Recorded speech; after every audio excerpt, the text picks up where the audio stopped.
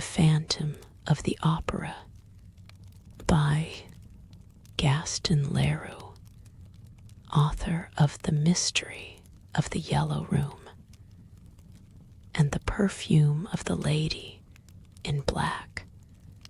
Contents: The Phantom of the Opera. Prologue, in which the author of this singular work informs the reader how he acquired the certainty that the opera ghost really existed. The opera ghost really existed. He was not, as was long believed, a creature of the imagination of the artists, the superstition of the managers, or a product of the absurd and impressionable brains of the young ladies of the ballet, their mothers, the box keepers, the cloakroom attendants, or the concierge. Yes, he existed in flesh and blood, although he assumed the complete appearance of a real phantom, that is to say, of a spectral shade. When I began to ransack the archives of the National Academy of Music, was at once struck by the surprising coincidences between the phenomena ascribed to the ghost and the most extraordinary and fantastic tragedy that ever excited the Paris upper classes. And I soon conceived the idea that this tragedy might reasonably be explained by the phenomena in question. The events do not date more than 30 years back, and it would not be difficult to find at the present day, in the foyer of the ballet, old men of the highest respectability, men upon whose word one could absolutely rely, who would remember as though they happened yesterday the mysterious and dramatic conditions that attended the kidnapping of Christine Daw, the disappearance of the Vicomte de Chagny, and the death of his elder brother, Count Philippe, whose body was found on the bank of the lake that exists in the lower cellars of the opera on the Rue Scribe side. But none of those witnesses had, until that day, thought that there was any reason for connecting the more or less legendary figure of the opera ghost with that terrible story. The truth was slow to enter my mind, puzzled by an inquiry that at every moment was complicated by events which at first sight might be looked upon as superhuman. And more than once I was within an ace of abandoning a task in which I was exhausting myself in the hopeless pursuit of a vain image. At last, I received the proof that my presentiments had not deceived me, and I was rewarded for all my efforts on the day when I acquired the certainty that the opera ghost was more than a mere shade. On that day, I had spent long hours over the memoirs of a manager, the light and frivolous work of the too skeptical Moncharmin, who, during his term at the opera, understood nothing of the mysterious behavior of the ghost, and who was making all the fun of it that he could at the very moment when he became the first victim of the curious financial operation that went on inside the magic envelope. I had just left the library in despair when I met the delightful acting manager of our National Academy, who stood chatting on a landing with a lively and well-groomed little old man, to whom he introduced me gaily. The acting manager knew all about my investigations and how eagerly and unsuccessfully I had been trying to discover the whereabouts of the examining magistrate in the famous Chagny case. M. Fora. Nobody knew what had become of him, alive or dead. And here he was back from Canada, where he had spent 15 years. And the first thing he had done on his return to Paris was to come to the secretarial offices at the opera and ask for a free seat. The little old man was M. Fora himself.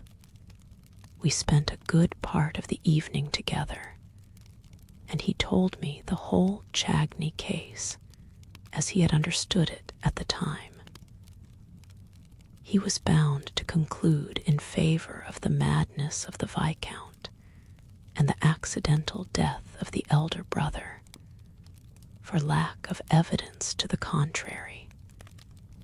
But he was nevertheless persuaded that a terrible tragedy had taken place between the two brothers in connection with Christine Daw.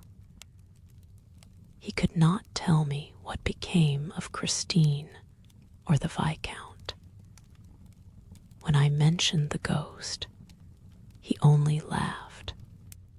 He, too, had been told of the curious manifestations that seemed to point to the existence of an abnormal being residing in one of the most mysterious corners of the opera, and he knew the story of the envelope, but he had never seen anything in it worthy of his attention as magistrate in charge of the Chagny case.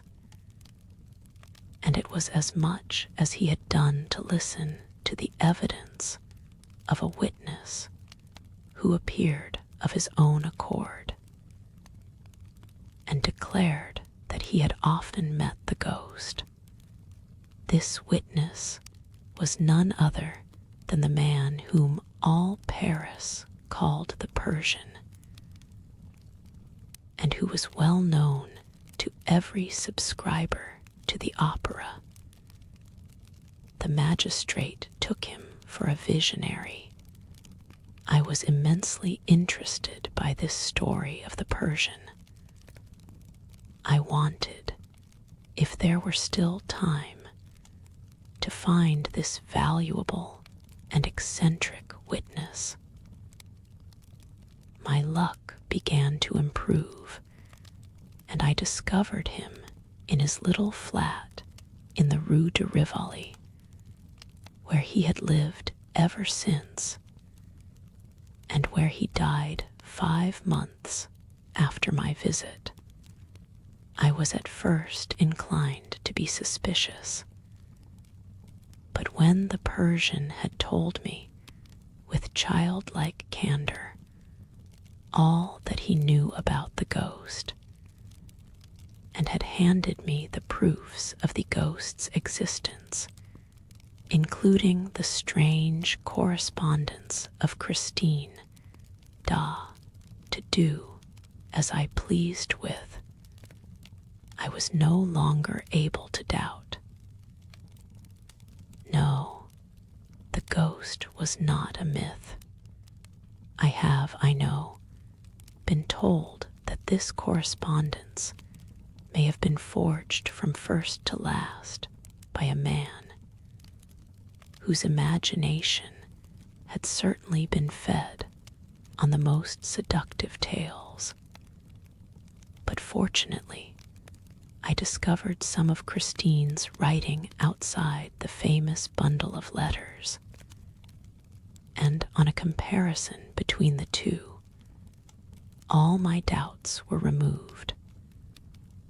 I also went into the past history of the Persian and found that he was an upright man, incapable of inventing a story that might have defeated the ends of justice. This, moreover, was the opinion of the more serious people who, at one time or other, were mixed up in the Chagny case, who were friends of the Chagny family, to whom I showed all my documents and set forth all my inferences. In this connection, I should like to print a few lines which I received from General D. SIR.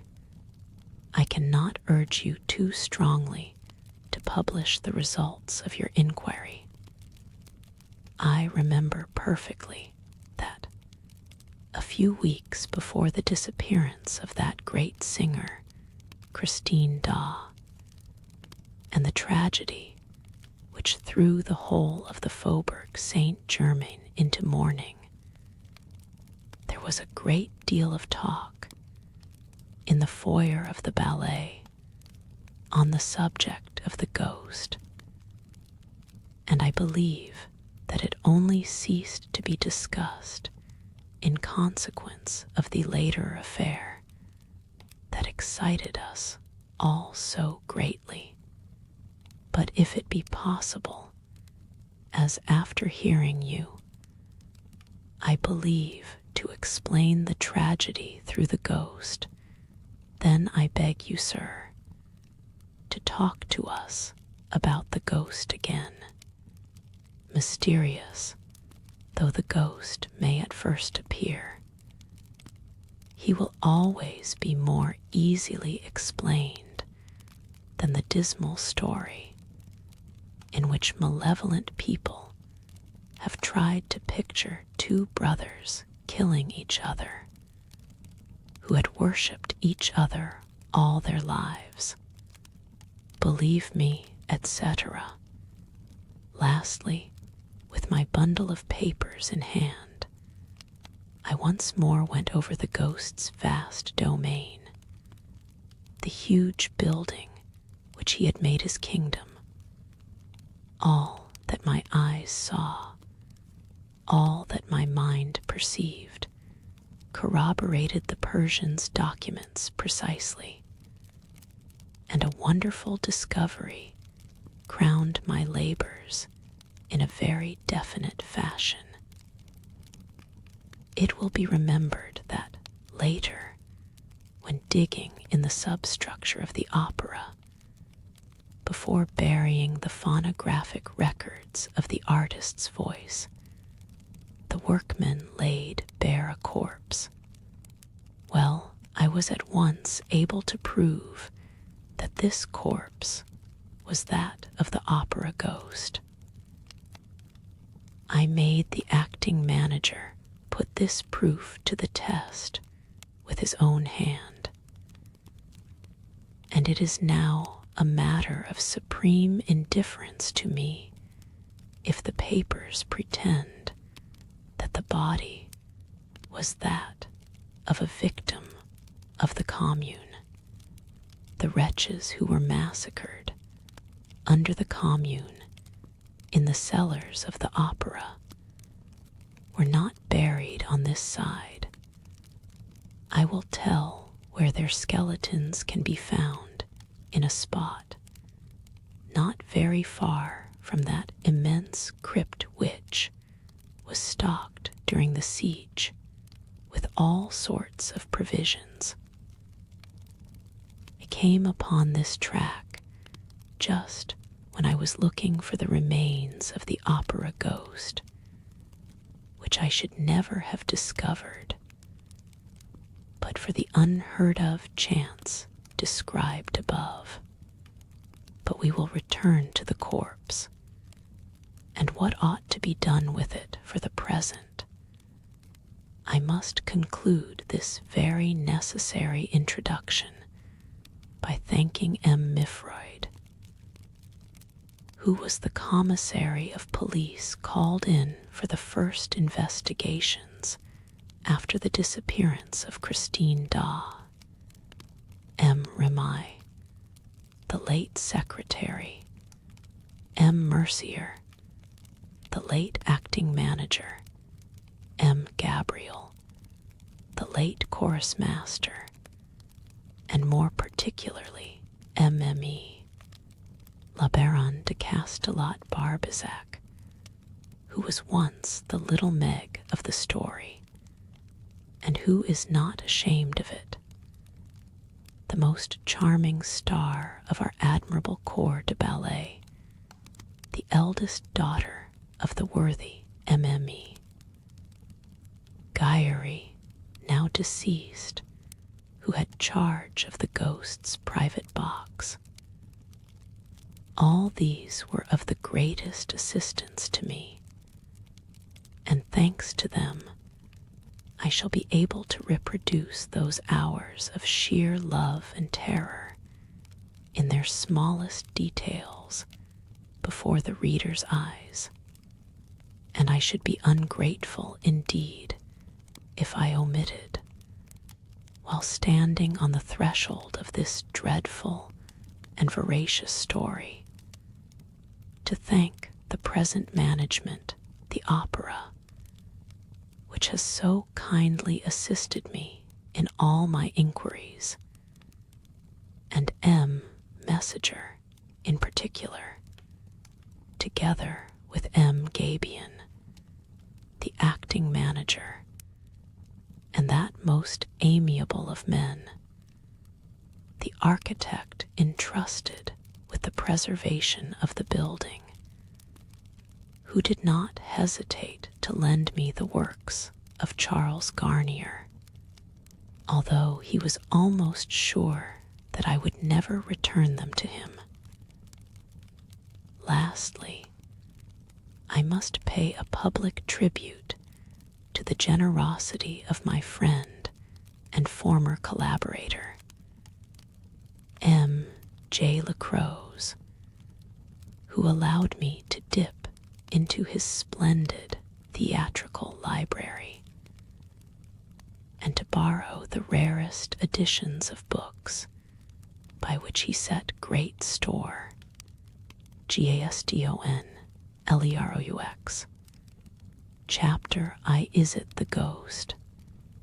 It was the evening on which M.M. Debian and Poligny, the managers of the opera, were giving a last gala performance to mark their retirement.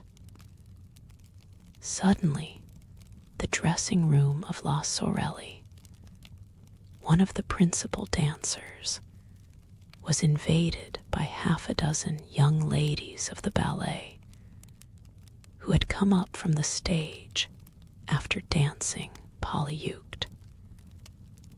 They rushed in amid great confusion, some giving vent to forced and unnatural laughter, others to cries of terror.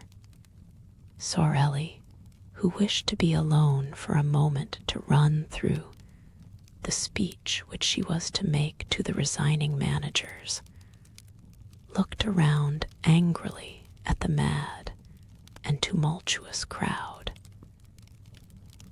It was little Jams, the girl, with the tip-tilted nose, the forget-me-not eyes, the rose-red cheeks, and the lily-white neck and shoulders, who gave the explanation in a trembling voice. "It's the ghost," and she locked the door. Sorelli's dressing room was fitted up with official, commonplace elegance.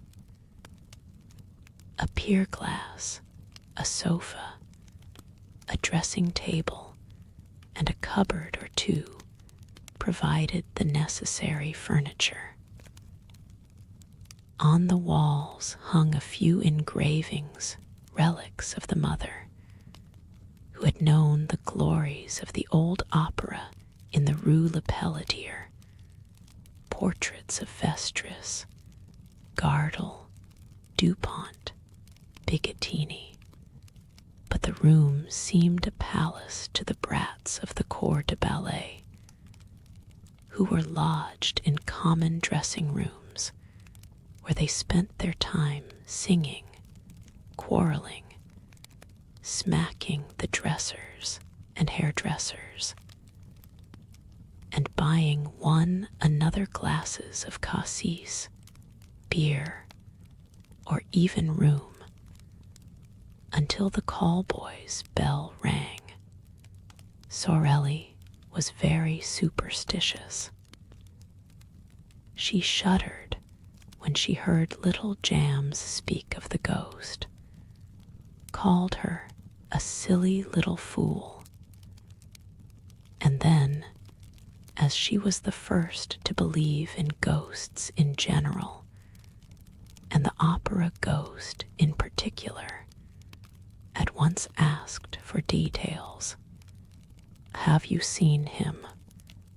"As plainly as I see you now," said little Jams, whose legs were giving way beneath her, and she dropped with a moan into a chair.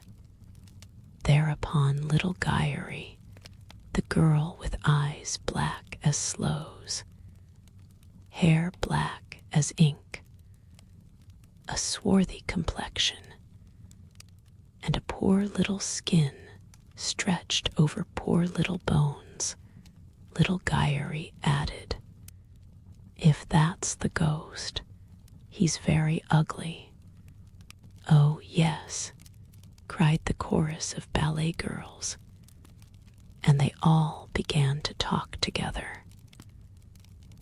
The ghost had appeared to them in the shape of a gentleman in dress clothes, who had suddenly stood before them in the passage, without their knowing where he came from. He seemed to have come straight through the wall. "Pooh," said one of them, who had more or less kept her head. "You see the ghost everywhere." And it was true. For several months, there had been nothing discussed at the opera but this ghost in dress clothes who stalked about the building, from top to bottom, like a shadow who spoke to nobody, to whom nobody dared speak, and who vanished as soon as he was seen, no one knowing how or where. As became a real ghost, he made no noise in walking.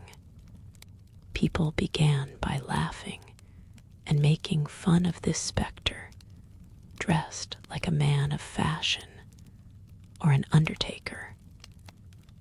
But the ghost legend soon swelled to enormous proportions among the corps de ballet. All the girls pretended to have met this supernatural being more or less often, and those who laughed the loudest were not the most at ease. When he did not show himself, he betrayed his presence or his passing by accident, comic or serious, for which the general superstition held him responsible. Had anyone met with a fall, or suffered a practical joke at the hands of one of the other girls, or lost a powder puff, it was at once the fault of the ghost of the opera ghost. After all, who had seen him? You meet so many men in dress clothes at the opera who are not ghosts. But this dress suit had a peculiarity of its own. It covered a skeleton. At least, so the ballet girls said, and of course, it had a death's head. Was all this serious? The truth is that the idea of the skeleton came from the description of the ghost given by Joseph Buquet, the chief scene shifter, who had really seen the ghost. He had run up against the ghost on the little staircase by the footlights, which leads to the cellars. He had seen him for a second, for the ghost had fled. And to anyone who cared to listen to him, he said, "He is extraordinarily thin, and his dress coat hangs on a skeleton frame. His eyes are so deep that you can hardly see the fixed pupils. You just see two big black holes, as in a dead man's skull. His skin, which is stretched across his bones like a drumhead, is not white, but a nasty yellow. His nose is so little worth talking about that you can't see its side face, and the absence of that nose is a horrible thing to look at. All the hair he has is 3 or 4 long dark locks on his forehead and behind his ears. This chief scene shifter was a serious, sober, steady man, very slow at imagining things. His words were received with interest and amazement, and soon there were other people to say that they too had met a man in dress clothes with a death's head on his shoulders. Sensible men who had wind of the story began by saying that Joseph Buquet had been the victim of a joke played by one of his assistants. And then, one after the other, there came a series of incidents so curious and so inexplicable that the very shrewdest people began to feel uneasy. For instance, a fireman is a brave fellow. He fears nothing, least of all fire.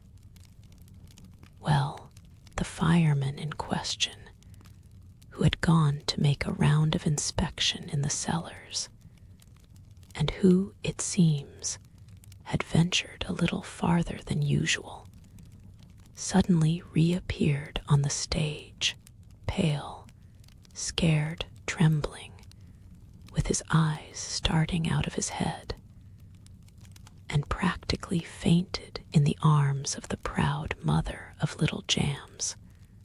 One and why? Because he had seen coming toward him,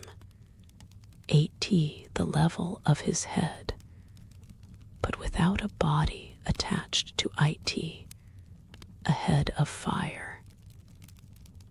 And, as I said, a fireman is not afraid of fire. The fireman's name was Pampin. The corps de ballet was flung into consternation.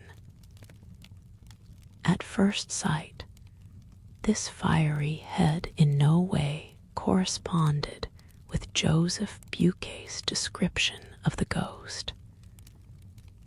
But the young ladies soon persuaded themselves that the ghost had several heads, which he changed about as he pleased. And of course, they at once imagined that they were in the greatest danger. Once a fireman did not hesitate to faint. Leaders and front row and back row girls alike had plenty of excuses for the fright that made them quicken their pace when passing some dark corner or ill-lighted corridor. Sorelli herself, on the day after the adventure of the fireman, placed a horseshoe on the table in front of the stage doorkeeper's box, which everyone who entered the opera otherwise than as a spectator must touch before setting foot on the first tread of the staircase. This horseshoe was not invented by me any more than any other part of this story, alas, and may still be seen on the table in the passage outside the stage doorkeeper's box. When you enter the opera through the court, known as the Cour de l'Administration, to return to the evening in question. "It's the ghost," little Jams had cried. An agonizing silence now reigned in the dressing room. Nothing was heard but the hard breathing of the girls. At last, Jams, flinging herself upon the farthest corner of the wall, with every mark of real terror on her face, whispered, "Listen." Everybody seemed to hear a rustling outside the door. There was no sound of footsteps. It was like light silk sliding over the panel. Then it stopped. Sorelli tried to show more pluck than the others. She went up to the door and, in a quavering voice, asked, "Who's there?" But nobody answered. Then, feeling all eyes upon her, watching her last movement, she made an effort to show courage and said very loudly, "Is there anyone behind the door?" "Oh, yes, yes, of course there is," cried that little dried plum of a Meg Gyery, heroically holding Sorelli back by her gauze skirt. "Whatever you do, don't open the door." "Oh, Lord, don't open the door." But Sorelli, armed with a dagger that never left her, turned the key and drew back the door, while the ballet girls retreated to the inner dressing room, and Meg Gyery sighed. "Mother, mother." Sorelli looked into the passage bravely. It was empty. A gas flame in its glass prison cast a red and suspicious light into the surrounding darkness without succeeding in dispelling it. And the dancer slammed the door again with a deep sigh. "No," she said, "there is no one there." "Still, we saw him," Jams declared, returning with timid little steps to her place beside Sorelli. "He must be somewhere prowling about. I shan't go back to dress. We had better all go down to the foyer together at once for the speech, and we will come up again together." And the child reverently touched the little coral finger ring which she wore as a charm against bad luck, while Sorelli, stealthily, with the tip of her pink right thumbnail, made a St. Andrew's cross on the wooden ring which adorned the fourth finger of her left hand. She said to the little ballet girls, "Come, children, pull yourselves together. I dare say no one has ever seen the ghost. Yes, yes, we saw him just now," cried the girls. He had his death's head and his dress coat, just as when he appeared to Joseph Buquet. And Gabriel saw him too, said Jams. Only yesterday afternoon in broad daylight. Gabriel, the chorus master. Why, yes, didn't you know? And he was wearing his dress clothes in broad daylight. Who, Gabriel?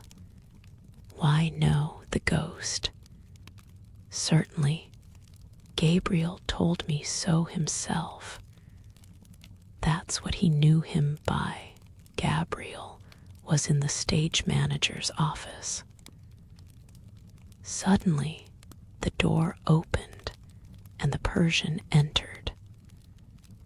You know the Persian has the evil eye. Oh, yes, answered the little ballet girls in chorus, warding off ill luck by pointing their forefinger and little finger at the absent Persian, while their second and third fingers were bent on the palm and held down by the thumb. And you know how superstitious Gabriel is, continued Jams. However, he is always polite. When he meets the Persian, he just puts his hand in his pocket and touches his keys. Well, the moment the Persian appeared in the doorway, Gabriel gave one jump from his chair to the lock of the cupboard so as to touch iron. In doing so, he tore a whole skirt of his overcoat on a nail. Hurrying to get out of the room, he banged his forehead against a hat peg and gave himself a huge bump. Then, suddenly stepping back, he skinned his arm on the screen near the piano. He tried to lean on the piano, but the lid fell on his hands and crushed his fingers. He rushed out of the office like a madman, slipped on the staircase, and came down the whole of the first flight on his back. I was just passing with Mother. We picked him up. He was covered with bruises, and his face was all over blood. We were frightened out of our lives, but all at once he began to thank Providence that he had got off so cheaply. Then he told us what had frightened him. He had seen the ghost behind the Persian, the ghost with the death's head, just like Joseph Buquet's description. Jams had told her story ever so quickly, as though the ghost were at her heels, and was quite out of breath at the finish. A silence followed, while Sorelli polished her nails in great excitement. It was broken by little Gyeri, who said, Joseph Buquet would do better to hold his tongue. Why should he hold his tongue? Asked somebody.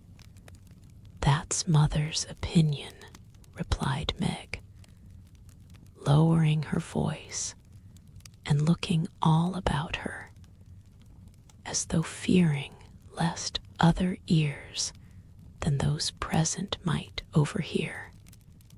And why is it your mother's opinion? Hush, Mother says the ghost doesn't like being talked about. And why does your mother say so? Because nothing. This reticence exasperated the curiosity of the young ladies, who crowded round little Gyrie, begging her to explain herself. They were there, side by side, leaning forward simultaneously in one movement of entreaty and fear, communicating their terror to one another, taking a keen pleasure in feeling their blood freeze in their veins.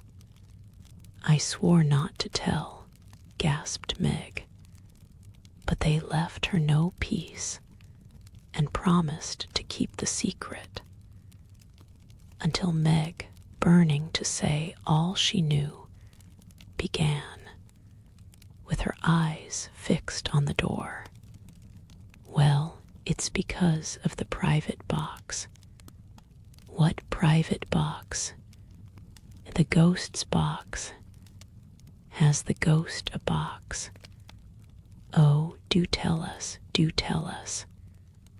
Not so loud, said Meg. It's box 5, you know, the box on the grand tier, next to the stage box, on the left. Oh, nonsense. I tell you it is. Mother has charge of it. But you swear you won't say a word. Of course, of course. Well, that's the ghost's box. No one has had it for over a month, except the ghost. And orders have been given at the box office that it must never be sold. And does the ghost really come there? Yes. Then somebody does come. Why, no, the ghost comes, but there is nobody there. The little ballet girls exchanged glances. If the ghost came to the box, he must be seen, because he wore a dress coat and a death's head. This was what they tried to make Meg understand, but she replied, That's just it. The ghost is not seen, and he has no dress coat and no head. All that talk about his death's head and his head of fire is nonsense. There's nothing in it. You only hear him when he is in the box. Mother has never seen him, but she has heard him. Mother knows, because she gives him his program. Sorelli interfered. Gyrie, child, you're getting at us. Thereupon little Gyrie began to cry. I ought to have held my tongue if Mother ever came to know. But I was quite right.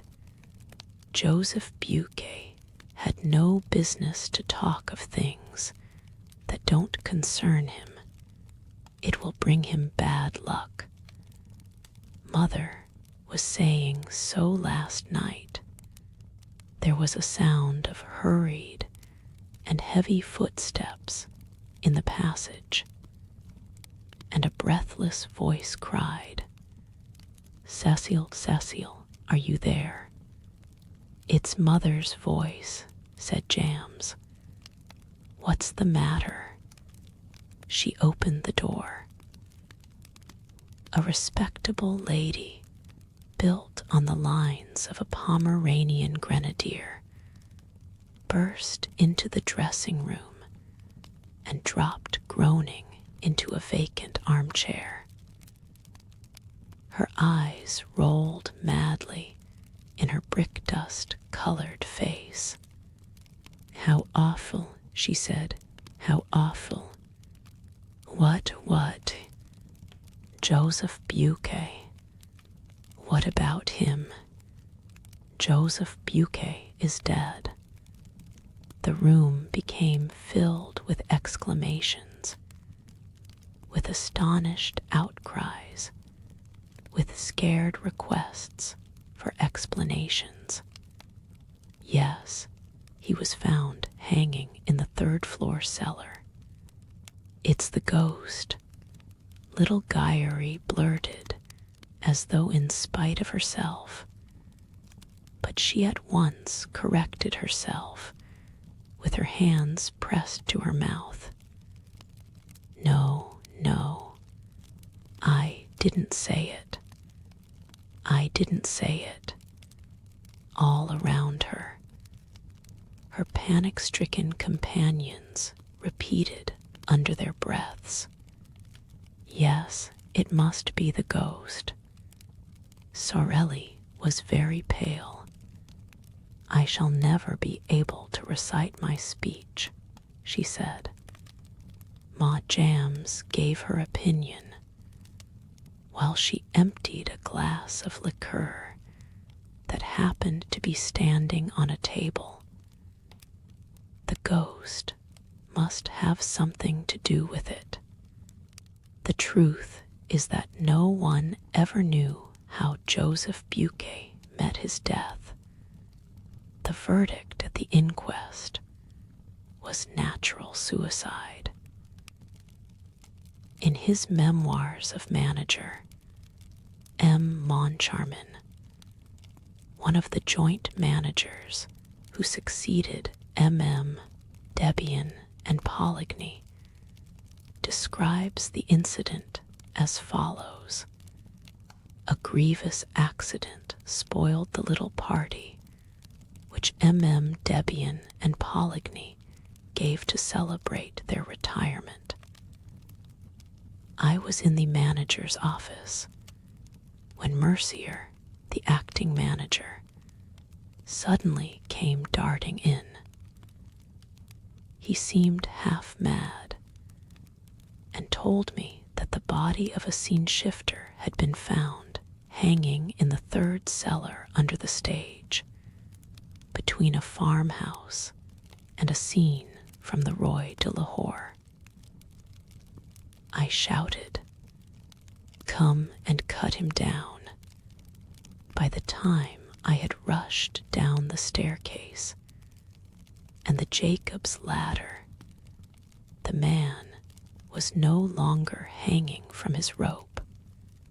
So this is an event which M. Moncharmin thinks natural. A man hangs at the end of a rope. They go to cut him down. The rope has disappeared.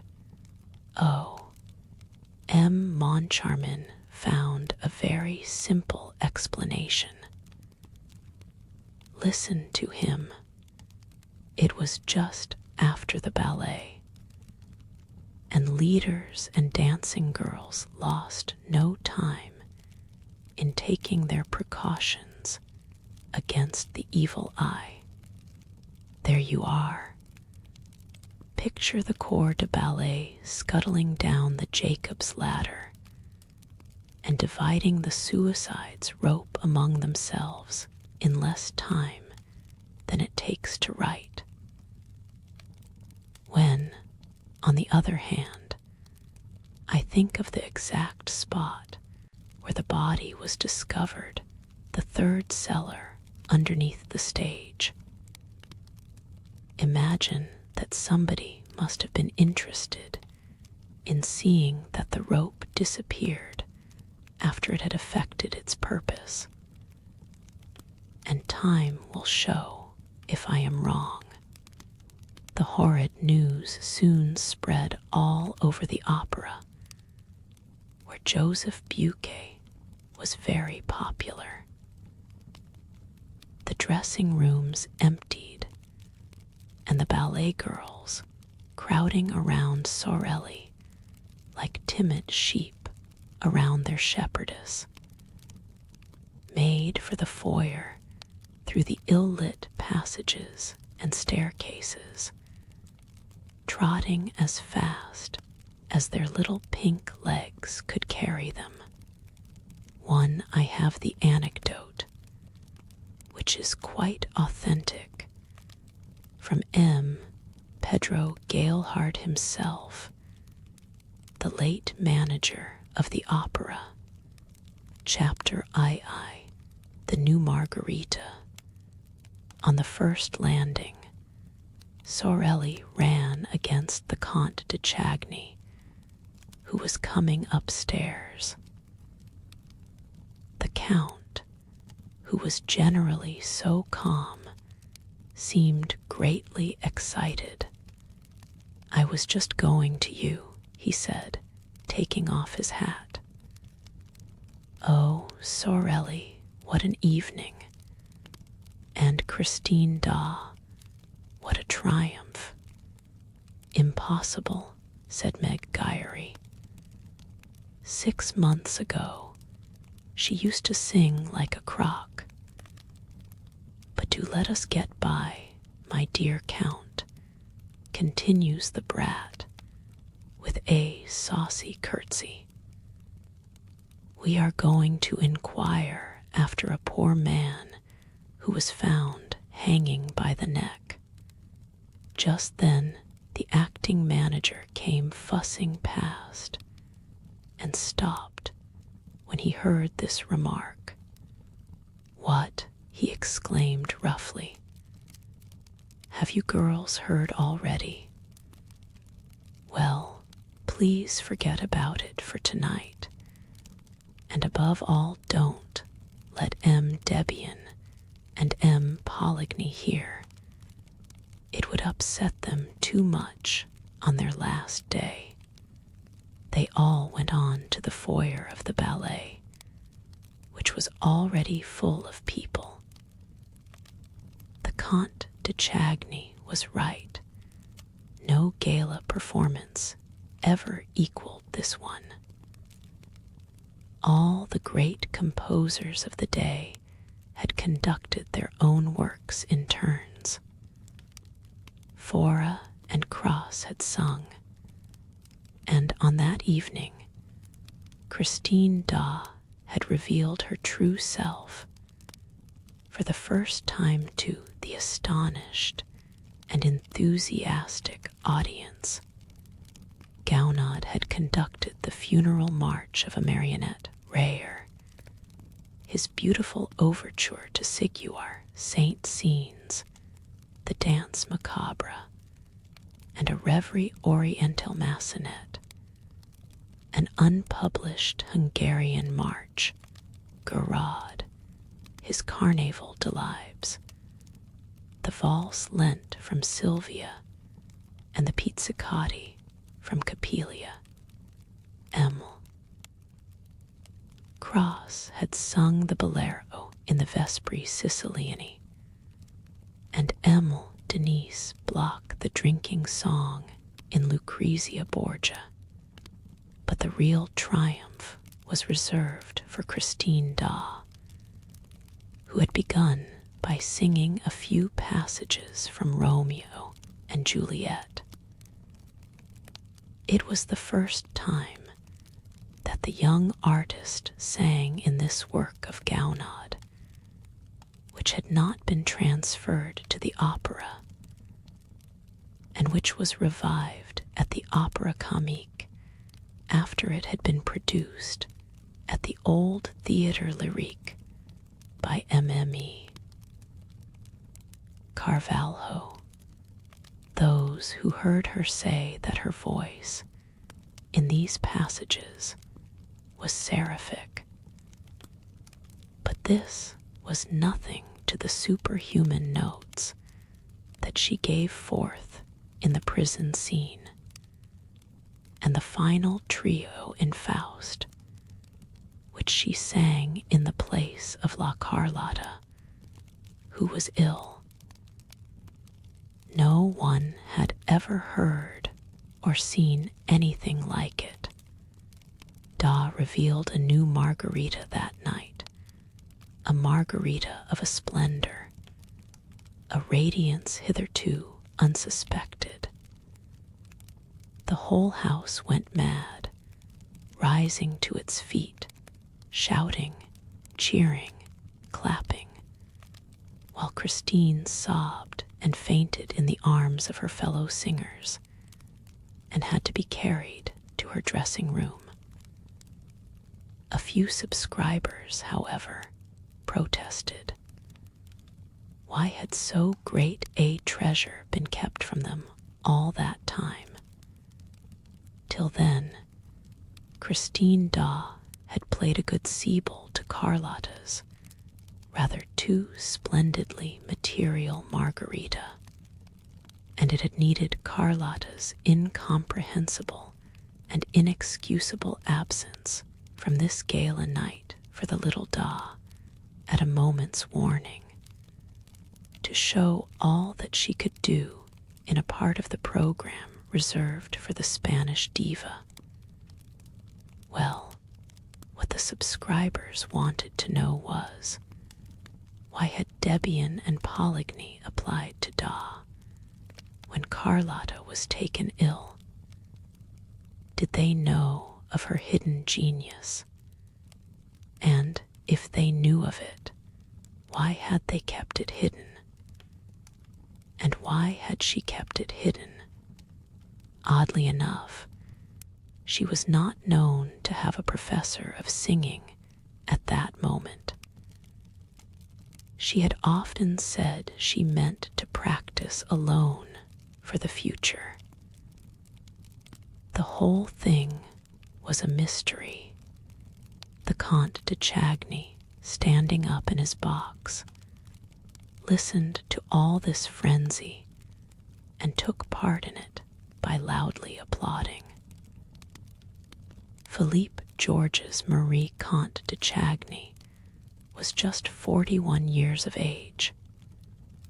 He was a great aristocrat and a good-looking man, above middle height, and with attractive features, in spite of his hard forehead and his rather cold eyes. He was exquisitely polite to the women and a little haughty to the men, who did not always forgive him for his successes in society. He had an excellent heart and an irreproachable conscience. On the death of old Count Philibert, he became the head of one of the oldest and most distinguished families in France, whose arms dated back to the 14th century. The Chagnys owned a great deal of property, and when the old count, who was a widower, died, it was no easy task for Philippe to accept the management of so large an estate. His two sisters and his brother, Raoul, would not hear of a division and waived their claim to their shares, leaving themselves entirely in Philippe's hands, as though the right of primogeniture had never ceased to exist. When the two sisters married on the same day, they received their portion from their brother, not as a thing rightfully belonging to them, but as a dowry for which they thanked him. The Comtesse de Chagny, née de Mooroges de la Martinière, had died in giving birth to Raoul, who was born 20 years after his elder brother. At the time of the old count's death, Raoul was 12 years of age. Philippe busied himself actively with the youngster's education. He was admirably assisted in this work, first by his sisters, and afterward by an old aunt, the widow of a naval officer, who lived at Brest and gave young Raoul a taste for the sea. The lad entered the Borda training ship, finished his course with honors, and quietly made his trip round the world. Thanks to powerful influence, he had just been appointed a member of the official expedition on board the Requin, which was to be sent to the Arctic Circle in search of the survivors of the D'Artois expedition, of whom nothing had been heard for 3 years. Meanwhile, he was enjoying a long furlough which would not be over for 6 months.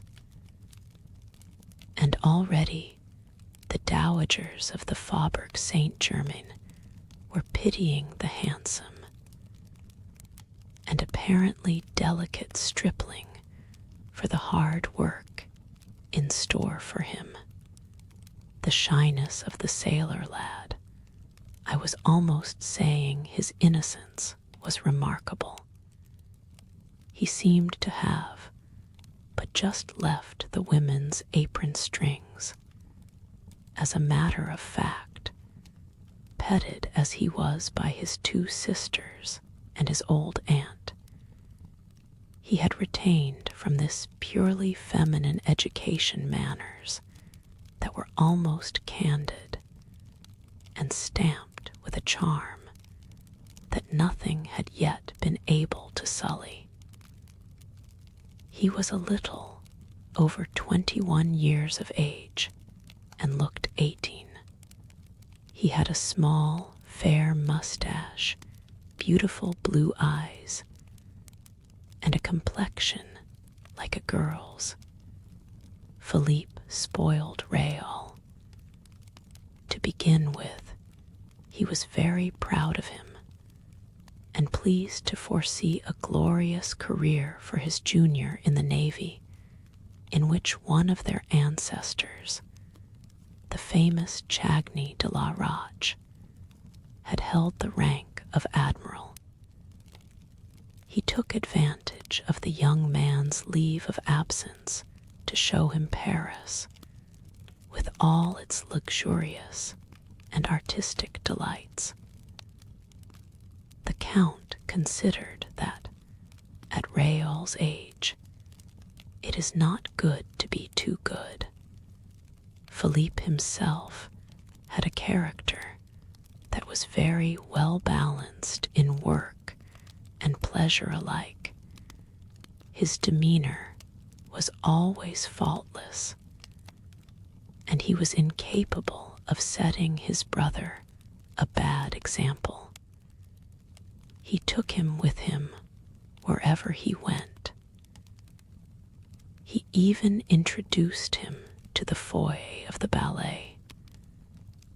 I know that the Count was said to be on terms with Sorelli, but it could hardly be reckoned as a crime for this nobleman, a bachelor with plenty of leisure, especially since his sisters were settled, to come and spend an hour or 2 after dinner in the company of a dancer, who, though not so very, very witty, had the finest eyes that ever were seen.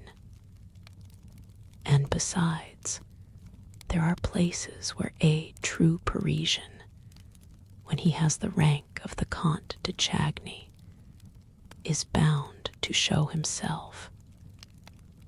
And at that time, the foyer of the ballet at the opera was one of those places. Lastly, Philippe would perhaps not have taken his brother behind the scenes of the opera if Raoul had not been the first to ask him, repeatedly renewing his request with a gentle obstinacy which the Count remembered at a later date. On that evening, Philippe, after applauding the Da, turned to Raoul and saw that he was quite pale. "Don't you see," said Raoul, "that the woman's fainting?" "You look like fainting yourself," said the Count. "What's the matter?" But Raoul had recovered himself and was standing up. "Let's go and see," he said. "She never sang like that before." The Count gave his brother a curious smiling glance and seemed quite pleased. They were soon at the door leading from the house to the stage. Numbers of subscribers were slowly making their way through. Raoul tore his gloves without knowing what he was doing, and Philippe had much too kind a heart to laugh at him for his impatience. But he now understood why Raoul was absent-minded when spoken to, and why he always tried to turn every conversation to the subject of the opera. They reached the stage and pushed through the crowd of gentlemen, scene shifters, supers, and chorus girls, Raoul leading the way. Feeling that his heart no longer belonged to him, his face set with passion, while Count Philippe followed him with difficulty and continued to smile. At the back of the stage, Raoul had to stop before the inrush of the little troupe of ballet girls who blocked the passage which he was trying to enter. More than one chaffing phrase darted from little made-up lips, to which he did not reply, and at last he was able to pass, and dived into the semi-darkness of a corridor ringing with the name of Da. Da. The Count was surprised to find that Raoul knew the way. He had never taken him to Christine's himself, and came to the conclusion that Raoul must have gone there alone, while the Count stayed talking in the foyer with Sorelli, who often asked him to wait until it was her time to go on, and sometimes handed him the little gaiters in which she ran down from her dressing room to preserve the spotlessness of her satin dancing shoes and her flesh-colored tights. Sorelli had an excuse. She had lost her mother. Postponing his usual visit to Sorelli for a few minutes, the Count followed his brother down the passage that led to Da's dressing room, and saw that it had never been so crammed as on that evening, when the whole house seemed excited by her success, and also by her fainting fit, for the girl had not yet come to, and the doctor of the theater had just arrived at the moment when Raoul entered at his heels. Christine, therefore, received the first aid of the one, while opening her eyes in the arms of the other. The Count and many more remained crowding in the doorway. Don't you think, Doctor, that those gentlemen had better clear the room?" asked Raoul coolly. "There's no breathing here." "You're quite right," said the doctor, and he sent everyone away, except Raoul and the maid, who looked at Raoul with eyes of the most undisguised astonishment. She had never seen him before, and yet dared not question him, and the doctor imagined that the young man was only acting as he did because he had the right to. The Viscount, therefore, remained in the room watching Christine as she slowly returned to life, while even the joint managers, Debian and Poligny, who had come to offer their sympathy and congratulations, found themselves thrust into the passage among the crowd of dandies. The Comte de Chagny, who was one of those standing outside, laughed. "Oh, the rogue, the rogue."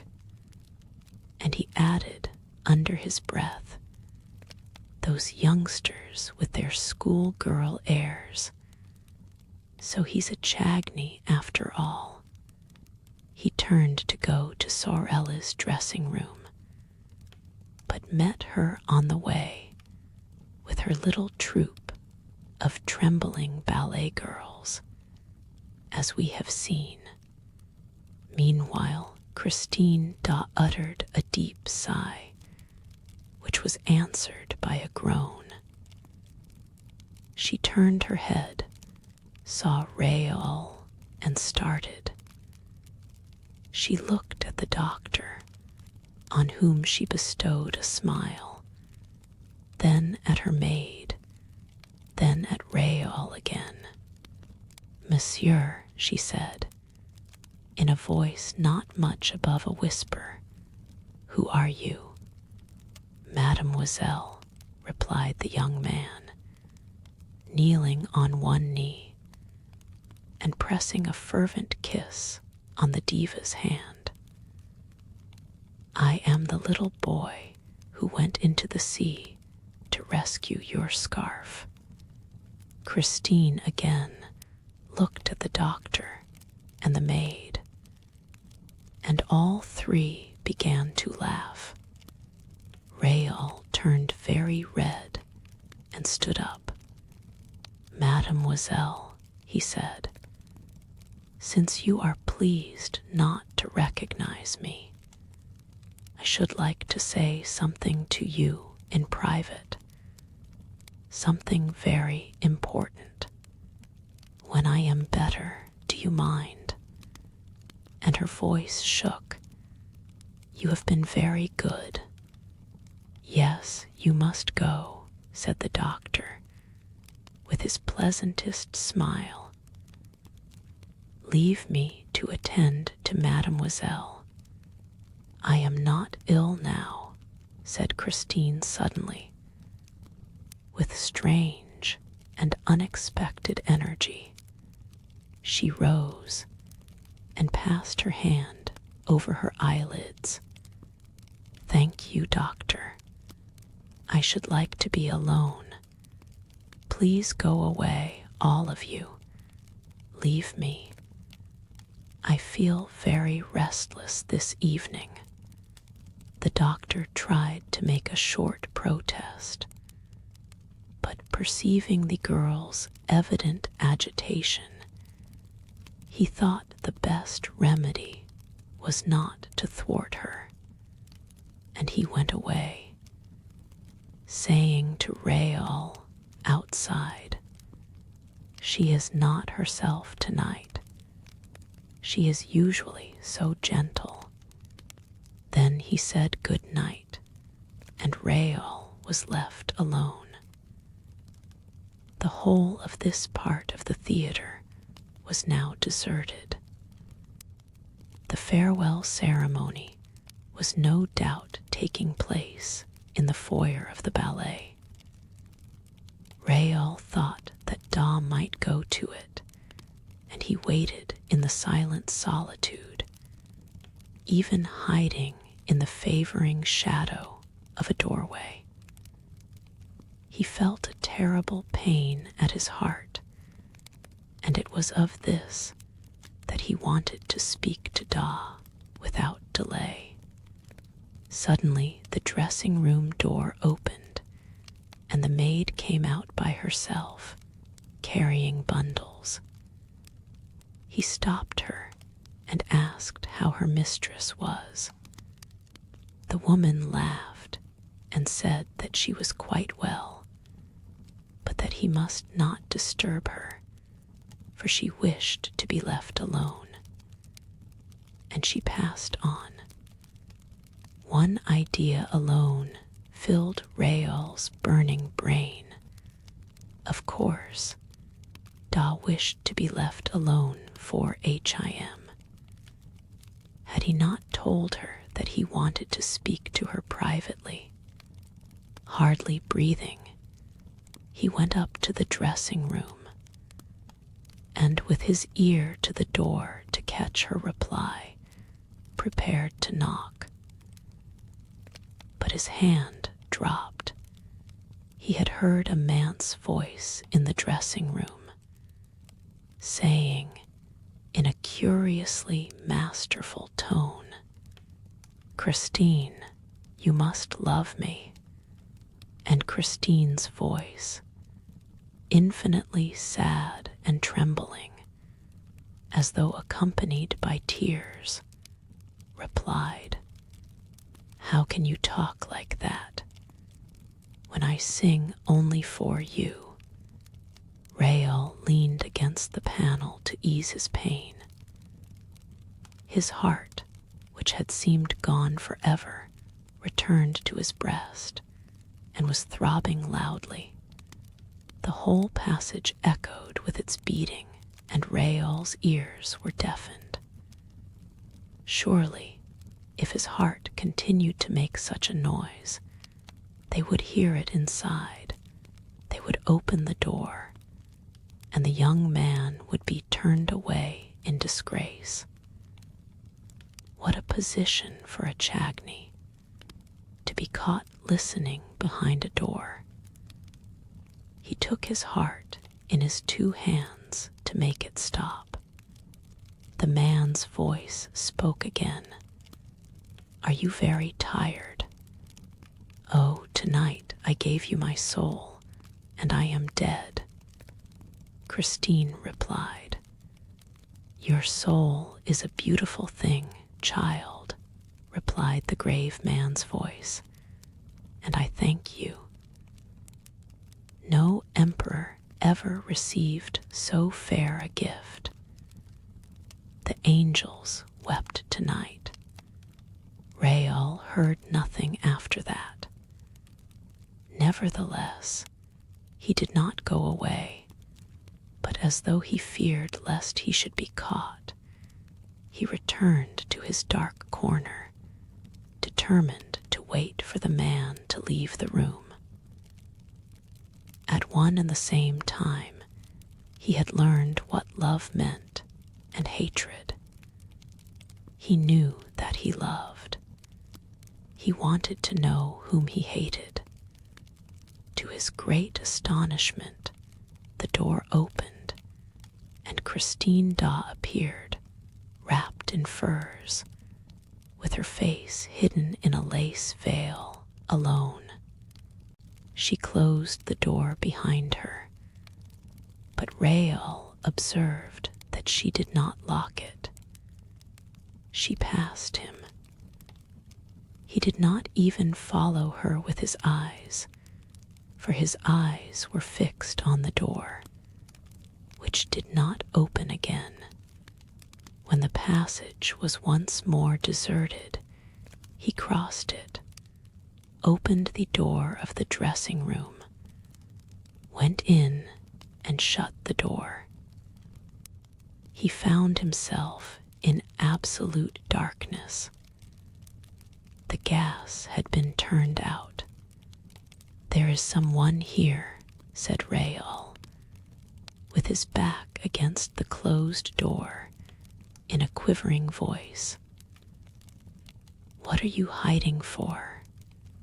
All was darkness and silence.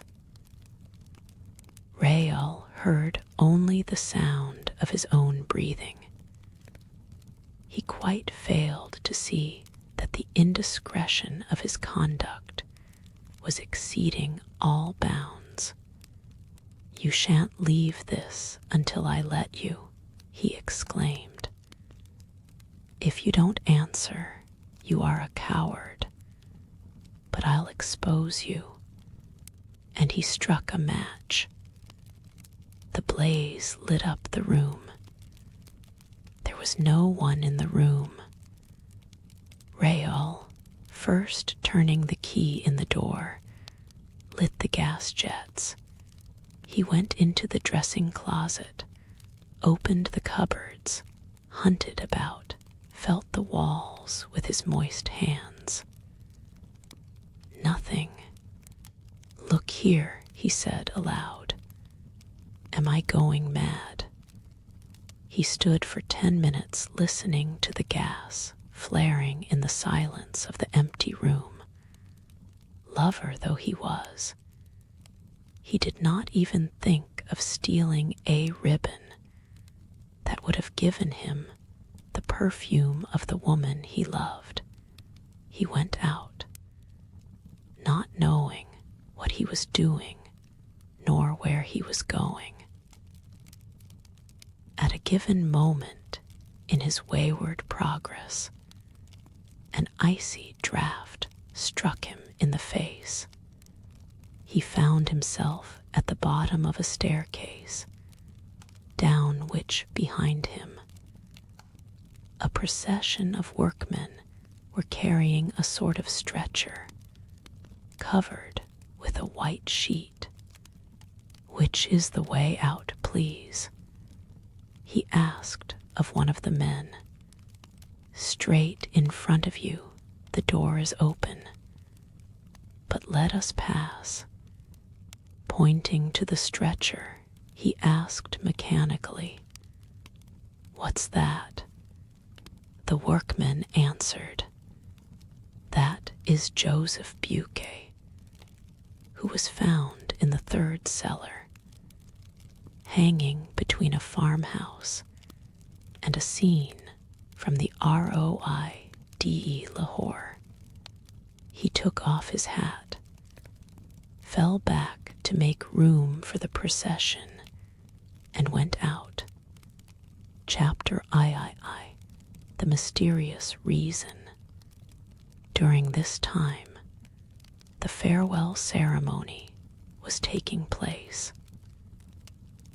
I have already said that this magnificent function was being given on the occasion of the retirement of M. Debian and M. Poligny, who had determined to die game, as we say nowadays. They had been assisted in the realization of their ideal, though melancholy, program by all that counted in the social and artistic world of Paris. All these people met after the performance in the foyer of the ballet, where Sorelli waited for the arrival of the retiring managers with a glass of champagne in her hand and a little prepared speech at the tip of her tongue. Behind her, the members of the corps de ballet, young and old, discussed the events of the day in whispers or exchanged discreet signals with their friends. A noisy crowd of whom surrounded the supper tables arranged along the slanting floor. A few of the dancers had already changed into ordinary dress, but most of them wore their skirts of gossamer gauze, and all had thought it the right thing to put on a special face for the occasion. All, that is, except little Jams, whose 15 summers happy age seemed already to have forgotten the ghost and the death of Joseph Buquet. She never ceased to laugh and chatter, to hop about and play practical jokes until Debian and Poligny appeared on the steps of the foyer, when she was severely called to order by the impatient Sorelli. Everybody remarked that the retiring managers looked cheerful, as is the Paris way. None will ever be a true Parisian who has not learned to wear a mask of gaiety over his sorrows, and one of sadness, boredom, or indifference over his inward joy. You know that one of your friends is in trouble. Do not try to console him. He will tell you that he is already comforted. But should he have met with good fortune, be careful how you congratulate him. He thinks it so natural that he is surprised that you should speak of it.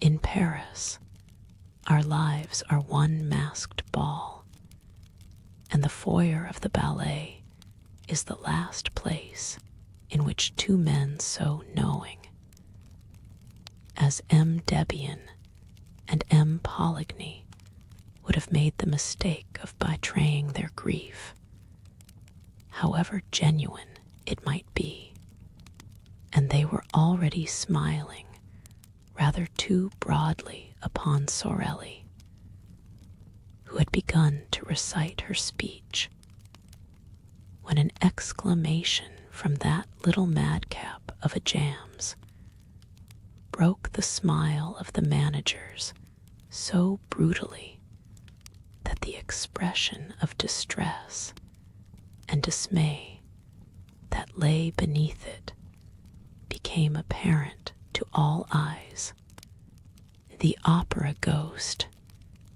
Jams yelled these words in a tone of unspeakable terror, and her finger pointed among the crowd of dandies to a face so pallid, so lugubrious, and so ugly, with two such deep black cavities under the straddling eyebrows, that the death's head in question immediately scored a huge success. The opera ghost, the opera ghost. Everybody laughed and pushed his neighbor and wanted to offer the opera ghost a drink, but he was gone.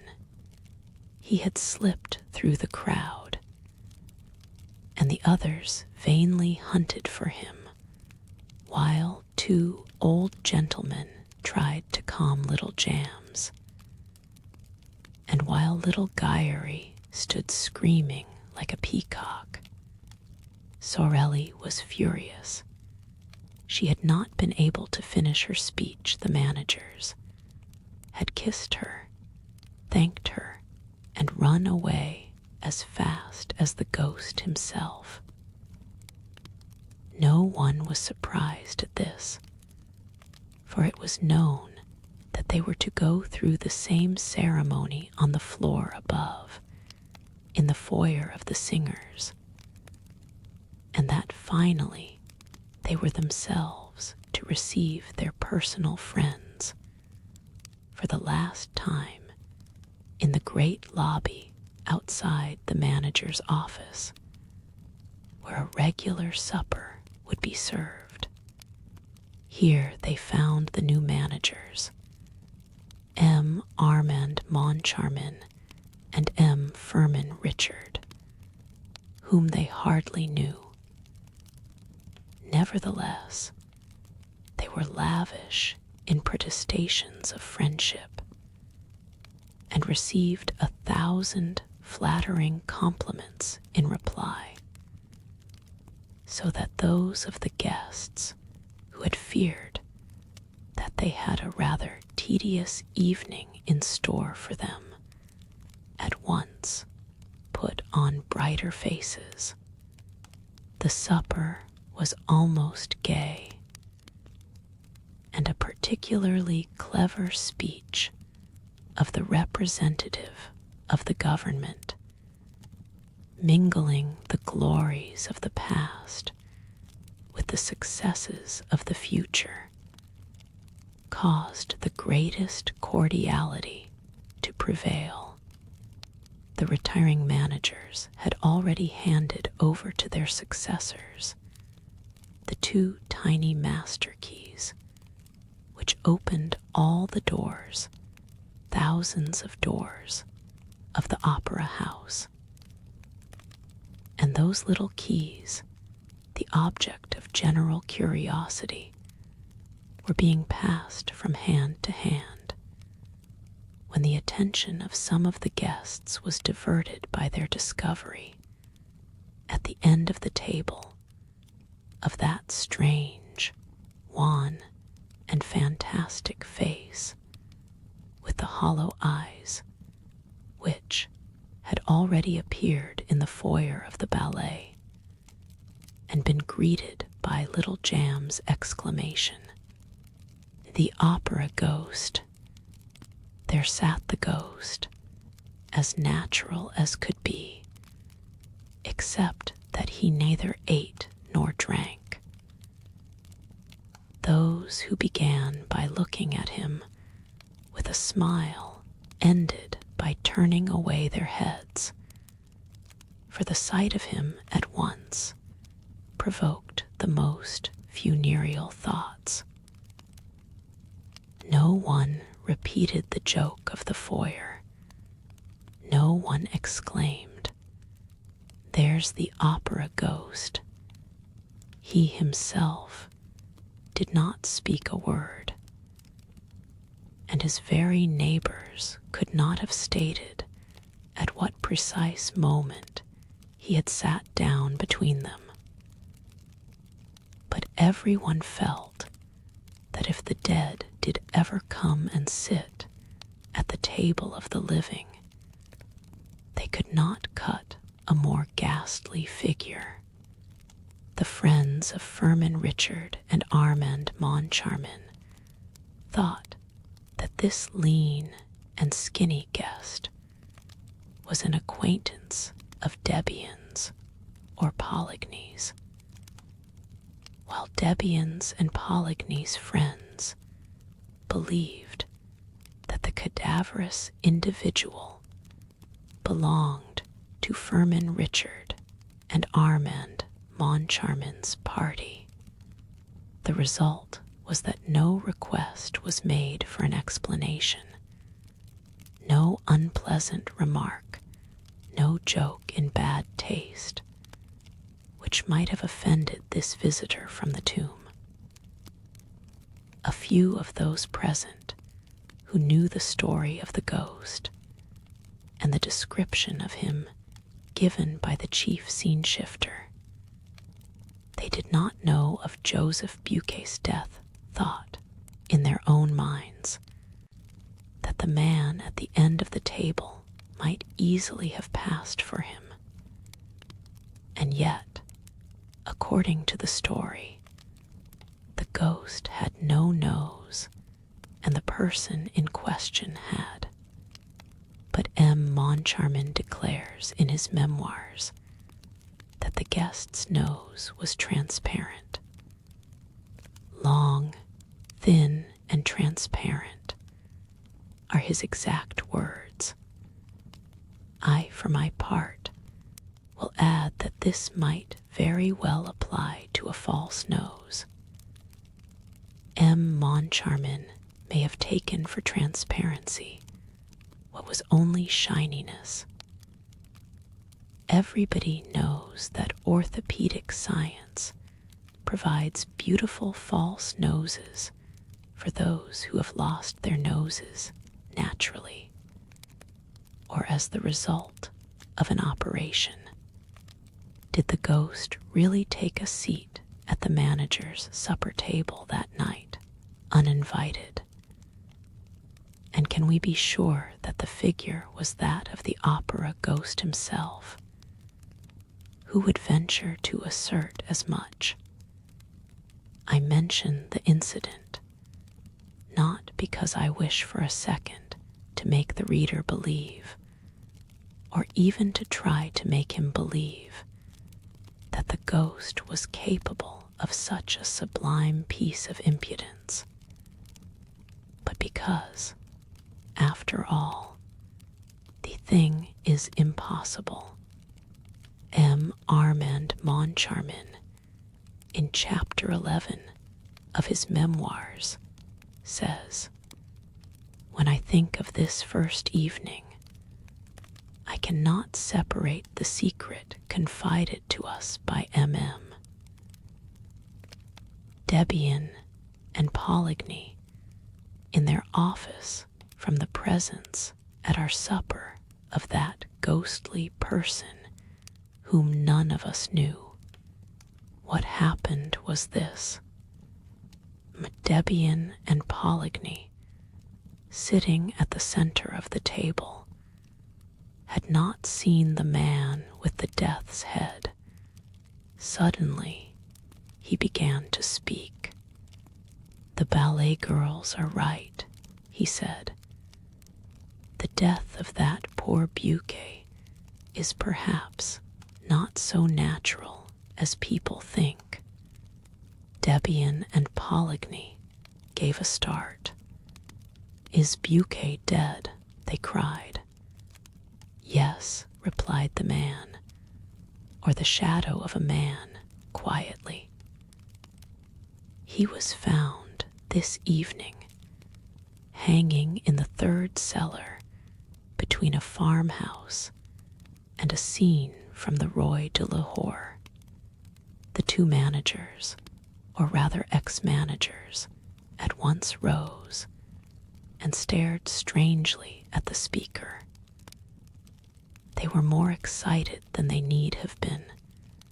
That is to say, more excited than anyone need be by the announcement of the suicide of a chief scene shifter. They looked at each other. They had both turned whiter than the tablecloth. At last, Debian made a sign to him. Richard and Moncharmin, Poligny muttered a few words of excuse to the guests, and all four went into the manager's office. I leave Moncharmin to complete the story. In his memoirs, he says, Debian and Poligny seemed to grow more and more excited, and they appeared to have something very difficult to tell us. First, they asked us if we knew the man, sitting at the end of the table, who had told them of the death of Joseph Buquet. And when we answered in the negative, they looked still more concerned. They took the master keys from our hands, stared at them for a moment, and advised us to have new locks made with the greatest secrecy for the rooms, closets, and presses that we might wish to have hermetically closed. They said this so funnily that we began to laugh and to ask if there were thieves at the opera. They replied that there was something worse, which was the ghost. We began to laugh again, feeling sure that they were indulging in some joke that was intended to crown our little entertainment. Then, at their request, we became serious, resolving to humor them and to enter into the spirit of the game. They told us that they never would have spoken to us of the ghost if they had not received formal orders from the ghost himself to ask us to be pleasant to him and to grant any request that he might make. However, in their relief at leaving a domain where that tyrannical shade held sway, they had hesitated until the last moment to tell us this curious story, which our skeptical minds were certainly not prepared to entertain. But the announcement of the death of Joseph Buquet had served them as a brutal reminder that whenever they had disregarded the ghost's wishes, some fantastic or disastrous event had brought them to a sense of their dependence. During these unexpected utterances made in a tone of the most secret and important confidence, I looked at Richard. Richard, in his student days, had acquired a great reputation for practical joking, and he seemed to relish the dish which was being served up to him in his turn. He did not miss a morsel of it, though the seasoning was a little gruesome because of the death of Buquet. He nodded his head sadly while the others spoke, and his features assumed the air of a man who bitterly regretted having taken over the opera, now that he knew that there was a ghost mixed up in the business. I could think of nothing better than to give him a servile imitation of this attitude of despair. However, in spite of all our efforts, we could not, at the finish, help bursting out laughing in the faces of MM, Debian, and Poligny, who, seeing us pass straight from the gloomiest state of mind to one of the most insolent merriment, acted as though they thought that we had gone mad. The joke became a little tedious, and Richard asked half seriously and half in jest, "But after all, what does this ghost of yours want?" Poligny went to his desk and returned with a copy of the memorandum book. The memorandum book begins with the well-known words saying that the management of the opera shall give to the performance of the National Academy of Music the splendor that becomes the first lyric stage in France, and ends with clause 98, which says that the privilege can be withdrawn if the manager infringes the conditions stipulated in the memorandum book. This is followed by the conditions, which are 4 in number. The copy produced by Poligny was written in black ink, and exactly similar to that in our possession, except that at the end it contained a paragraph in red ink, and in a queer, labored handwriting, as though it had been produced by dipping the heads of matches into the ink. The writing of a child that has never got beyond the downstrokes and has not learned to join its letters. This paragraph ran, word for word, as follows. 5. Or if the manager, in any month, delay for more than a fortnight the payment of the allowance which he shall make to the opera ghost, an allowance of 20,000 francs a month, say 240,000 francs a year. M. Poligny pointed with a hesitating finger to this last clause, which we certainly did not expect. Is this all? Does he not want anything else? Asked Richard, with the greatest coolness.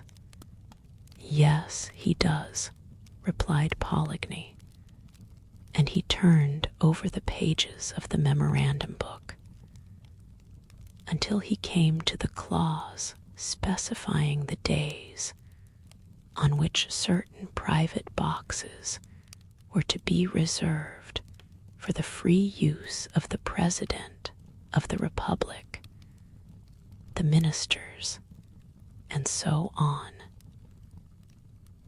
At the end of this clause, a line had been added, also in red ink.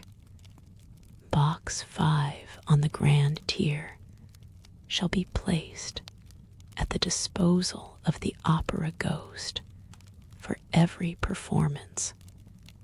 When we saw this, there was nothing else for us to do but to rise from our chairs, shake our two predecessors warmly by the hand, and congratulate them on thinking of this charming little joke, which proved that the old French sense of humor was never likely to become extinct. Richard added that he now understood why M.M. Debian and Poligny were retiring from the management of the National Academy of Music.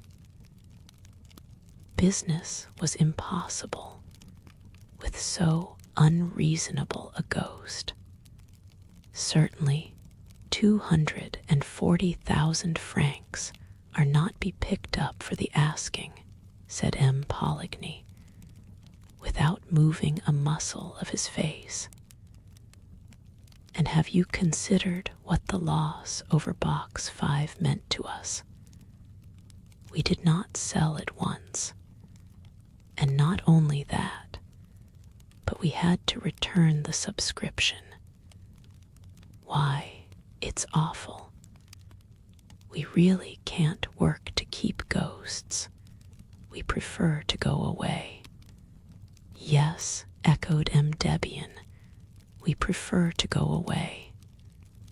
Let us go. And he stood up. Richard said, but after all, it seems to me that you were much too kind to the ghost. If I had such a troublesome ghost as that, I should not hesitate to have him arrested. But how, where? They cried in chorus. We have never seen him, but when he comes to his box, we have never seen HIM in his box. Then sell it. Sell the opera ghost's box. Well, gentlemen, try it. Thereupon we all four left the office. Richard and I had never laughed so much in our lives. Chapter IV, Box 5. Armand Moncharmin wrote such voluminous memoirs during the fairly long period of his co-management that we may well ask if he ever found time to attend to the affairs of the opera otherwise than by telling what went on there. M. Moncharmin did not know a note of music, but he called the Minister of Education and Fine Arts by his Christian name, had dabbled a little in society journalism, and enjoyed a considerable private income. Lastly, he was a charming fellow, and showed that he was not lacking in intelligence, for as soon as he made up his mind to be a sleeping partner in the opera, he selected the best possible active manager and went straight to Firmin Richard.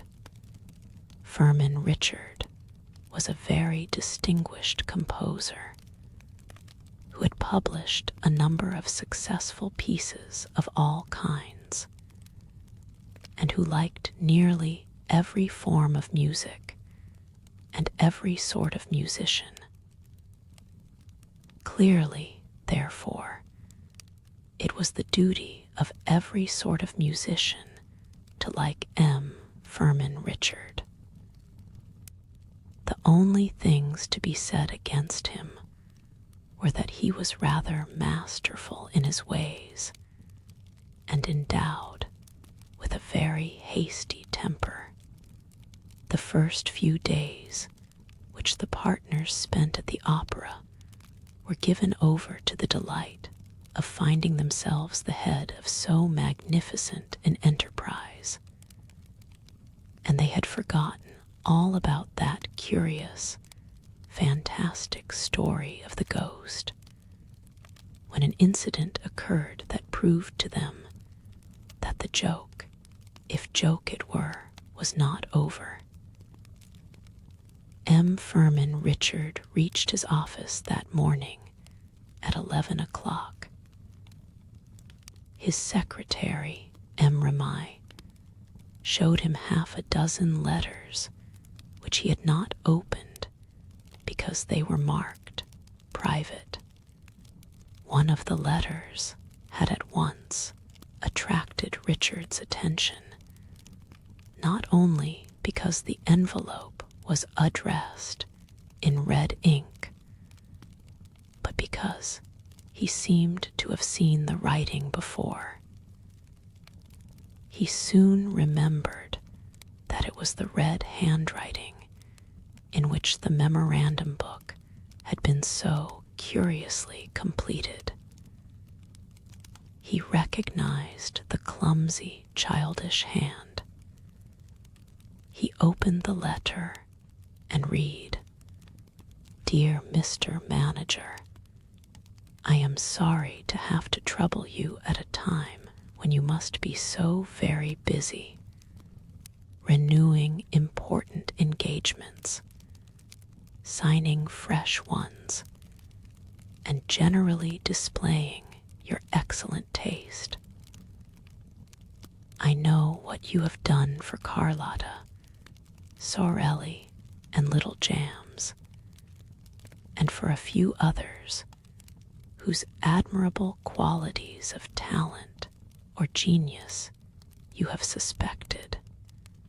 Of course, when I use these words, I do not mean to apply them to La Carlotta, who sings like a squirt, and who ought never to have been allowed to leave the Ambassadeurs and the Café Jackin, nor to La Sorelli, who owes her success mainly to the coach builders, nor to Little Jams, who dances like a calf in a field. And I am not speaking of Christine da either, though her genius is certain, whereas your jealousy prevents her from creating any important part. when all is said, you are free to conduct your little business as you think best, are you not? All the same, I should like to take advantage of the fact that you have not yet turned Christine out of doors by hearing her this evening in the part of Sibyl, as that of Margarita has been forbidden her since her triumph of the other evening, and I will ask you not to dispose of my box today nor on the following days, for I cannot end this letter without telling you how disagreeably surprised I have been once or twice to hear, on arriving at the opera, that my box had been sold at the box office by your orders. I did not protest first because I dislike scandal, and second because I thought that your predecessors, Debian and Poligny, who were always charming to me, had neglected before leaving to mention my little fads to you. I have now received a reply from those gentlemen to my letter asking for an explanation, and this reply proves that you know all about my memorandum book, and consequently that you are treating me with outrageous contempt. If you wish to live in peace, you must not begin by taking away my private box. Believe me to be, dear Mr. Manager, without prejudice to these little observations, your most humble and obedient servant, Opera Ghost. The letter was accompanied by a cutting from the agony column of the Revue Theatrale, which ran, "O.G., there is no excuse for R and M. We told them and left your memorandum book in their hands. Kind regards, M. Furman Richard." Had hardly finished reading this letter when M. Armand Moncharmin entered, carrying one exactly similar. They looked at each other and burst out laughing. "They are keeping up the joke," said M. Richard, "but I don't call it funny. What does it all mean?" asked M. Moncharmin. "Do they imagine that because they have been managers of the opera, we are going to let them have a box for an indefinite period? I am not in the mood to let myself be laughed at long," said Furman Richard. "It's harmless enough," observed Armand Moncharmin. "What is it they really want?" "A box for tonight." M. Furman Richard told his secretary to send box 5 on the grand tier tomb. Debian and Poligny, if it was not sold. It was not. It was sent off to them. Debian lived at the corner of the Rue Scribe and the Boulevard des Capucines, Poligny in the Rue Auber. O Ghost's 2 letters had been posted at the Boulevard des Capucines post office, as Moncharmin remarked after examining the envelopes. "You see," said Richard. They shrugged their shoulders and regretted that 2 men of that age should amuse themselves with such childish tricks. They might have been civil for all that, said Moncharmin. Did you notice how they treat us with regard to Carlotta, Sorelli, and Little Jams? Why, my dear fellow, these two are mad with jealousy. To think that they went to the expense of an advertisement in the Revue Theatrale. Have they nothing better to do? By the way, said Moncharmin, they seem to be greatly interested in that little Christine Da. You know as well as I do that she has the reputation of being quite good, said Richard. Reputations are easily obtained, replied Moncharmin. Haven't I a reputation for knowing all about music? And I don't know one key from another. Don't be afraid. You never had that reputation, Richard declared. Thereupon he ordered the artists to be shown in, who, for the last 2 hours, had been walking up and down outside the door, behind which fame and fortune, or dismissal, awaited them.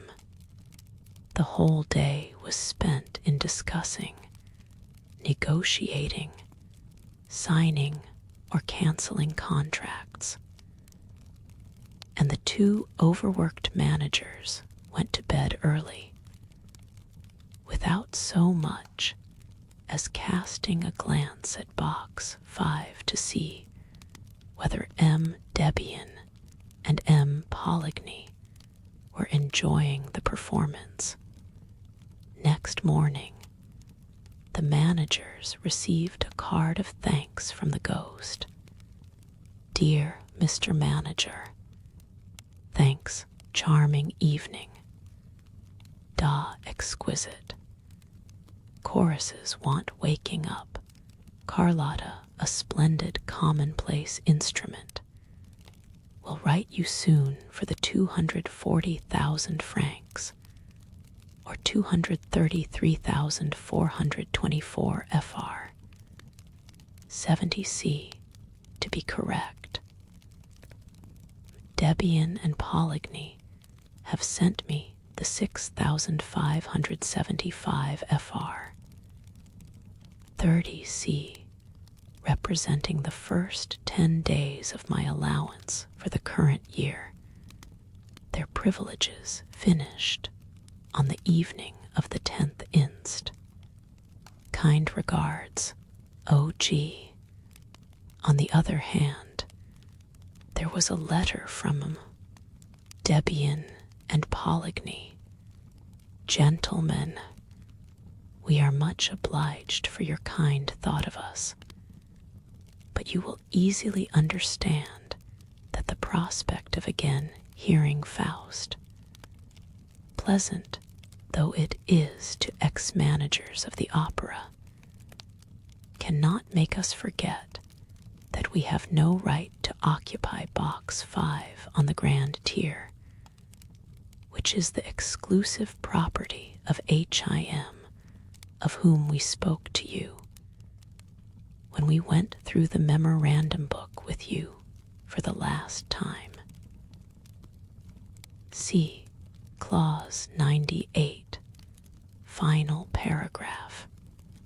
Except gentlemen, etc. Oh, those fellows are beginning to annoy me, shouted Furman Richard, snatching up the letter. And that evening box 5 was sold. The next morning, Richard and Moncharmin, on reaching their office, found an inspector's report relating to an incident that had happened the night before in box 5. I give the essential part of the report. I was obliged to call in a municipal guard twice this evening to clear box 5 on the grand tier, once at the beginning and once in the middle of the second act. The occupants who arrived as the curtain rose on the second act created a regular scandal by their laughter and their ridiculous observations. There were cries of hush all around them, and the whole house was beginning to protest when the box keeper came to fetch me. I entered the box and said what I thought necessary. The people did not seem to me to be in their right mind, and they made stupid remarks. I said that if the noise was repeated, I should be compelled to clear the box. The moment I left, I heard the laughing again, with fresh protests from the house. I returned with a municipal guard, who turned them out. They protested, still laughing, saying they would not go unless they had their money back. At last, they became quiet, and I allowed them to enter the box again. The laughter at once recommenced, and this time I had them turned out definitely. "Send for the inspector," said Richard to his secretary, who had already read the report and marked it with blue pencil. M. Rimai, the secretary, had foreseen the order and called the inspector at once. "Tell us what happened," said Richard bluntly. The inspector began to splutter and referred to the report. "Well, but what were those people laughing at?" asked Moncharmin. "They must have been dining, sir, and seemed more inclined to lark about than to listen to good music. The moment they entered the box, they came out again and called the box keeper, who asked them what they wanted. They said, 'Look in the box. There's no one there, is there?' 'No,' said the woman. 'Well,' said they, 'when we went in, we heard a voice saying that the box was taken.'" M. Moncharmin could not help smiling as he looked at M. Richard. But M. Richard did not smile. He himself had done too much in that way in his time not to recognize, in the inspector's story, all the marks of one of those practical jokes which begin by amusing and end by enraging the victims. The inspector, to curry favor with M. Moncharmin, who was smiling, thought it best to give a smile too. A most unfortunate smile. M. Richard glared at his subordinate, who thenceforth made it his business to display a face of utter consternation. "However, when the people arrived," roared Richard, "there was no one in the box, was there? Not a soul, sir, not a soul. Nor in the box on the right, nor in the box on the left. Not a soul, sir, I swear.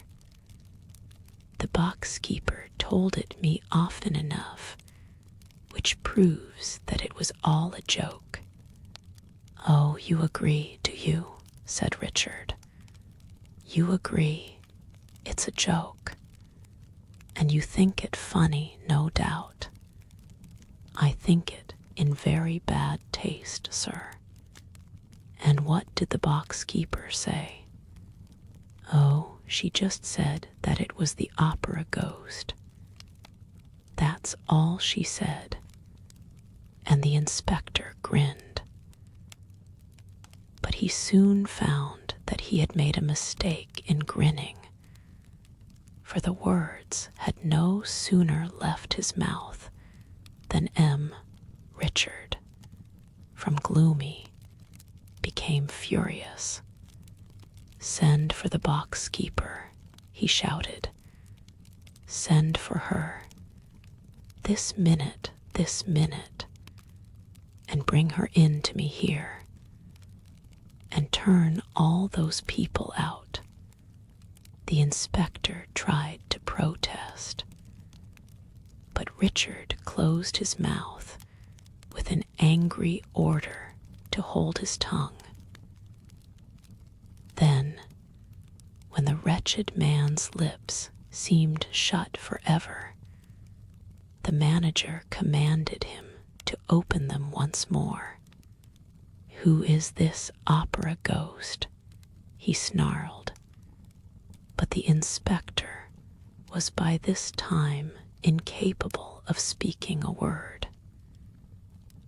He managed to convey, by a despairing gesture, that he knew nothing about it, or rather, that he did not wish to know.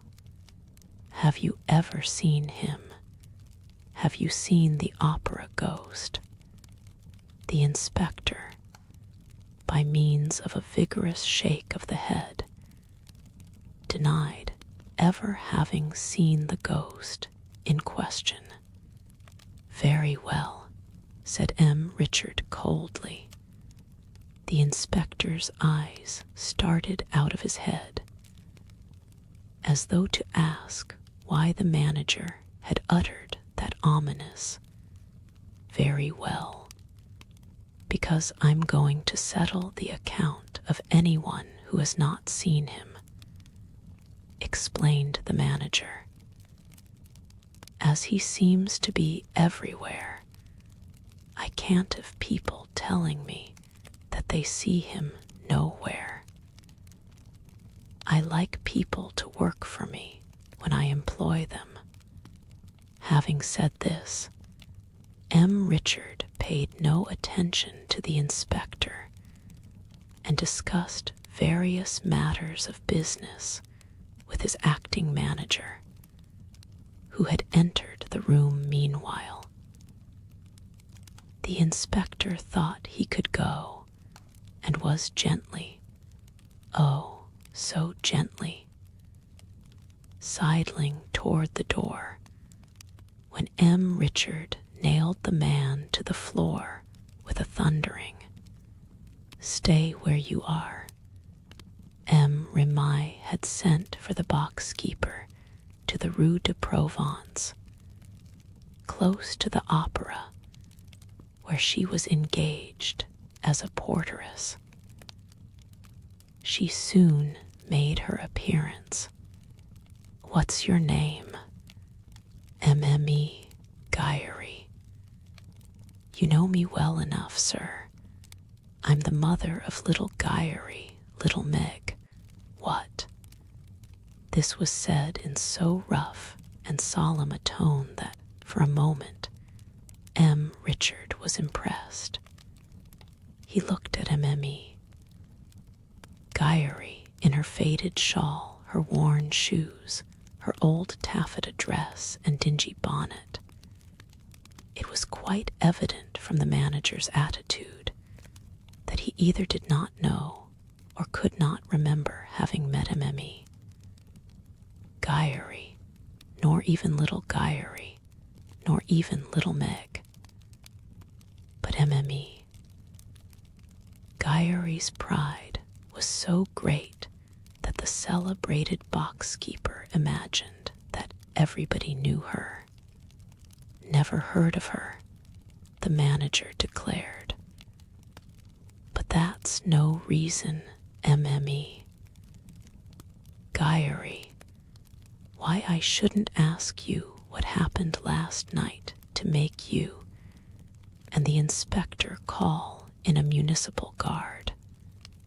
I was just wanting to see you, sir, and talk to you about it, so that you mightn't have the same unpleasantness as M. Debian and M. Poligny. They wouldn't listen to me either at first. I'm not asking you about all that. I'm asking what happened last night. MME. Gyeri turned purple with indignation.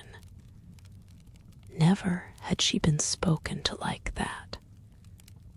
She rose as though to go, gathering up the folds of her skirt and waving the feathers of her dingy bonnet with dignity.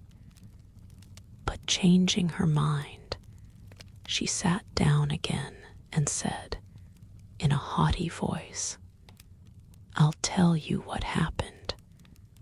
The ghost was annoyed again.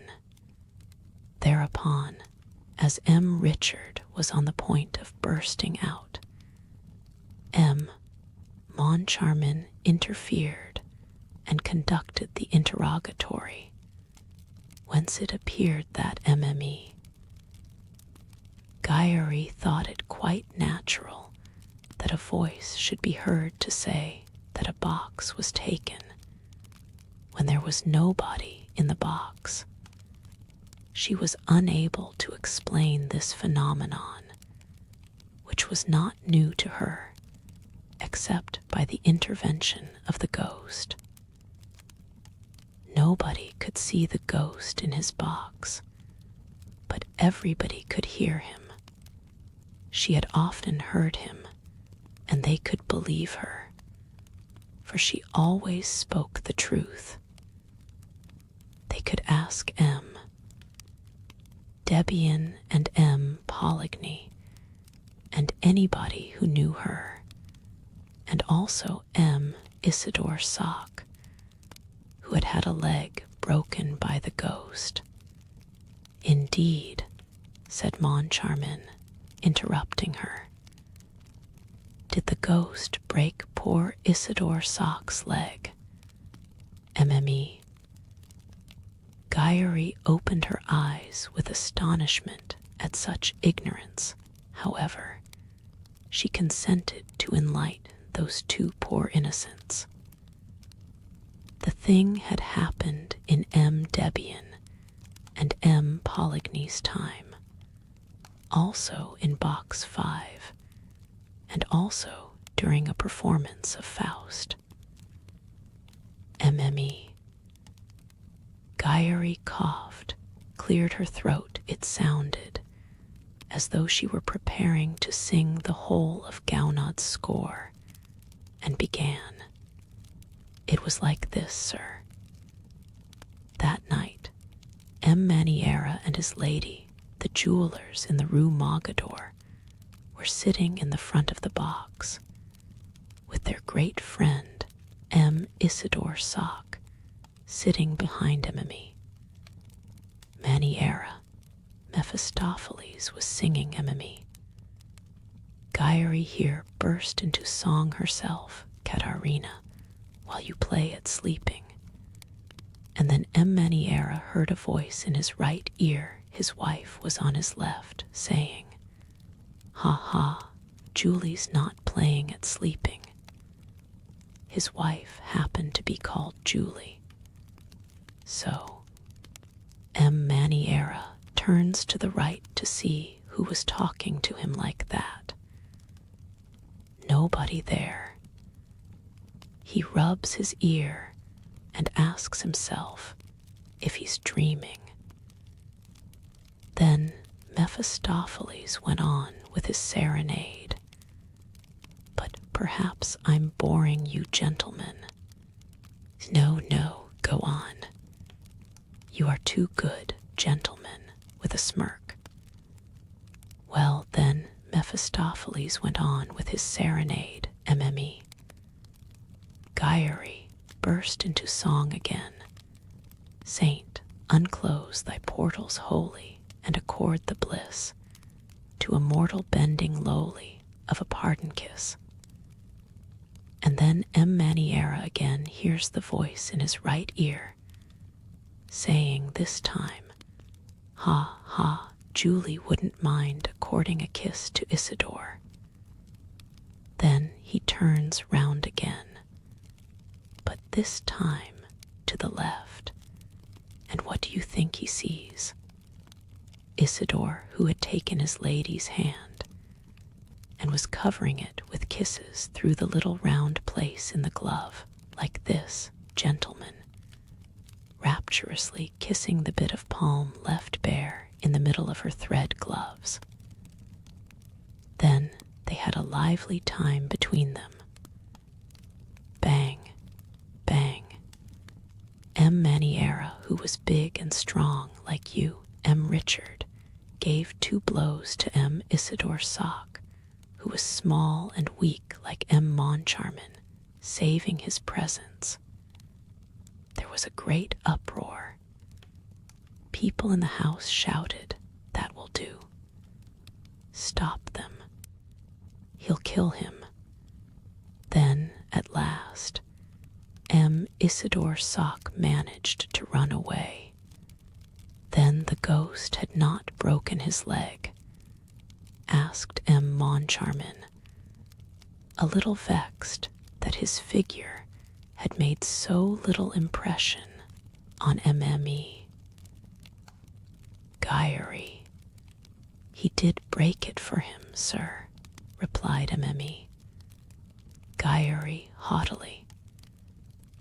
He broke it for him on the grand staircase, which he ran down too fast, sir, and it will be long before the poor gentleman will be able to go up it again. Did the ghost tell you what he said in Maniera's right ear? Asked Moncharmin, with a gravity which he thought exceedingly humorous. No, sir, it was Maniera himself. So, but you have spoken to the ghost, my good lady, as I'm speaking to you now, my good sir, mme. Gyre replied, and when the ghost speaks to you, what does he say? Well, he tells me to bring him a footstool. This time, Richard burst out laughing, as did Moncharmin and Ramai, the secretary. Only the inspector, warned by experience, was careful not to laugh, while mme. Gyre ventured to adopt an attitude that was positively threatening. Instead of laughing, she cried indignantly, "You'd do better to do as Poligny did, who found out for himself." Found out about what?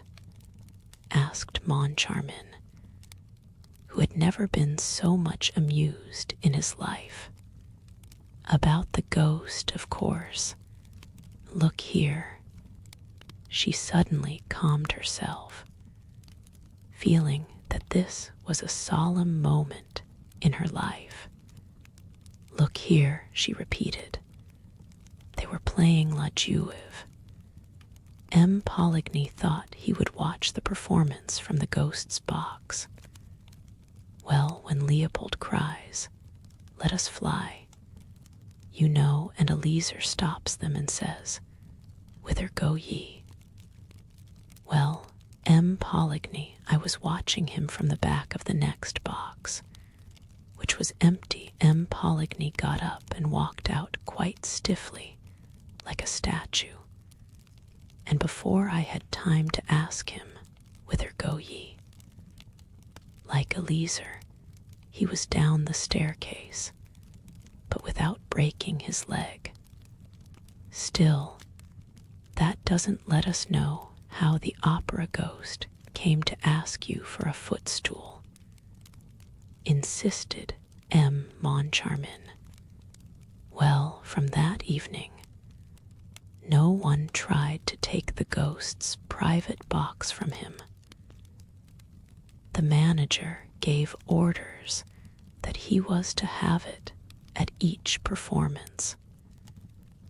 And whenever he came, he asked me for a footstool. Tut, tut, a ghost asking for a footstool. Then this ghost of yours is a woman. No, the ghost is a man. How do you know? He has a man's voice. Oh, such a lovely man's voice. This is what happens when he comes to the opera. It's usually in the middle of the first act. He gives 3 little taps on the door of box 5. The first time I heard those 3 taps, when I knew there was no one in the box, you can think how puzzled I was. I opened the door, listened, looked, nobody. And then I heard a voice say, MME. Jules, my poor husband's name was Jules. A footstool, please. Saving your presence, gentlemen. It made me feel all overish like. But the voice went on. Don't be frightened, MME. Jules, I'm the opera ghost. And the voice was so soft and kind that I hardly felt frightened. The voice was sitting in the corner chair, on the right, in the front row. Was there anyone in the box, on the right of box 5? Asked Moncharmin. No, box 7, and box 3, the one on the left, were both empty. The curtain had only just gone up. And what did you do? Well, I brought the footstool. Of course, it wasn't for himself he wanted it, but for his lady. But I never heard her nor saw her. Eh, what? So now the ghost is married. The eyes of the 2 managers traveled from MME. Gyeri to the inspector, who, standing behind the box keeper, was waving his arms to attract their attention. He tapped his forehead with a distressful forefinger to convey his opinion that the widow Jules Gyeri was most certainly mad. A piece of pantomime which confirmed Richard in his determination to get rid of an inspector who kept a lunatic in his service. Meanwhile, the worthy lady went on about her ghost, now painting his generosity. At the end of the performance, he always gives me 2 francs, sometimes 5, sometimes even 10, when he has been many days without coming. Only, since people have begun to annoy him again, he gives me nothing at all. Excuse me, my good woman, said Moncharmin, while MME. Gyeri tossed the feathers in her dingy hat at this persistent familiarity. Excuse me, how does the ghost manage to give you your 2 francs? Why, he leaves them on the little shelf in the box, of course. I find them with the program, which I always give him. Some evenings I find flowers in the box, a rose that must have dropped from his lady's bodice, for he brings a lady with him sometimes. One day they left a fan behind them. Oh, the ghost left a fan, did he? And what did you do with it? Well, I brought it back to the box next night. Here the inspector's voice was raised. You've broken the rules. I shall have to fine you, MME. Guyery. Hold your tongue, you fool, muttered M. Furman Richard. You brought back the fan, and then, well then, they took it away with them, sir. It was not there at the end of the performance, and in its place they left me a box of English sweets, which I'm very fond of. That's one of the ghost's pretty thoughts. That will do, MME. Guyery, you can go. When MME. Guyery had bowed herself out with the dignity that never deserted her. The manager told the inspector that they had decided to dispense with that old madwoman's services, and when he had gone in his turn, they instructed the acting manager to make up the inspector's accounts.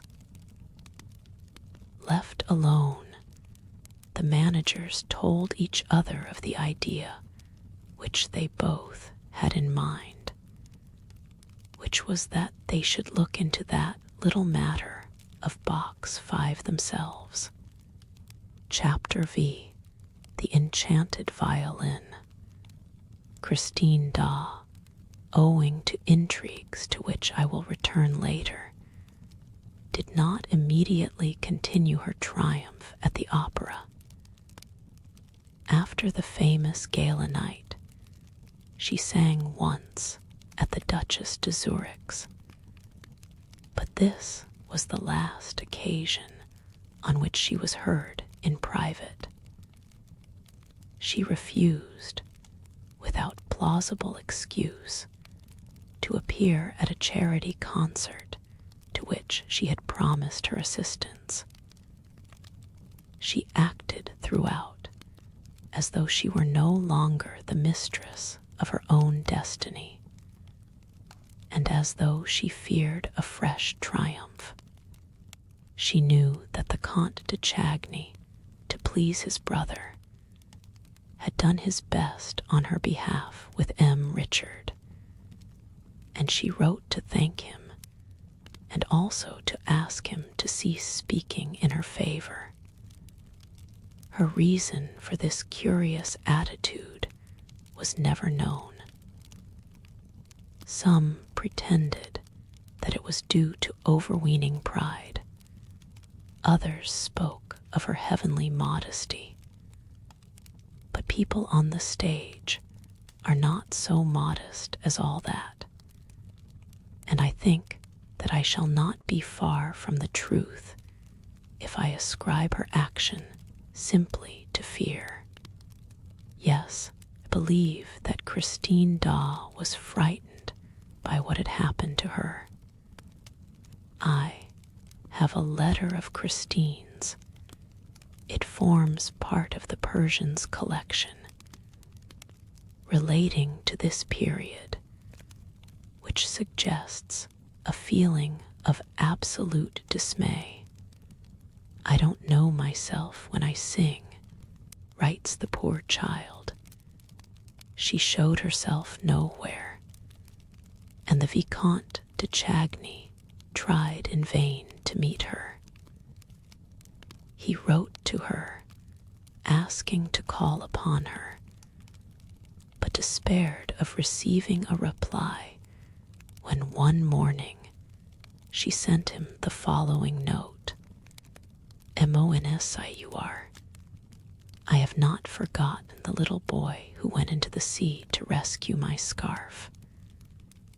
I feel that I must write to you today when I am going to Perros in fulfillment of a sacred duty.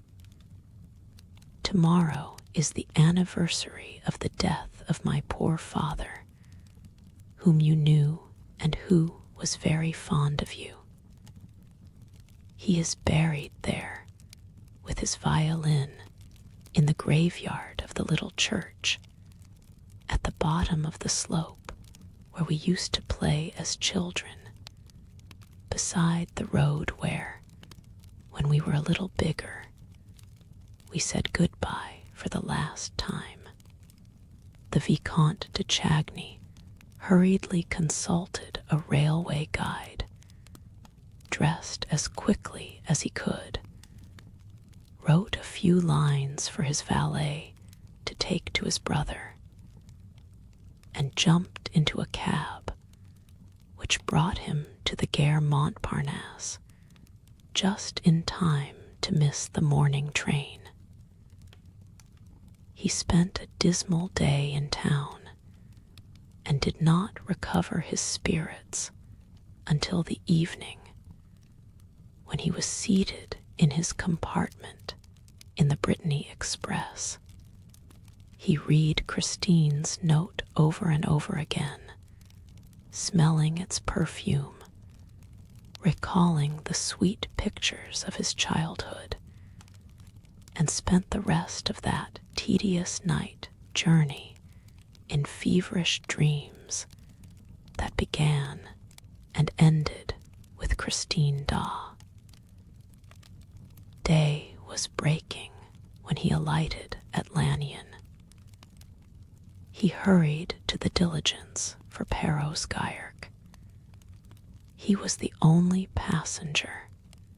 He questioned the driver and learned that, on the evening of the previous day, a young lady who looked like a Parisian had gone to Perros and put up at the inn known as the Setting Sun. The nearer he drew to her, the more fondly he remembered the story of the little Swedish singer. Most of the details are still unknown to the public. There was once, in a little market town not far from Uppsala, a peasant who lived there with his family, digging the earth during the week and singing in the choir on Sundays.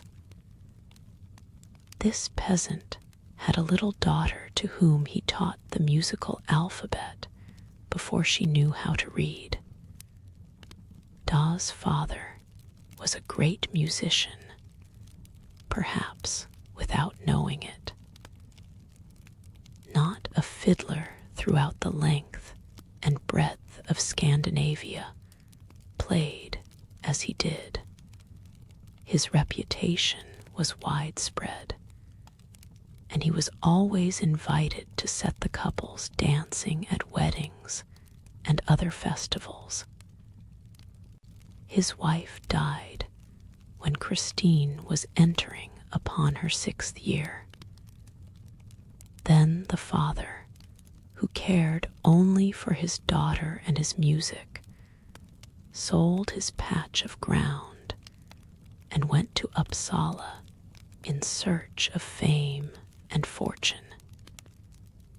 He found nothing but poverty. He returned to the country, wandering from fair to fair, strumming his Scandinavian melodies, while his child, who never left his side, listened to him in ecstasy or sang to his playing. One day at El Jimby Fair, Professor Valerius heard them and took them to Gothenburg. He maintained that the father was the first violinist in the world, and that the daughter had the making of a great artist. Her education and instruction were provided for. She made rapid progress and charmed everybody with her prettiness, her grace of manner, and her genuine eagerness to please. When Valerius and his wife went to settle in France, they took Da and Christine with them. Mamma Valerius treated Christine as her daughter. As for Da, he began to pine away with homesickness. He never went out of doors in Paris, but lived in a sort of dream which he kept up with his violin. For hours at a time, he remained locked up in his bedroom with his daughter, fiddling and singing very, very softly. Sometimes Mamma Valerius would come and listen behind the door, wipe away a tear, and go downstairs again on tiptoe, sighing for her Scandinavian skies. Da seemed not to recover his strength until the summer, when the whole family went to stay at Palais Garnier, in a faraway corner of Brittany, where the sea was of the same color as in his own country. Often he would play his saddest tunes on the beach and pretend that the sea stopped its roaring to listen to them. And then he induced Mamma Valerius to indulge a queer whim of his. At the time of the pardons or Breton pilgrimages, the village festival and dances, he went off with his fiddle, as in the old days, and was allowed to take his daughter with him for a week. They gave the smallest hamlet's music to last them for a year, and slept at night in a barn, refusing a bed at the inn, lying close together on the straw, as when they were so poor in Sweden. At the same time, they were very neatly dressed, made no collection, refused the halfpence offered them, and the people around could not understand the conduct of this rustic fiddler, who tramped the roads with that pretty child who sang like an angel from heaven. They followed them from village to village. One day, a little boy who was out with his governess made her take a longer walk than he intended, for he could not tear himself from the little girl whose pure, sweet voice seemed to bind him to her. They came to the shore of an inlet which is still called Trestrao, but which now, I believe, harbors a casino or something of the sort. At that time, there was nothing but sky and sea and a stretch of golden beach. Only there was also a high wind, which blew Christine's scarf out to sea. Christine gave a cry and put out her arms, but the scarf was already far on the waves. Then she heard a voice say, "It's all right. I'll go and fetch your scarf out of the sea." And she saw a little boy running fast, in spite of the outcries and the indignant protests of a worthy lady in black. The little boy ran into the sea, dressed as he was, and brought her back her scarf. Boy and scarf were both soaked through.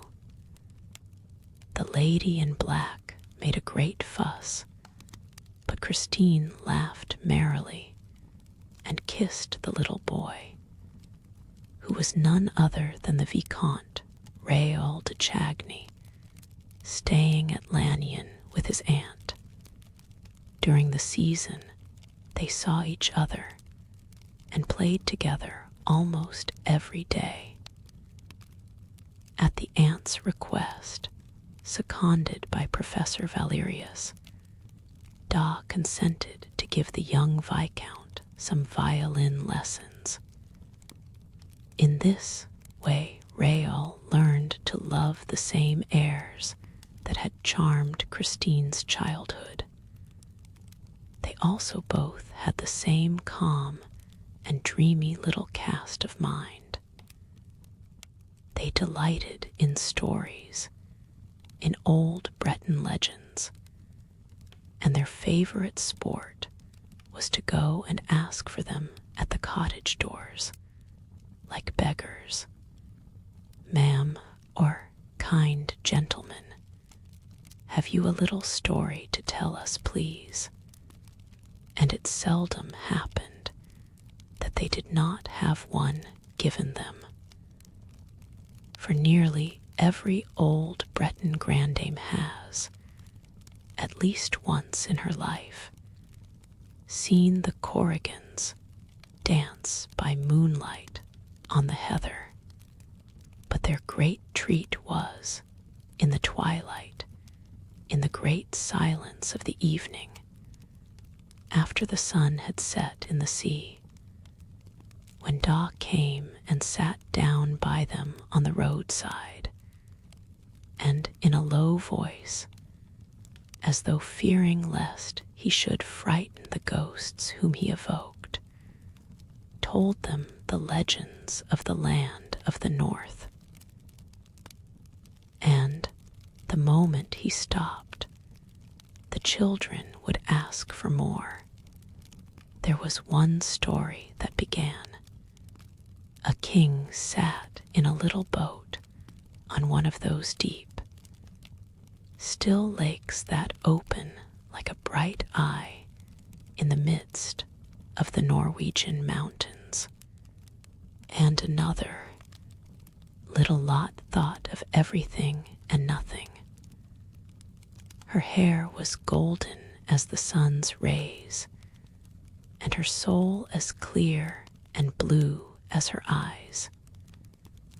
She wheedled her mother, was kind to her doll, took great care of her frock and her little red shoes and her fiddle, but most of all loved, when she went to sleep, to hear the angel of music.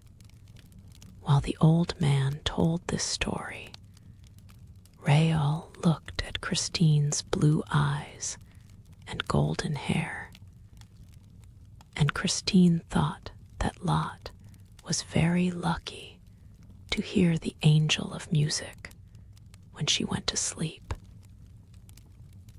The angel of music played a part in all Daddy Da's tales, and he maintained that every great musician, every great artist received a visit from the angel at least once in his life.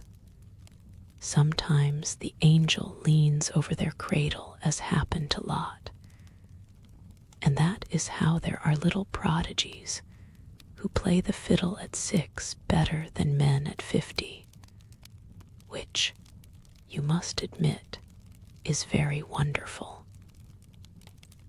Sometimes the angel comes much later, because the children are naughty and won't learn their lessons or practice their scales.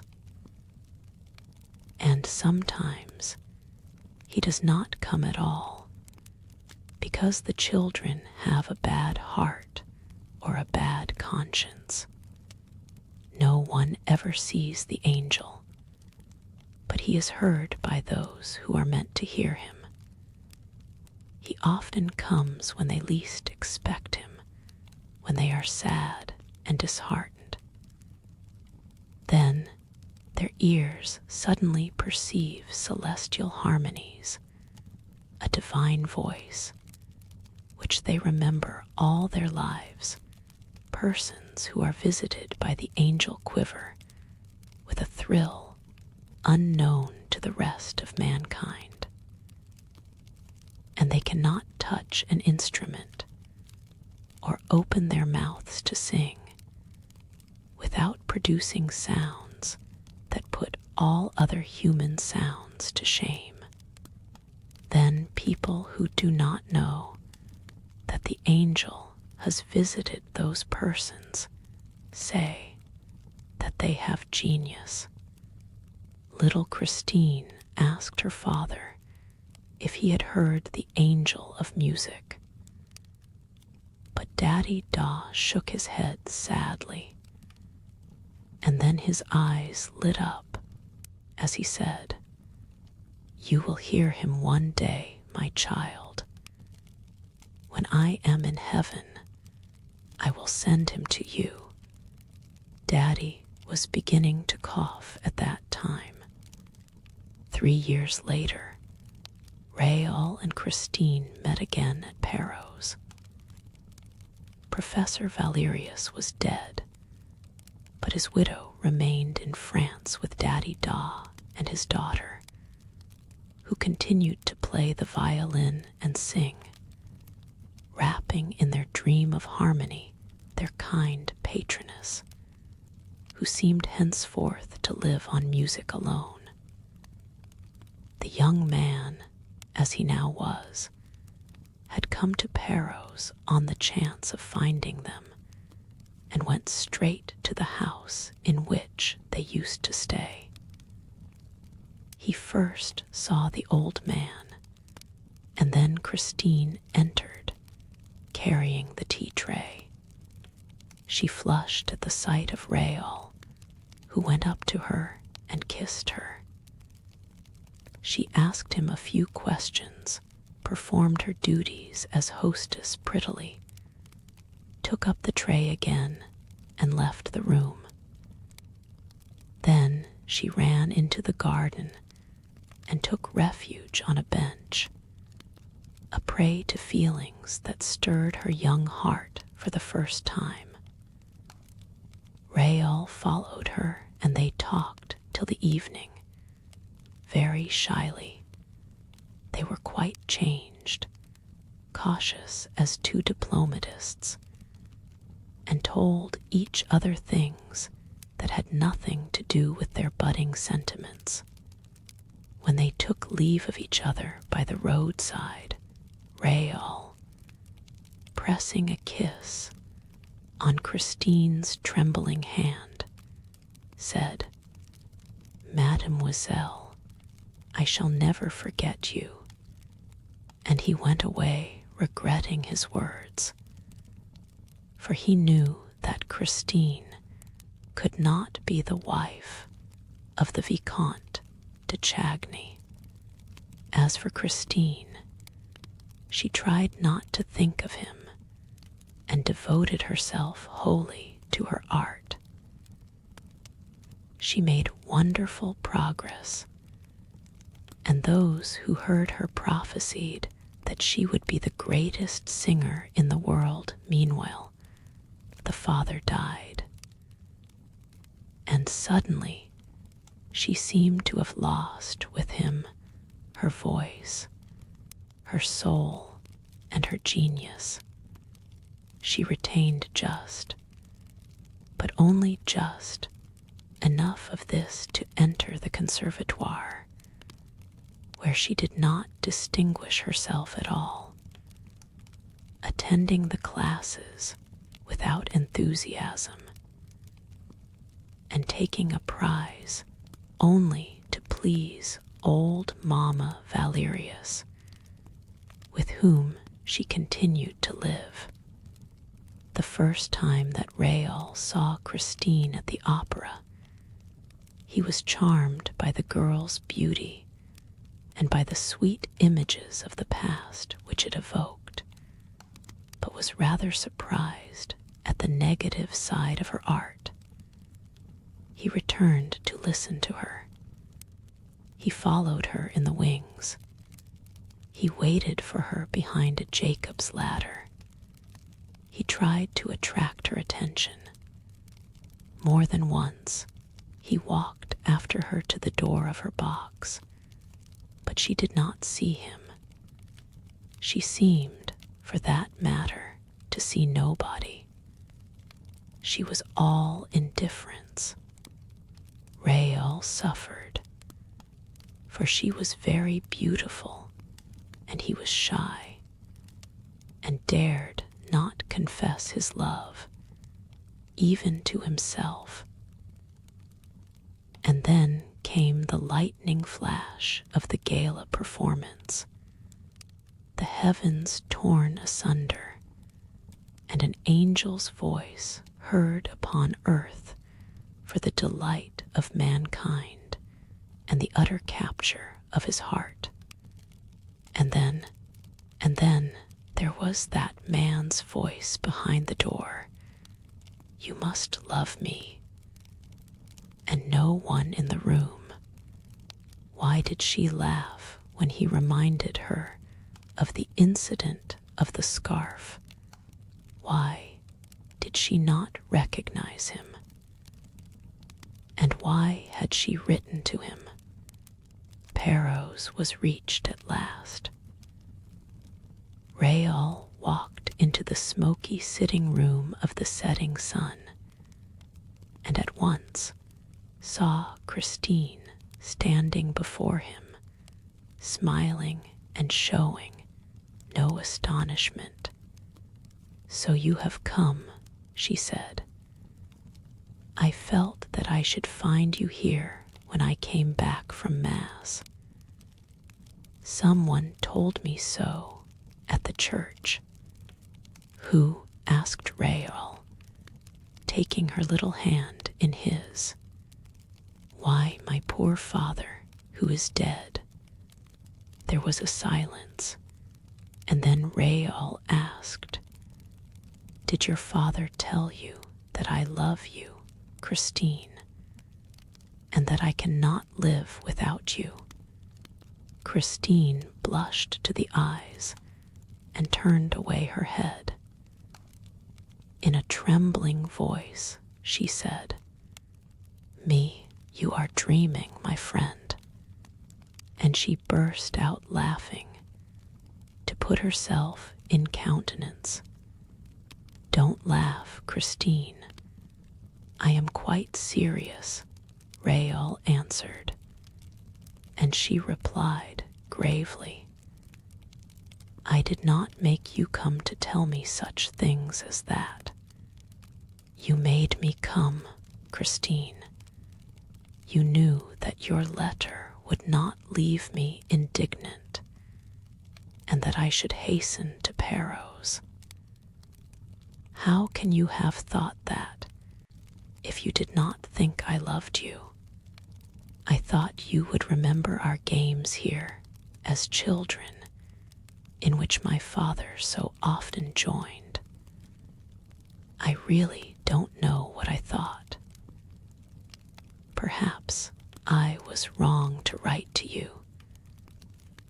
This anniversary and your sudden appearance in my room at the opera the other evening reminded me of the time long past, and made me write to you as the little girl that then was. There was something in Christine's attitude that seemed to Rael not natural. He did not feel any hostility in her, far from it. The distressed affection shining in her eyes told him that. But why was this affection distressed? That was what he wished to know, and what was irritating him. When you saw me in your dressing room, Was that the first time you noticed me, Christine?"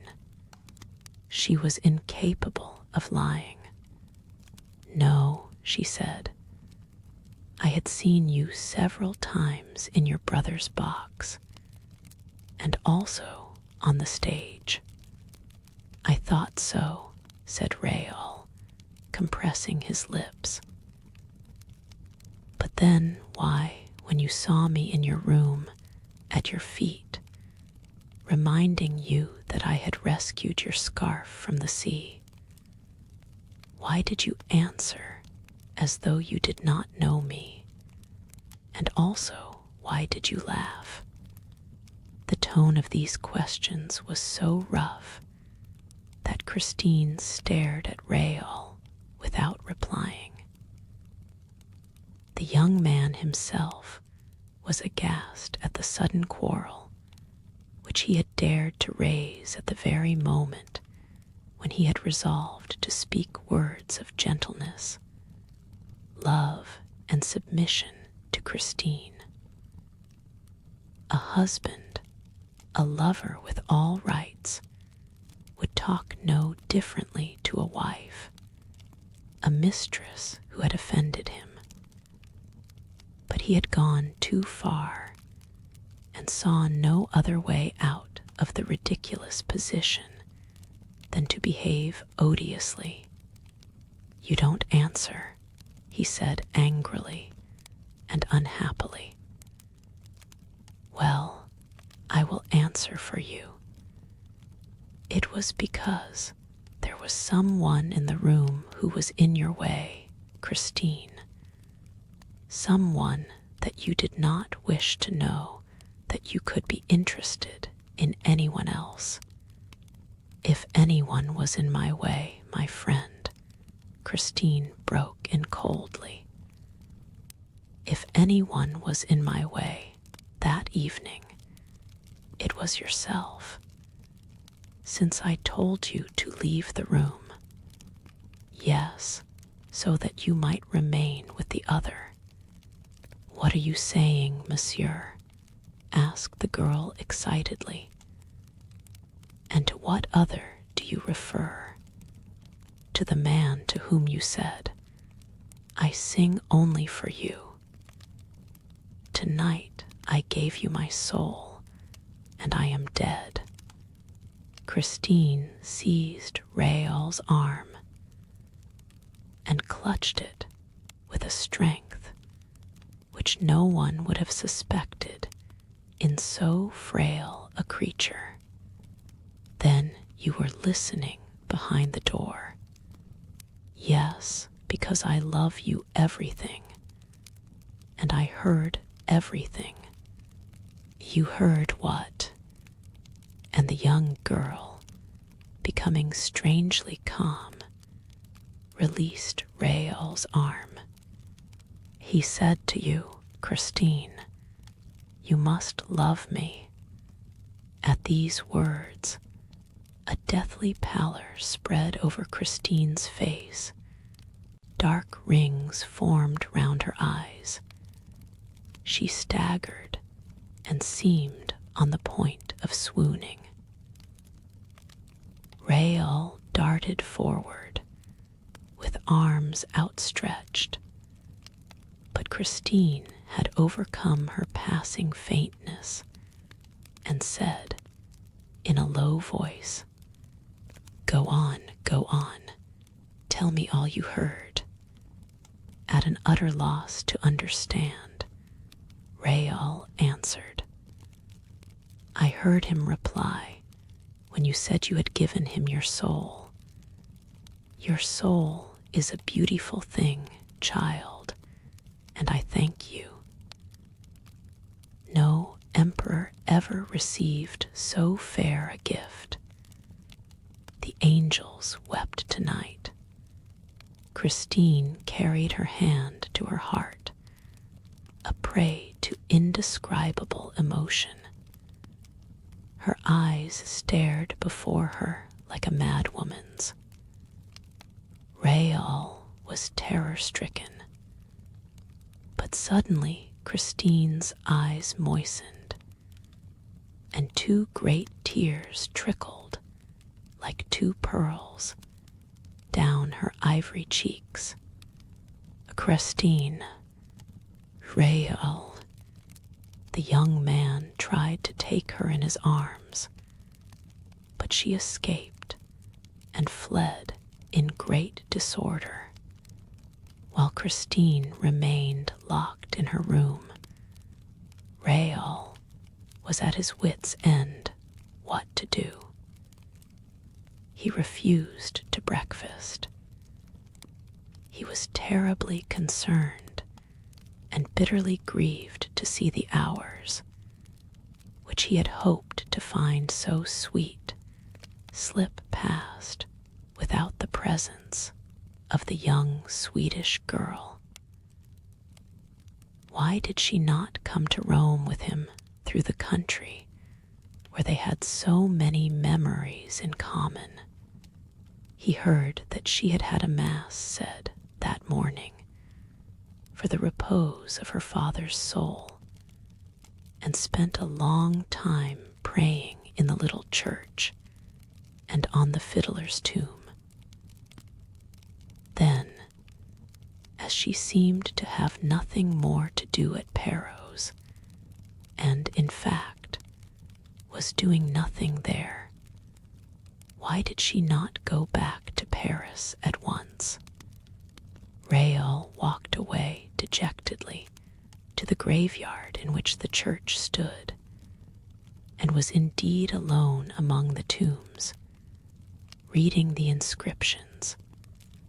But when he turned behind the apse, he was suddenly struck by the dazzling note of the flowers that straggled over the white ground.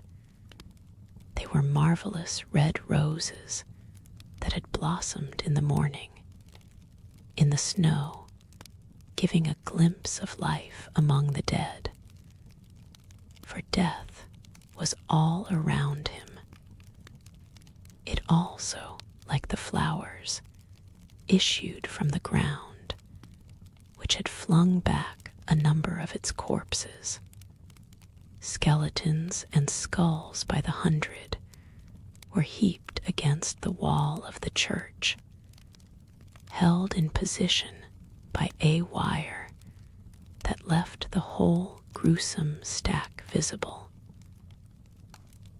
Dead men's bones, arranged in rows like bricks, to form the first course upon which the walls of the sacristy had been built. The door of the sacristy opened in the middle of that bony structure, as is often seen in old Breton churches. Rael said a prayer for Da, and then, painfully impressed by all those eternal smiles on the mouths of skulls, he climbed the slope and sat down on the edge of the heath overlooking the sea. The wind fell with the evening. Rael was surrounded by icy darkness, but he did not feel the cold. It was here, he remembered, that he used to come with little Christine to see the Corrigans dance at the rising of the moon. He had never seen any, though his eyes were good, whereas Christine, who was a little short-sighted, pretended that she had seen many. He smiled at the thought, and then suddenly gave a start. A voice behind him said, "Do you think the Corrigans will come this evening?" It was Christine. He tried to speak. She put her gloved hand on his mouth. "Listen, Rael. I have decided to tell you something serious, very serious. Do you remember the legend of the Angel of Music?" "I do indeed," he said. I believe it was here that your father first told it to us, and it was here that he said, 'When I am in heaven, my child, I will send him to you.' Well, Rael, my father is in heaven, and I have been visited by the angel of music." "I have no doubt of it," replied the young man gravely, for it seemed to him that his friend, in obedience to a pious thought, was connecting the memory of her father with the brilliancy of her last triumph. Christine appeared astonished at the Vicomte de Chagny's coolness. "How do you understand it?"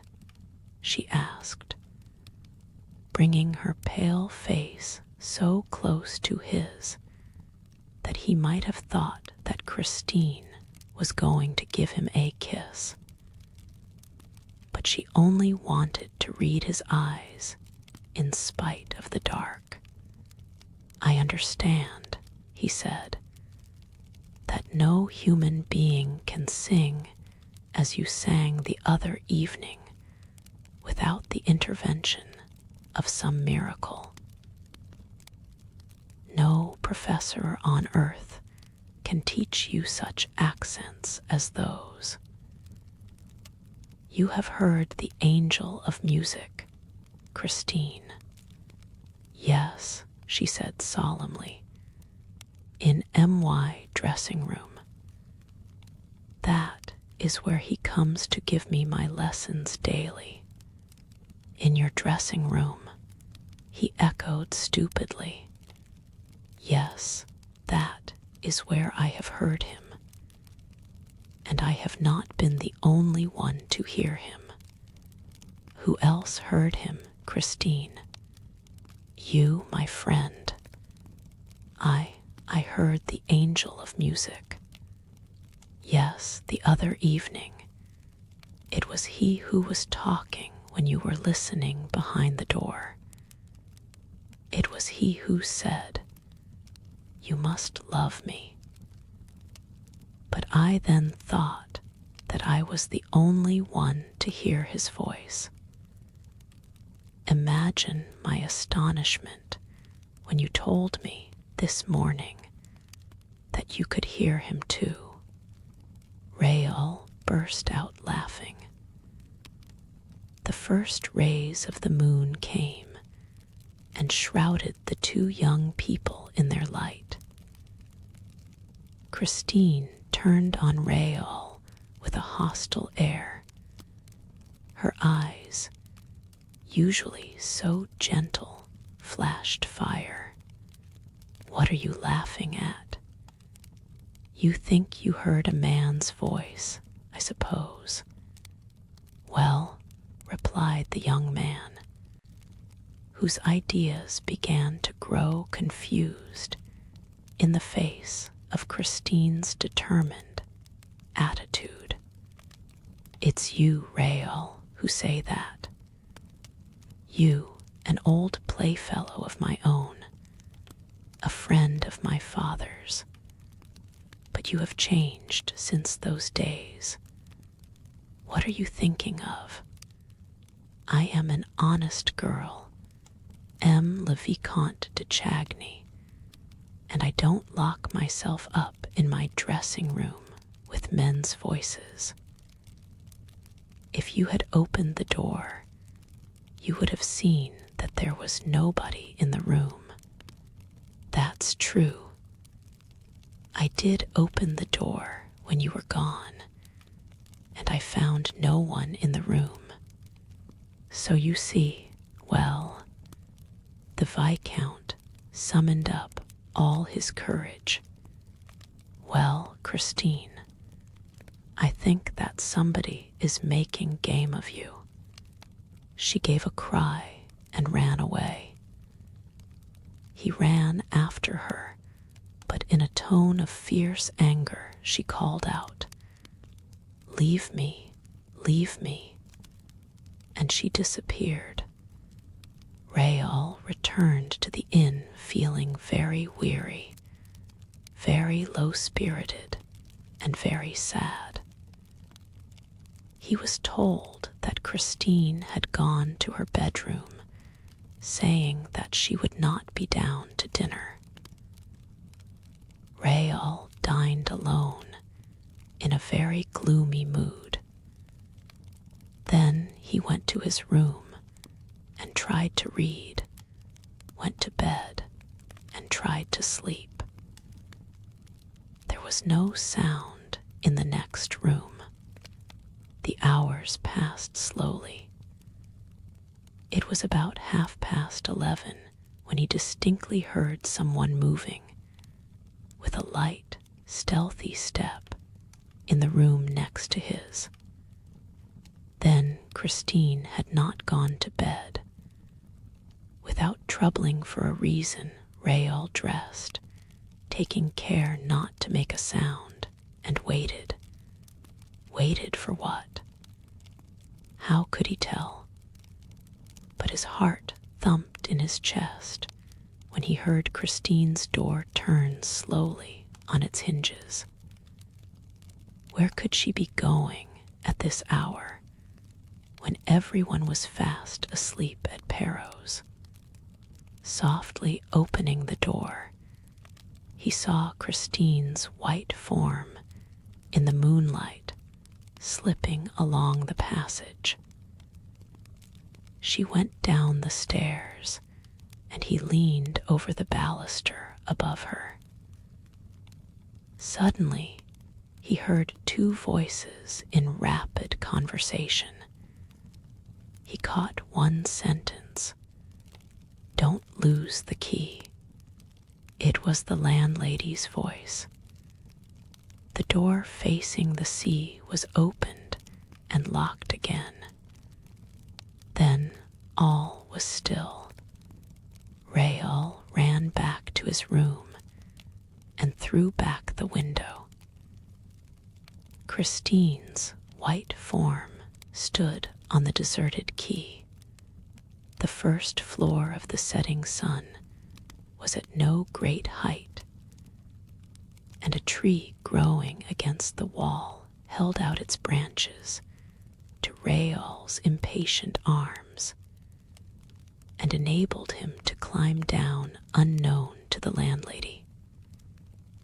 Her amazement, therefore, was all the greater when, the next morning, the young man was brought back to her half-frozen, more dead than alive.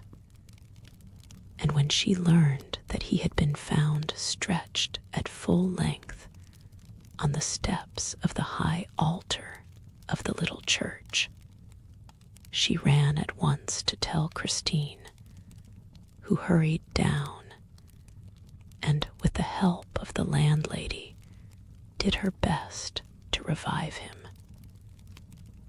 He soon opened his eyes and was not long in recovering when he saw his friend's charming face leaning over him.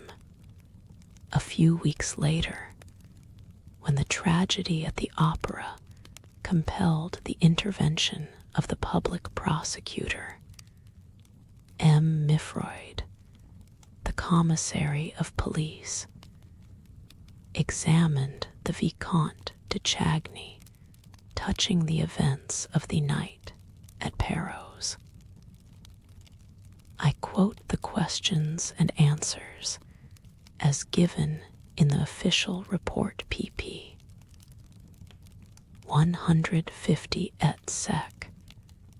Q did Emil. Do not see you come down from your room by the curious road which you selected.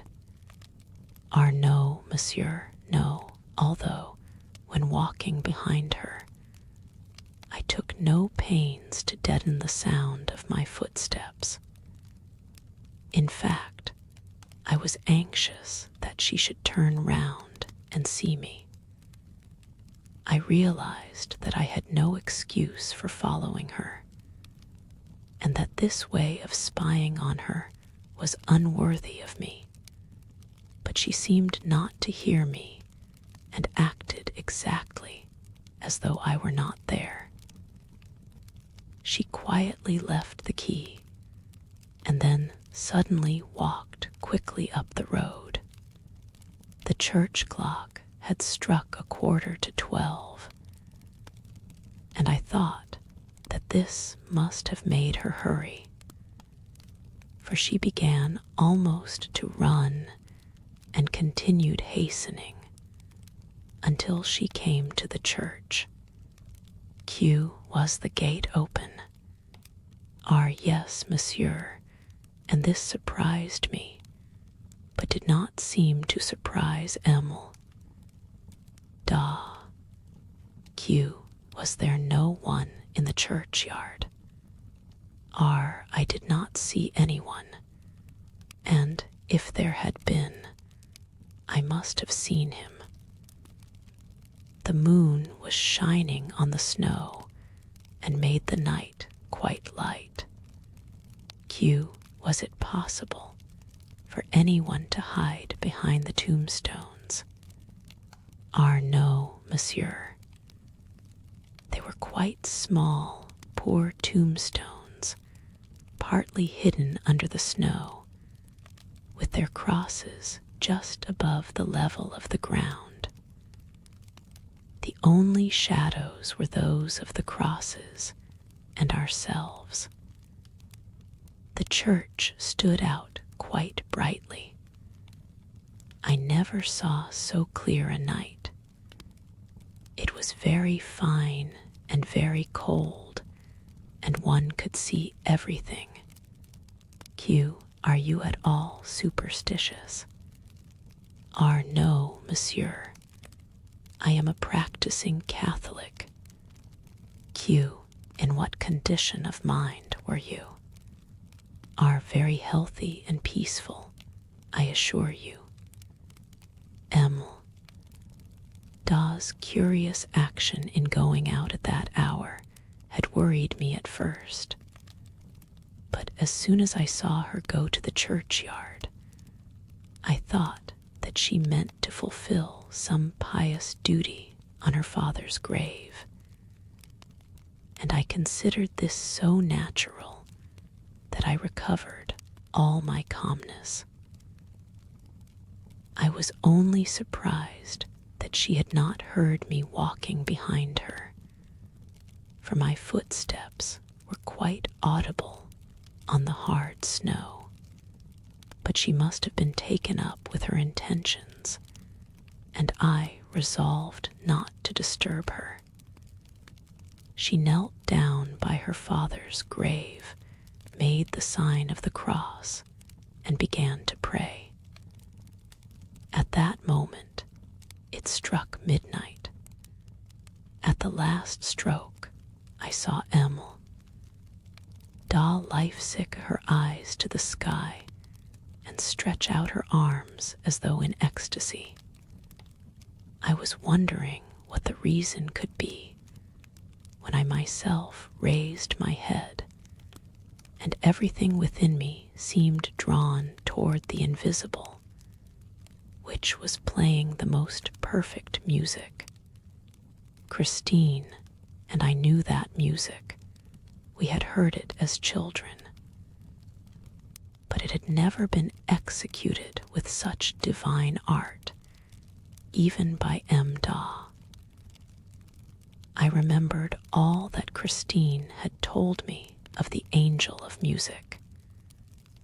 The air was the resurrection of Lazarus, which old M. Da used to play to us in his hours of melancholy and of faith.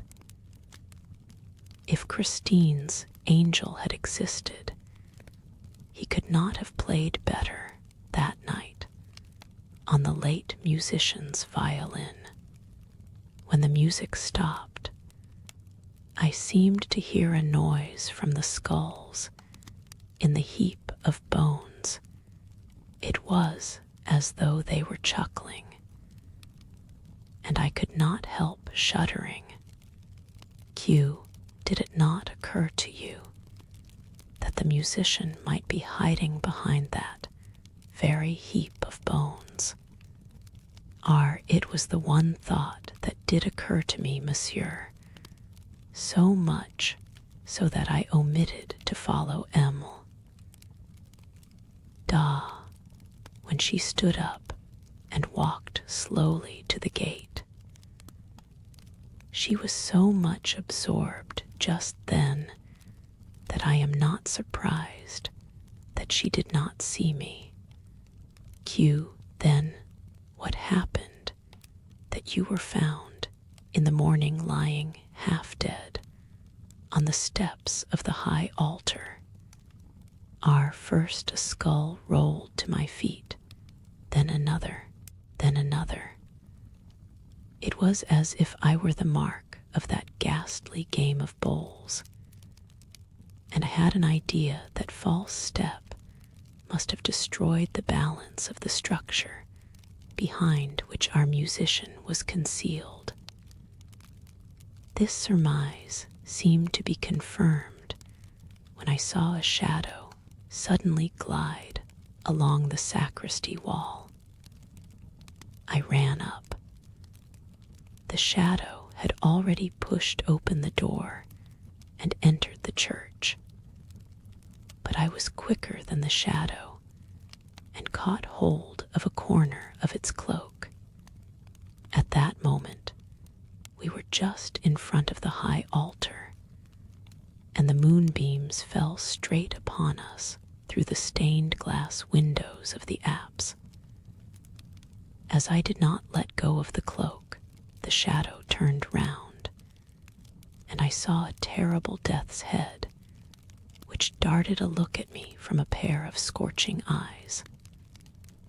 I felt as if I were face to face with Satan, and in the presence of this unearthly apparition, my heart gave way, my courage failed me, and I remember nothing more until I recovered consciousness at the setting sun. Chapter VI, A Visit to Box 5.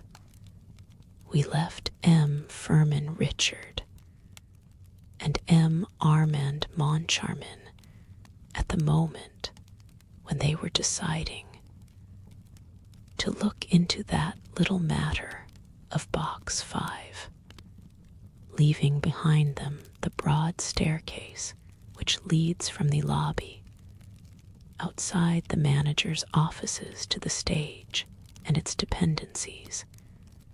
They crossed the stage, went out by the subscriber's door, and entered the house through the first little passage on the left.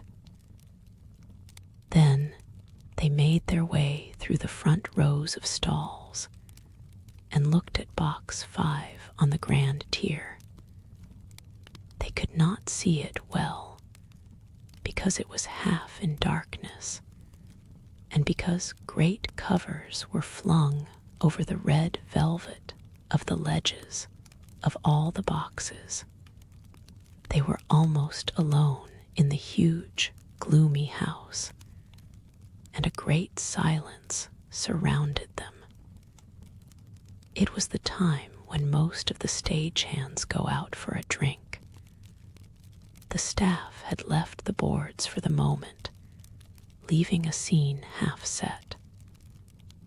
A few rays of light, a wan, sinister light that seemed to have been stolen from an expiring luminary, fell through some opening or other upon an old tower that raised its pasteboard battlements on the stage.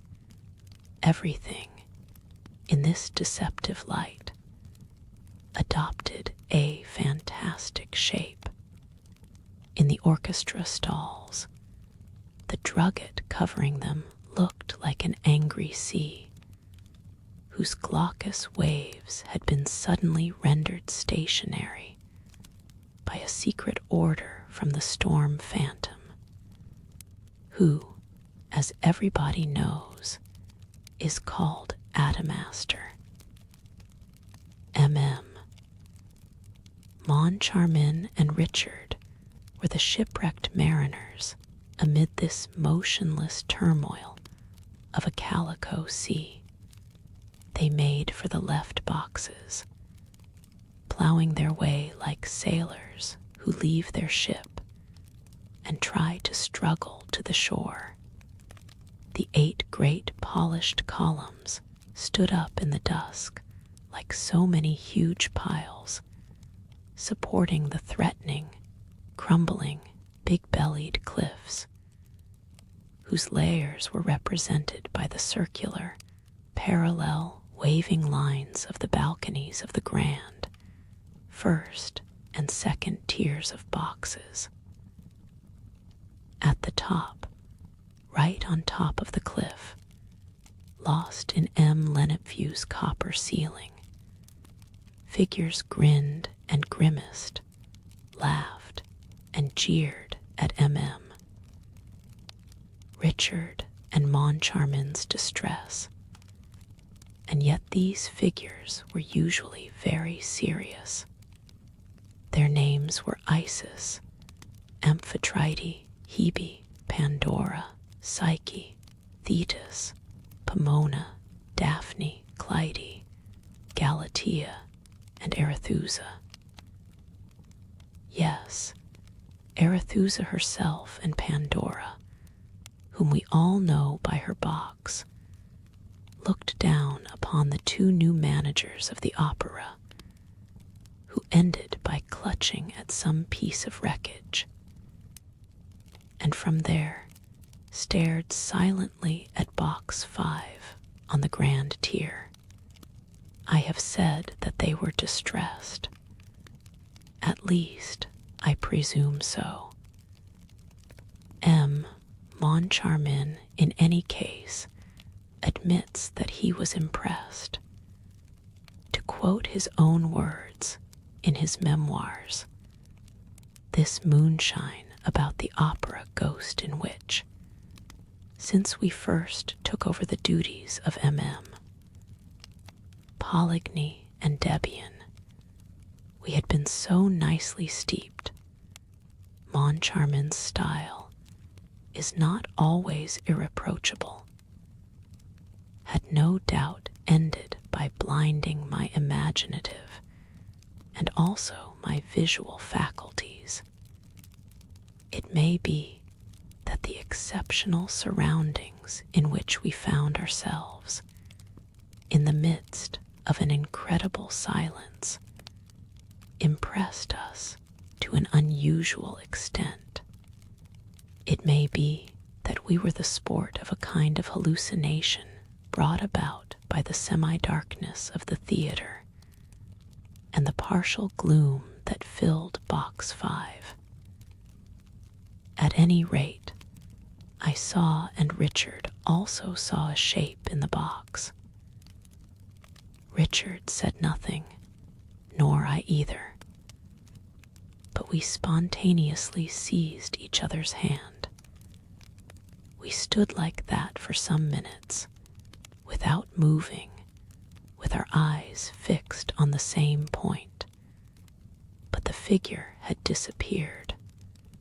Then we went out, and in the lobby communicated our impressions to each other and talked about the shape.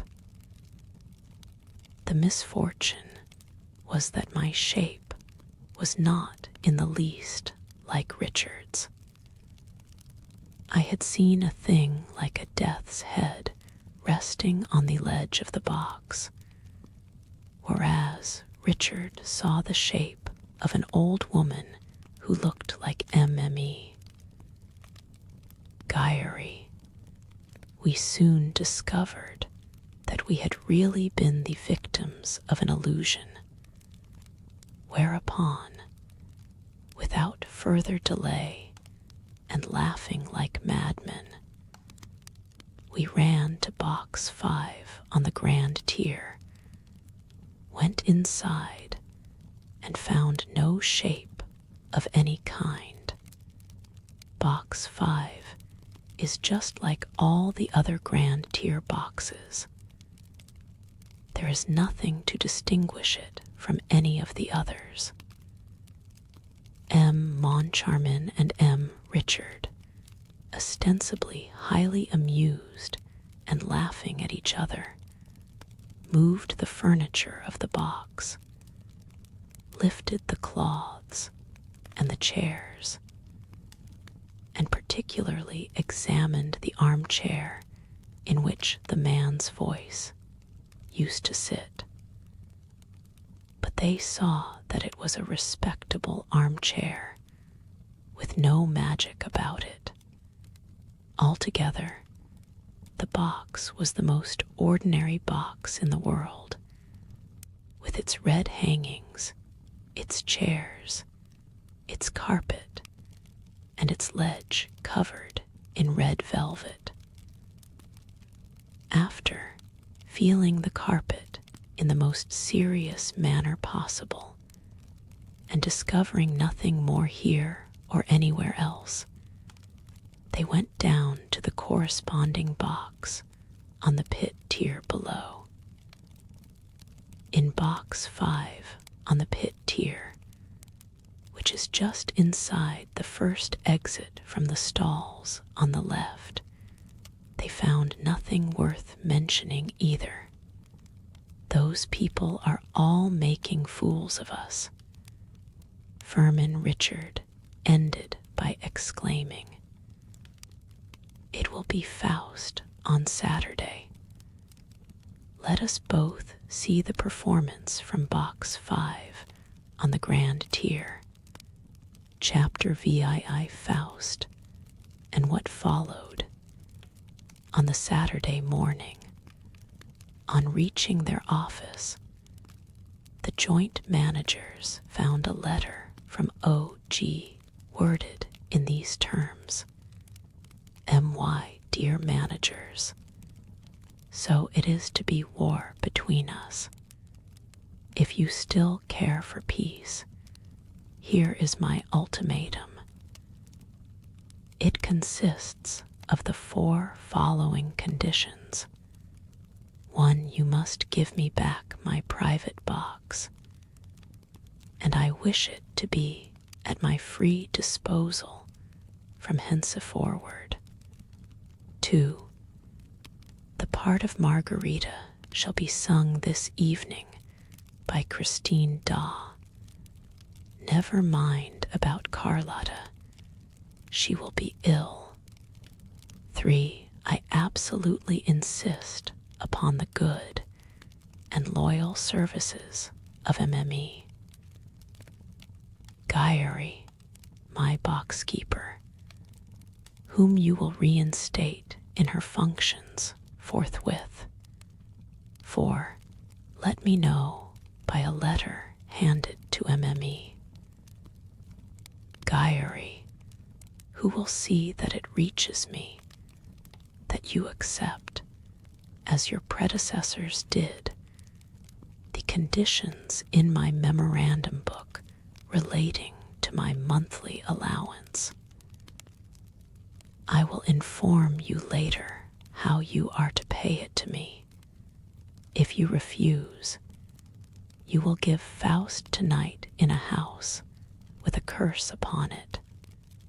Take my advice and be warned in time.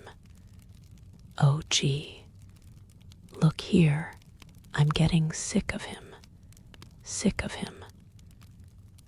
shouted Richard, bringing his fists down on his office table. Just then Mercier, the acting manager, entered. Lachenal would like to see one of you gentlemen, he said. He says that his business is urgent, and he seems quite upset. Who's Lachenal? Asked Richard. He's your stud groom. What do you mean, my stud groom? Yes, sir, explained Mercier.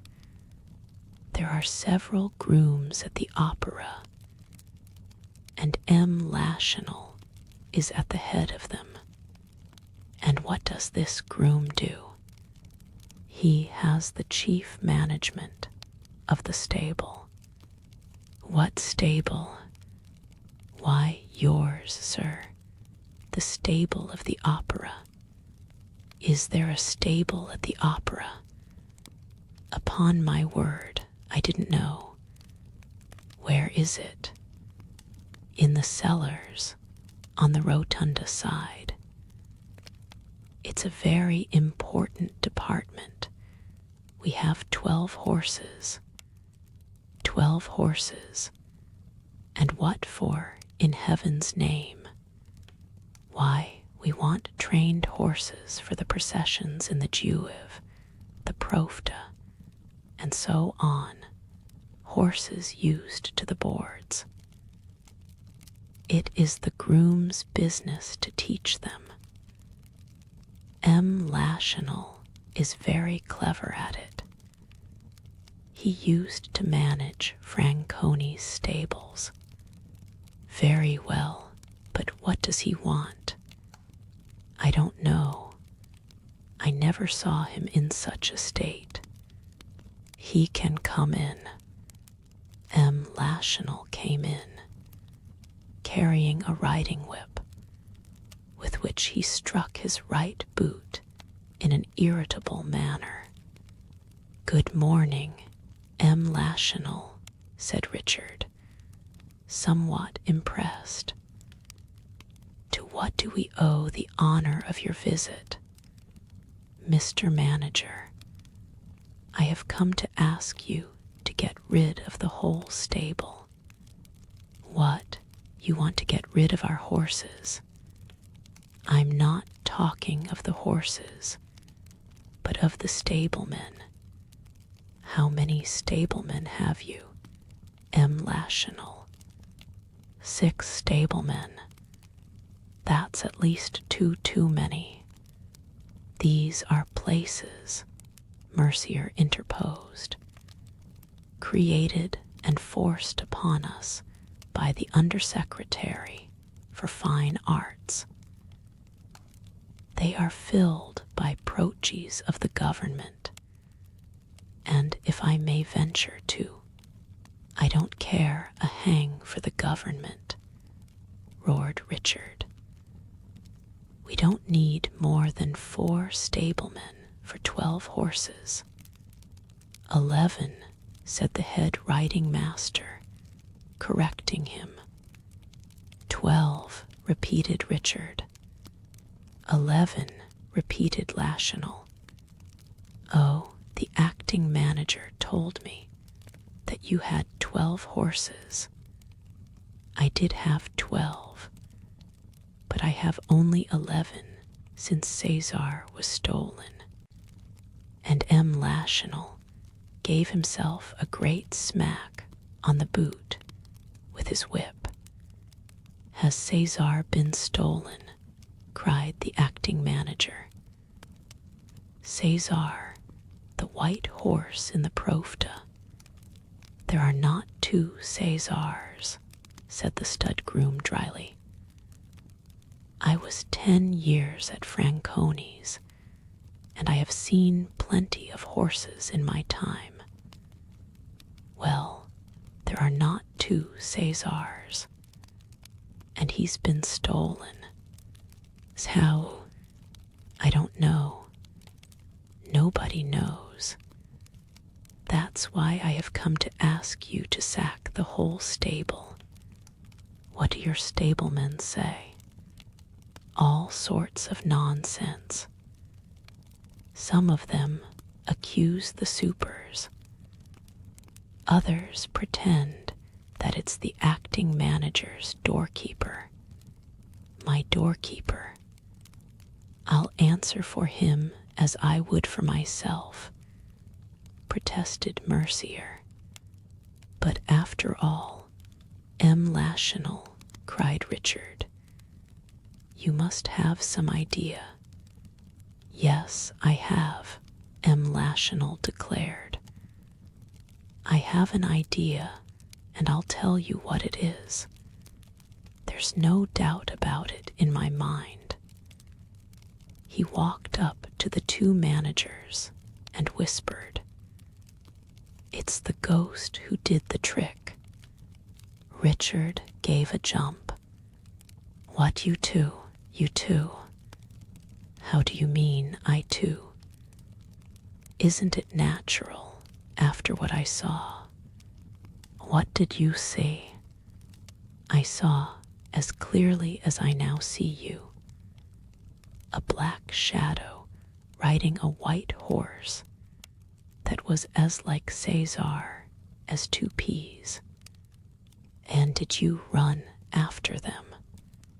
"I did, and I shouted, but they were too fast for me, and disappeared in the darkness of the underground gallery."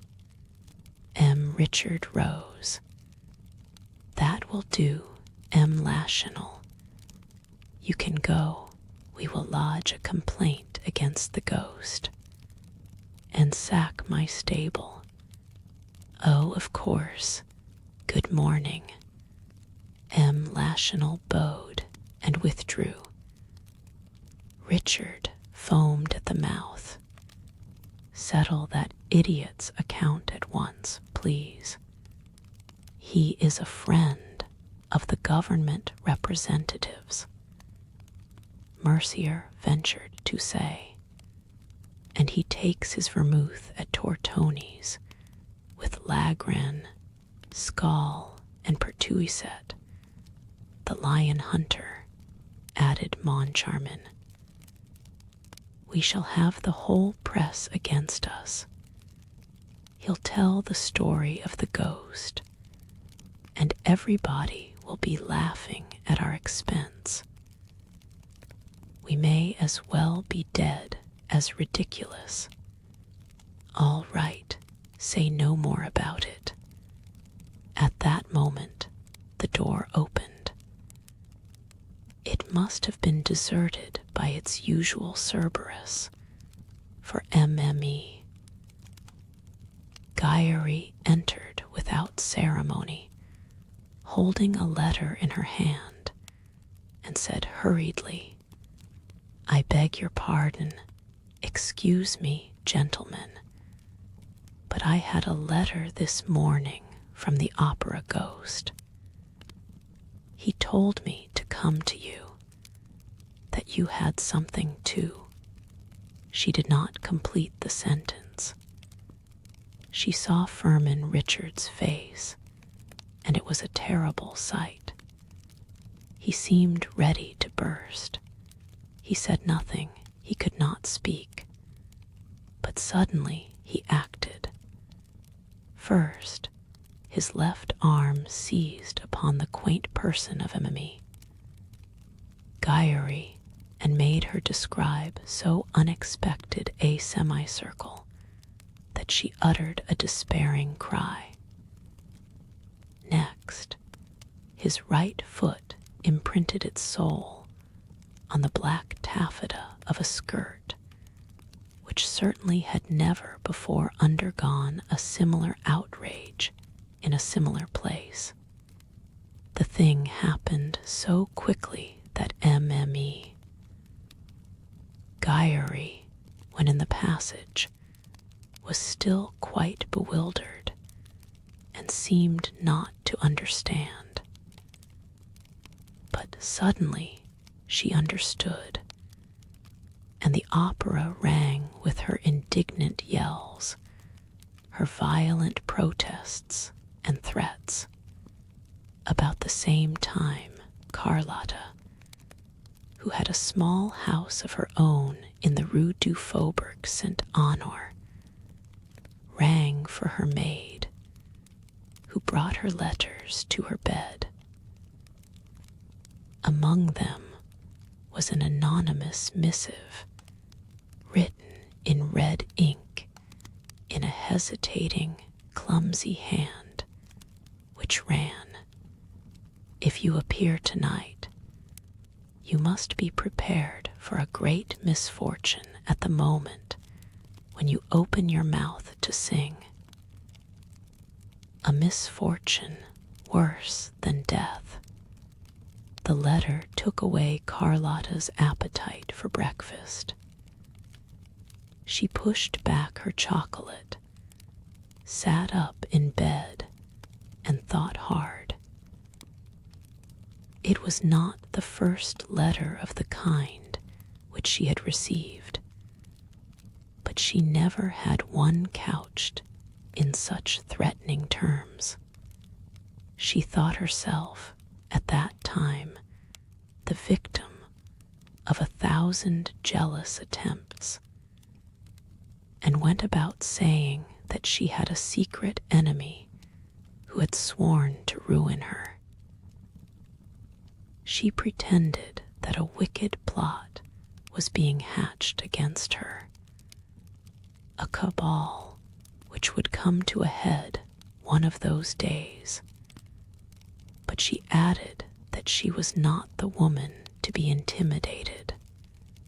The truth is that, if there was a cabal, it was led by Carlotta herself against poor Christine, who had no suspicion of it. Carlotta had never forgiven Christine for the triumph which she had achieved when taking her place at a moment's notice. When Carlotta heard of the astounding reception bestowed upon her understudy, she was at once cured of an incipient attack of bronchitis and a bad fit of sulking against the management, and lost the slightest inclination to shirk her duties. From that time, she worked with all her might to smother her rival, enlisting the services of influential friends to persuade the managers not to give Christine an opportunity for a fresh triumph. Certain newspapers, which had begun to extol the talent of Christine now, interested themselves only in the fame of Carlotta.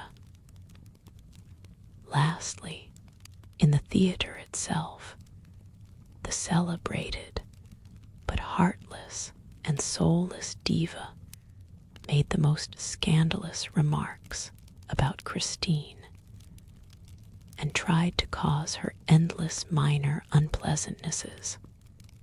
When Carlotta had finished thinking over the threat contained in the strange letter, she got up. "We shall see," she said, adding a few oaths in her native Spanish with a very determined air. The first thing she saw when looking out of her window was a hearse. She was very superstitious, and the hearse and the letter convinced her that she was running the most serious dangers that evening. She collected all her supporters, told them that she was threatened at that evening's performance with a plot organized by Christine Daw, and declared that they must play a trick upon that chit by filling the house with her, Carlotta's, admirers. She had no lack of them, had she? She relied upon them to hold themselves prepared for any eventuality, and to silence the adversaries if, as she feared, they created a disturbance. M. Richard's private secretary called to ask after the diva's health, and returned with the assurance that she was perfectly well, and that, were she dying, she would sing the part of Margarita that evening. The secretary urged her, in his chief's name, to commit no imprudence, to stay at home all day, and to be careful of draughts. And Carlotta could not help, after he had gone, comparing this unusual and unexpected advice with the threats contained in the letter. It was 5 o'clock when the post brought a second anonymous letter in the same hand as the first. It was short and said simply, "You have a bad cold. If you are wise, you will see that it is madness to try to sing tonight." Carlotta sneered, shrugged her handsome shoulders, and sang 2 or 3 notes to reassure herself. Her friends were faithful to their promise.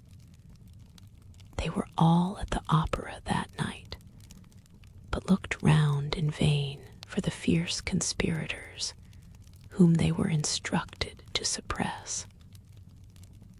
The only unusual thing was the presence of M. Richard and M. Moncharmin in box 5. Carlotta's friends thought that perhaps the managers had wind on their side of the proposed disturbance, and that they had determined to be in the house so as to stop it then and there. But this was unjustifiable supposition, as the reader knows. M. Richard and M. Moncharmin were thinking of nothing but their ghost. In vain do I call through my vigil weary on creation and its Lord. Never reply will break the silence dreary. No sign, no single word. The famous baritone Carolus Fonta had hardly finished Dr. Faust's first appeal to the powers of darkness when M. Furman Richard, who was sitting in the ghost's own chair, the front chair on the right, leaned over to his partner and asked him chaffingly, "Well, has the ghost whispered a word in your ear yet?" "Wait, don't be in such a hurry," replied M. Armand Moncharmin in the same gay tone. "The performance has only begun, and you know that the ghost does not usually come until the middle of the first act. The first act passed without incident, which did not surprise Carlotta's friends, because Margarita does not sing in this act. As for the managers, they looked at each other when the curtain fell. "That's one," said Moncharmin.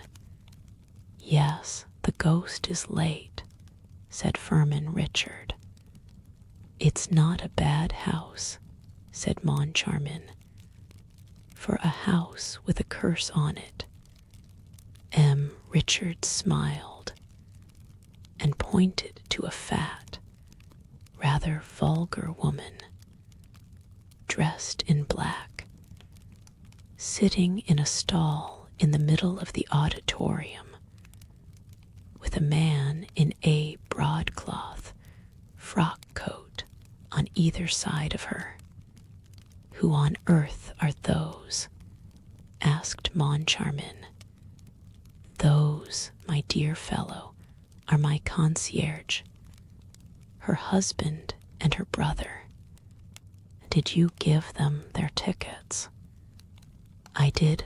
My concierge had never been to the opera. This is the first time. And as she is now going to come every night, I wanted her to have a good seat before spending her time showing other people to theirs." Moncharmin asked what he meant, and Richard answered that he had persuaded his concierge, in whom he had the greatest confidence, to come and take him me. Gyeri's place. Yes, he would like to see if, with that woman instead of the old lunatic, Box 5 would continue to astonish the natives. By the way, said Moncharmin, you know that Mother Gyeri is going to lodge a complaint against you. With whom? The ghost. The ghost. Moncharmin had almost forgotten him. However, that mysterious person did nothing to bring himself to the memory of the managers, and they were just saying so to each other for the second time, when the door of the box suddenly opened to admit the startled stage manager. What's the matter? They both asked, amazed at seeing him there at such a time. It seems there's a plot got up by Christine Dawes' friends against Carlotta. Carlotta's furious. What on earth? Said Richard, knitting his brows. But the curtain rose on the kermesse scene, and Richard made a sign to the stage manager to go away. When the two were alone again, Moncharmin leaned over to Richard. Then Daw has friends? He asked. Yes, she has. Whom? Richard glanced across at a box on the grand tier, containing no one but two men. The Comte de Chagny. Yes, he spoke to me in her favor with such warmth that, if I had not known him to be Sorelli's friend. Really, said Moncharmin. And who is that pale young man beside him? That's his brother, the Viscount. He ought to be in his bed. He looks ill. The stage rang with gay song. Red or white liquor, coarse or fine. What can it matter? So we have wine. Students, citizens, soldiers, girls, and matrons whirled light-heartedly before the inn, with the figure of Bacchus for a sign. Sibyl made her entrance. Christine Daw looked charming in her boy's clothes, and Carlotta's partisans expected to hear her greeted with an ovation, which would have enlightened them as to the intentions of her friends. But nothing happened.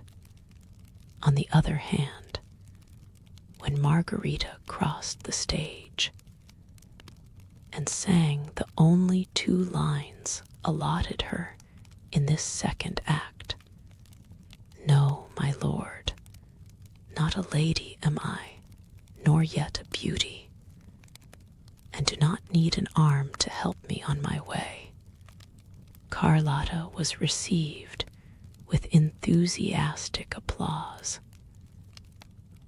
It was so unexpected and so uncalled for that those who knew nothing about the rumors looked at one another and asked what was happening.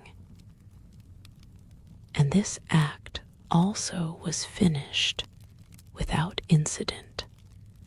Then everybody said, "Of course, it will be during the next act." Some, who seemed to be better informed than the rest, declared that the row would begin the ballad of the King of Thule and rushed to the subscriber's entrance to warn Carlotta. The managers left the box during the entr'acte to find out more about the cabal of which the stage manager had spoken. But they soon returned to their seats, shrugging their shoulders and treating the whole affair as silly. The first thing they saw on entering the box was a box of English sweets on the little shelf of the ledge. Who had put it there? They asked the box keepers, but none of them knew. Then they went back to the shelf, and next to the box of sweets found an opera glass. They looked at each other. They had no inclination to laugh.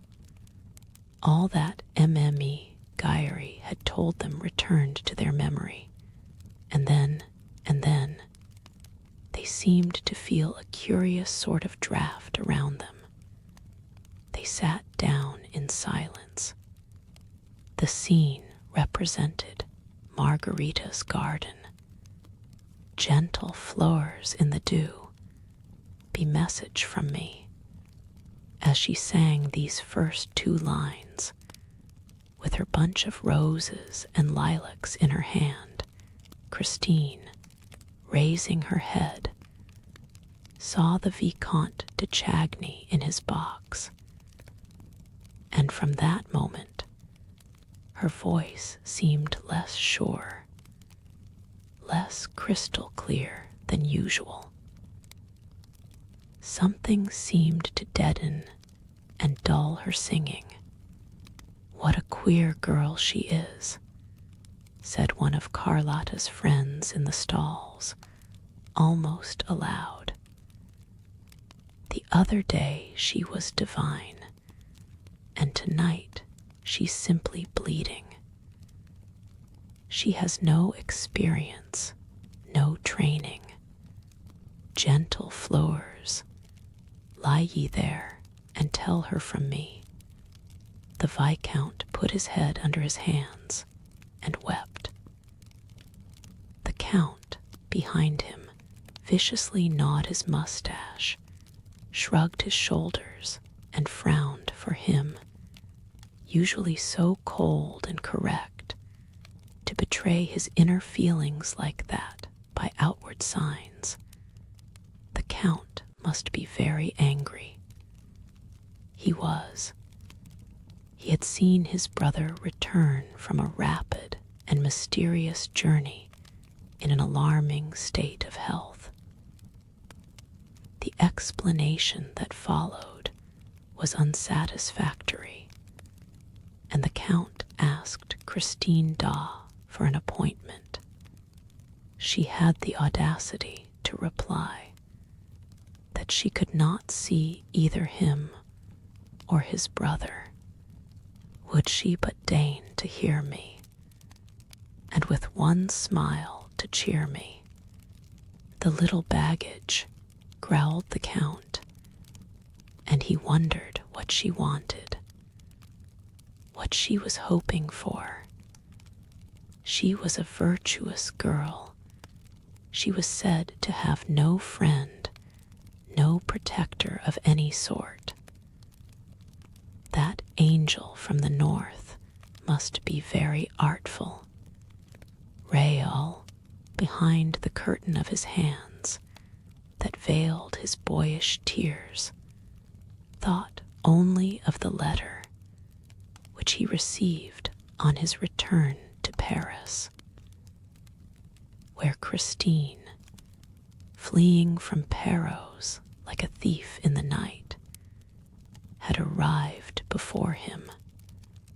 "My dear little playfellow, you must have the courage not to see me again, not to speak of me again. If you love me just a little, do this for me who will never forget you, my dear Raoul." my life depends upon it. Your life depends upon it. Your little Christine thunders of applause. Carlotta made her entrance. I wish I could but know who was he that addressed me, if he was noble, or at least what his name is. When Margarita had finished singing the ballad of the King of Thule, she was loudly cheered, and again, when she came to the end of the jewel song, ah, the joy of past, compare these jewels bright to wear. Thenceforth, certain of herself, certain of her friends in the house, certain of her voice and her success, fearing nothing, Carlotta flung herself into her part without restraint of modesty. She was no longer Margarita, she was Carmen. She was applauded all the more, and her debut with Faust seemed about to bring her a new success, when suddenly a terrible thing happened. Faust had knelt on one knee. Let me gaze on the form below me. While from yonder ether blue look how the star of Eve, bright and tender, lingers o'er me, to love thy beauty too. And Margarita replied, oh, how strange, like a spell does the evening bind me, and a deep languid charm I feel without alarm, with its melody enwind me, and all my heart subdue. At that moment, at that identical moment, the terrible thing happened. Carlotta croaked like a toad. Coac. There was consternation on Carlotta's face, and consternation on the faces of all the audience. The two managers in their box could not suppress an exclamation of horror. Every one felt that the thing was not natural, that there was witchcraft behind it. That toad smelt of brimstone. Poor, wretched, despairing, crushed Carlotta. The uproar in the house was indescribable. If the thing had happened to anyone but Carlotta, she would have been hooted. But everybody knew how perfect an instrument her voice was, and there was no display of anger, but only of horror and dismay, the sort of dismay which men would have felt if they had witnessed the catastrophe that broke the arms of the Venus de Milo. And even then they would have seen and understood, but here that toad was incomprehensible. So much so that, after some seconds spent in asking herself if she had really heard that note, that sound, that infernal noise issue from her throat, she tried to persuade herself that it was not so, that she was the victim of an illusion of the ear, and not of an act of treachery on the part of her voice. Meanwhile, in box 5, Moncharmin and Richard had turned very pale. This extraordinary and inexplicable incident filled them with a dread was the more mysterious inasmuch as for some little while they had fallen within the direct influence of the ghost. They had felt his breath. Moncharmin's hair stood on end. Richard wiped the perspiration from his forehead. Yes, the ghost was there, around them, behind them, beside them. They felt his presence without seeing him. They heard his breath, close, close, close to them.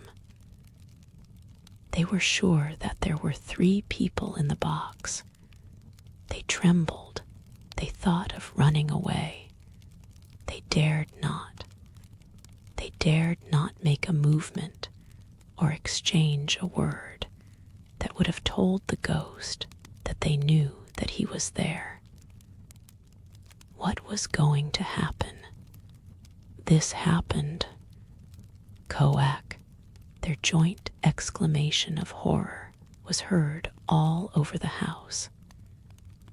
They felt that they were smarting under the ghost's attacks. Leaning over the ledge of their box, they stared at Carlotta as though they did not recognize her. That infernal girl must have given the signal for some catastrophe. Ah, they were waiting for the catastrophe. The ghost had told them it would come. The house had a curse upon it. The 2 managers gasped and panted under the weight of the catastrophe. Richard's stifled voice was heard calling to Carlotta. Well, go on. No, Carlotta did not go on.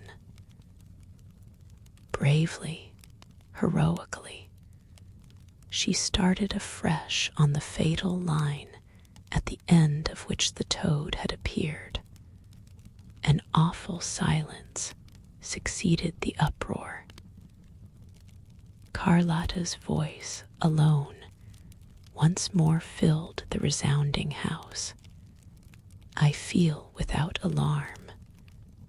The audience also felt, but not without alarm. I feel without alarm. I feel without alarm Coac, with its melody and wind me Coac, and all my heart sub Coac. The toad also had started afresh. The house broke into a wild tumult. The 2 managers collapsed in their chairs and dared not even turn round. They had not the strength the ghost was chuckling behind their backs.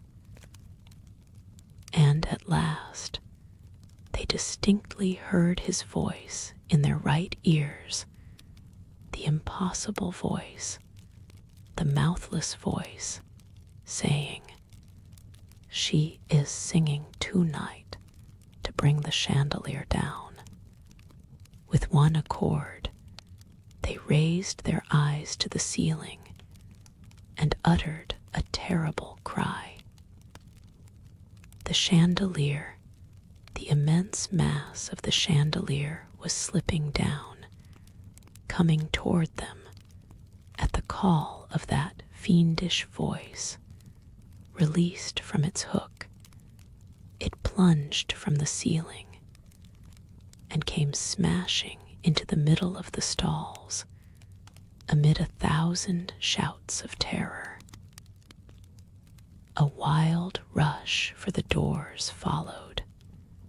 The papers of the day state that there were numbers wounded and 1 killed. The chandelier had crashed down upon the head of the wretched woman who had come to the opera for the first time in her life, the one whom M. Richard had appointed to succeed Mme. Gyeri, the ghost's box keeper, in her functions. she died on the spot, and the next morning a newspaper appeared with this heading, 200 KILOS, on the head of a concierge. That was her sole epitaph. Chapter VII, The Mysterious Brougham. That tragic evening was bad for everybody. Carlotta fell ill. As for Christine Daw, she disappeared after the performance.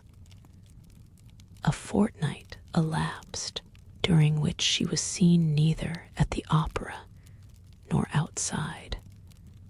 Raoul, of course, was the first to be astonished at the prima donna's absence. He wrote to her at MME, Valerius flat, and received no reply. His grief increased, and he ended by being seriously alarmed at never seeing her name on the program. Faust was played without her. One afternoon, he went to the manager's office to ask the reason of Christine's disappearance. He found them both looking extremely worried.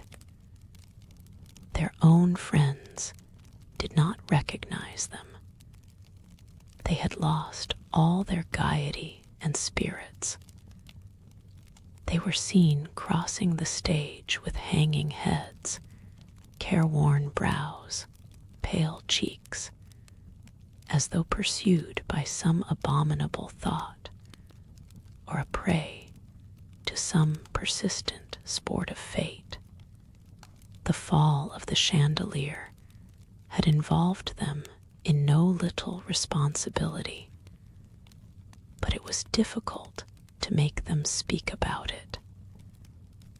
The inquest had ended in a verdict of accidental death, caused by the wear and tear of the chains by which the chandelier was hung from the ceiling.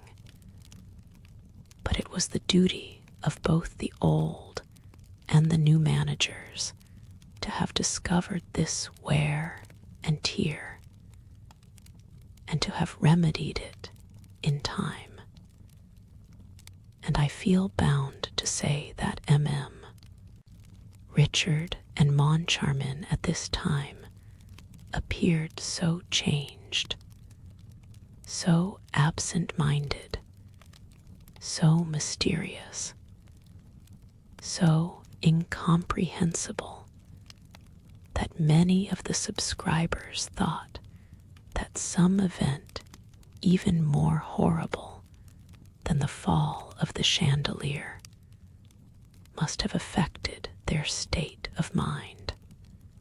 In their daily intercourse, they showed themselves very impatient, except with MME.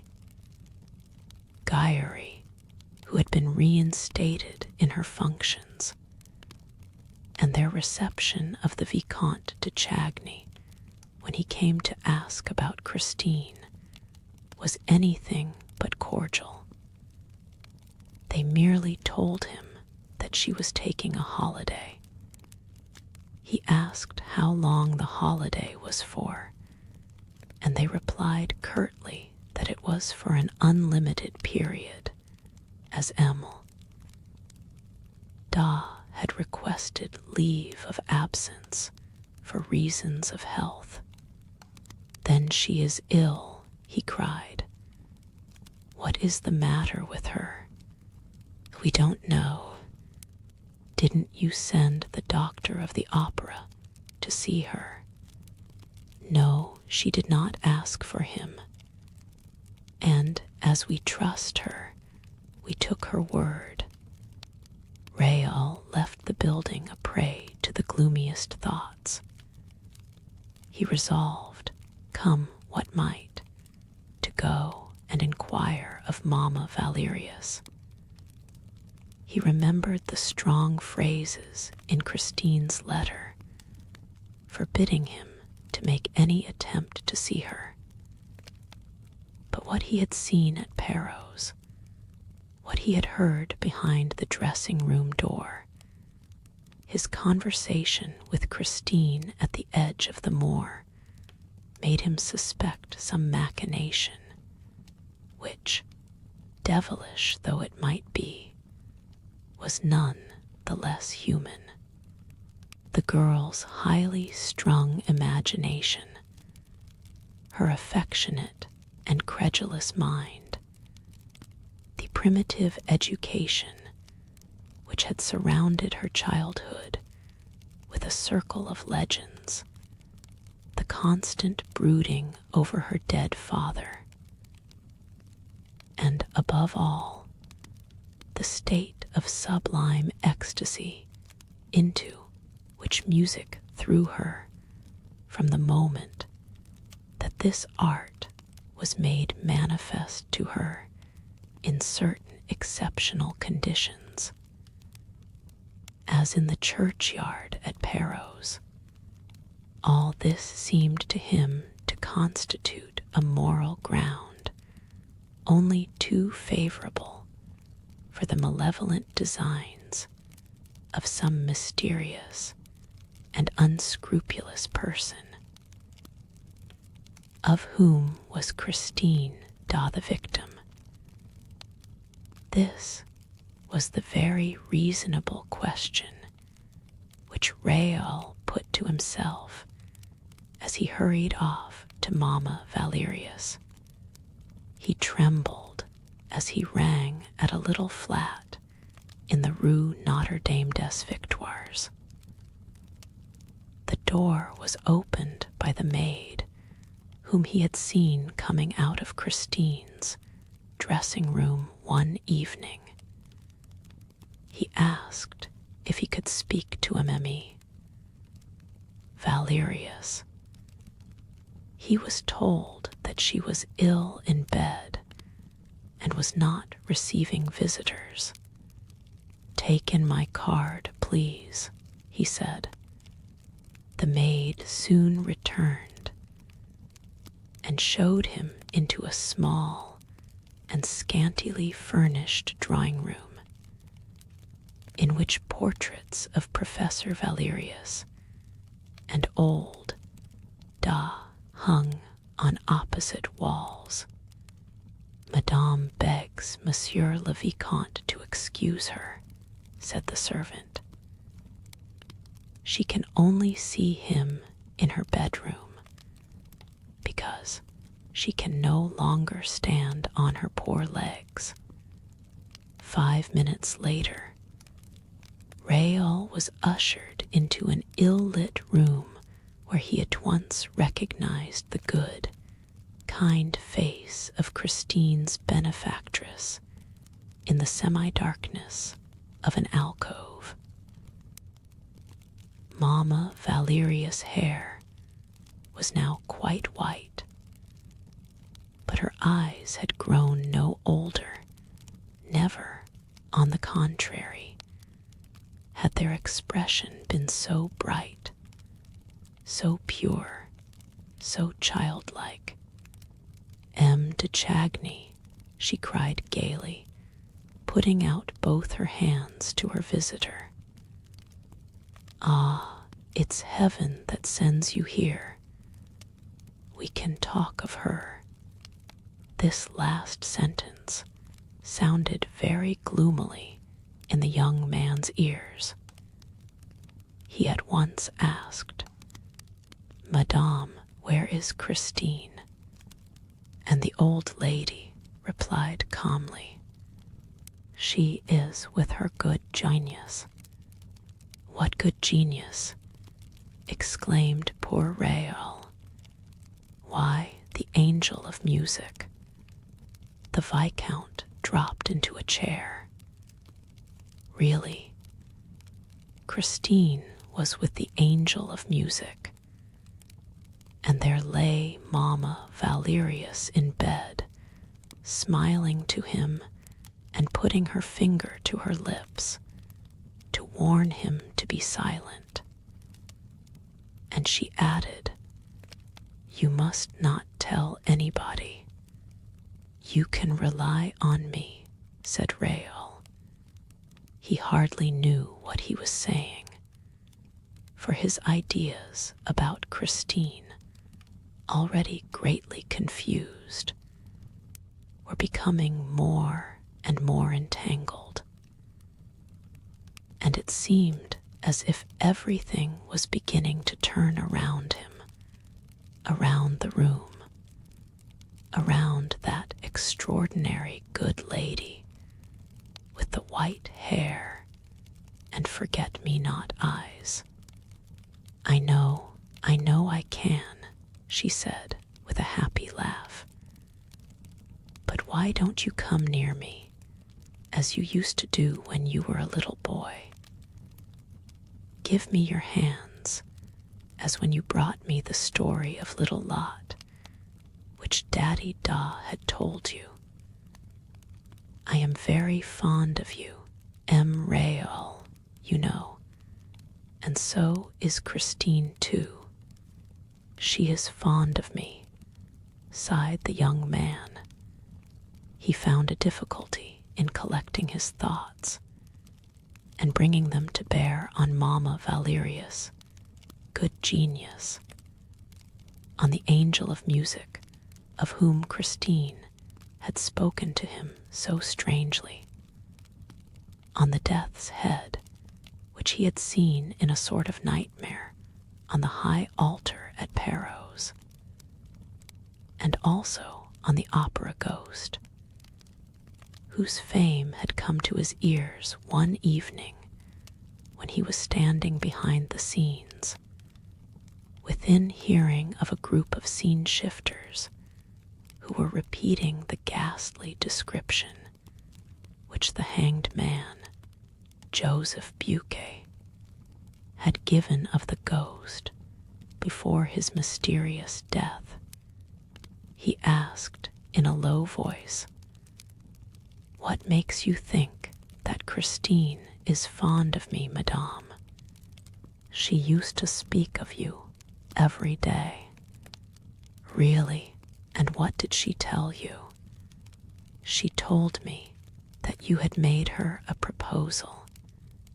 And the good old lady began laughing wholeheartedly. Rael sprang from his chair, flushing to the temples, suffering agonies. "What's this? Where are you going? Sit down again at once, will you? Do you think I will let you go like that? If you're angry with me for laughing, I beg your pardon. After all, what has happened isn't your fault. Didn't you know? Did you think that Christine was free? Is Christine engaged to be married?" The wretched Rael asked in a choking voice. "Why no, why no. You know as well as I do that Christine couldn't marry, even if she wanted to. But I don't know anything about it. And why can't Christine marry? Because of the angel of music, of course. I don't follow. Yes, he forbids her to. He forbids her. The angel of music forbids her to marry. Oh, he forbids her without forbidding her. It's like this. He tells her that if she got married, she would never hear him again, that's all. And that he would go away forever. So, you understand, she can't let the angel of music go. It's quite natural." "Yes, yes," echoed Rael submissively. "It's quite natural. Besides, I thought Christine had told you all that when she met you at Perros. where she went with her good genius. Oh, she went to Paros with her good genius, did she?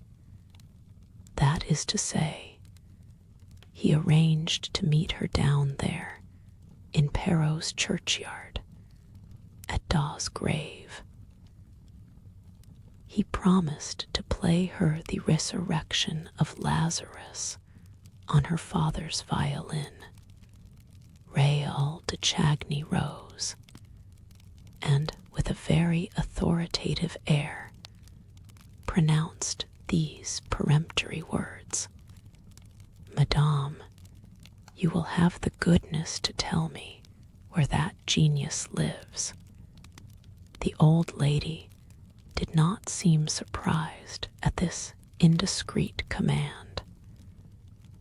She raised her eyes and said, "In heaven." Such simplicity baffled him. He did not know what to say in the presence of this candid and perfect faith in a genius who came down nightly from heaven to haunt the dressing rooms at the opera. He now realized the possible state of mind of a girl brought up between a superstitious fiddler and a visionary old lady, and he shuddered when he thought of the consequences of it all. Is Christine still a good girl? He asked suddenly, in spite of himself. I swear it, as I hope to be saved, exclaimed the old woman, who this time seemed to be incensed. And if you doubt it, sir, I don't know what you are here for. Rael tore at his gloves. How long has she known this genius? About 3 months. Yes, it's quite 3 months since he began to give her lessons. The Viscount threw up his arms with a gesture of despair. The genius gives her lessons, and where, pray? Now that she has gone away with him, I can't say. But up to a fortnight ago, it was in Christine's dressing room. It would be impossible in this little flat. The whole house would hear them, whereas at the opera at 8 o'clock in the morning, there is no one about. Do you see? Yes, I see, cried the Viscount, and he hurriedly took leave of MME. Valerius, who asked herself if the young nobleman was not a little off his head. He walked home to his brother's house in a pitiful state. He could have struck himself, banged his head against the walls. To think that he had believed in her innocence, in her purity. The angel of music, he knew him now. He saw him. It was beyond a doubt some unspeakable tenor, a good-looking jackanapes, who mouthed and simpered as he sang. He thought himself as absurd and as wretched as could be. Oh, what a miserable, little, insignificant, silly young man was le Vicomte de Chagny, thought Raoul furiously. And she, what a bold and damnable sly creature. His brother was waiting for him, and Raoul fell into his arms like a child. The Count consoled him without asking for explanations, and Raoul would certainly have long hesitated before telling him the story of the angel of music. His brother suggested taking him out to dinner. Overcome as he was with despair, Raoul would probably have refused any invitation that evening if the Count had not, as an inducement, told him that the lady of his thoughts had been seen the night before in company of the other sex in the boys. At first, the Viscount refused to believe, but he received such exact details that he ceased protesting. She had been seen, it appeared, driving in a brougham with the window down. She seemed to be slowly taking in the icy night air. There was a glorious moon shining. She was recognized beyond a doubt. As for her companion, only his shadowy outline was distinguished, leaning back in the dark.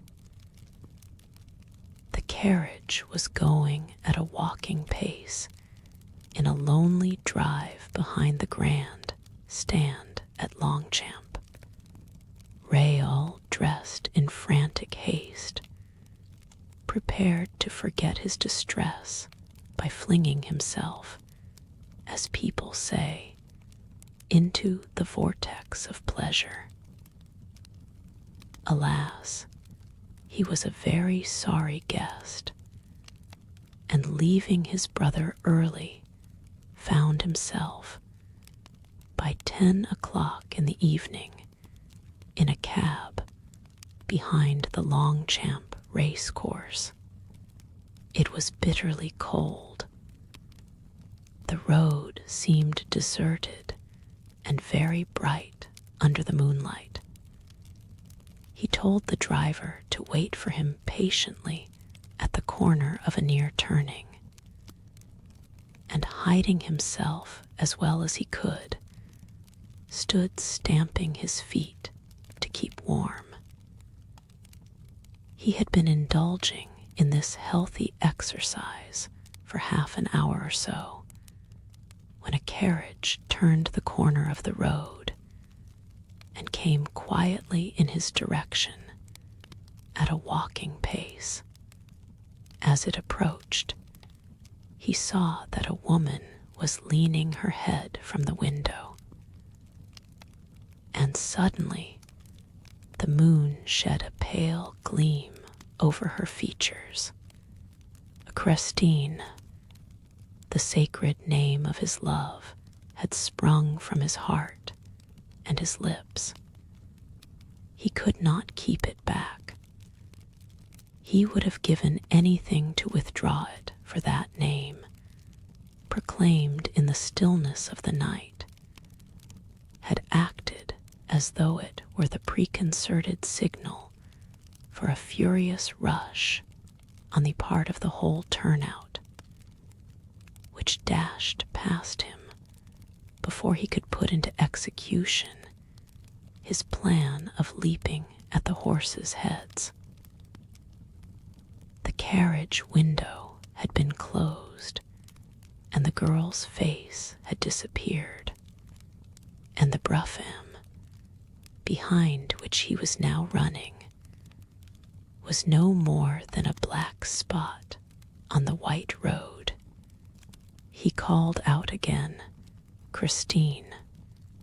No reply, and he stopped in the midst of the silence. With a lackluster eye, he stared down that cold, desolate road and into the pale, dead night. Nothing was colder than his heart, nothing half so dead. He had loved an angel, and now he despised a woman.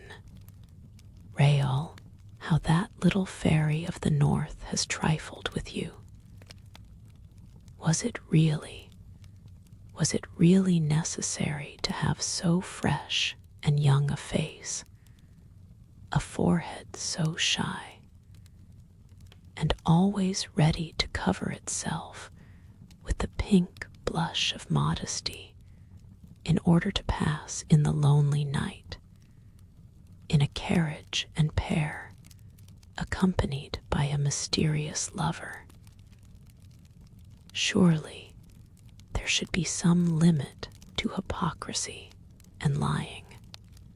She had passed without answering his cry, and he was thinking of dying, and he was 20 years old.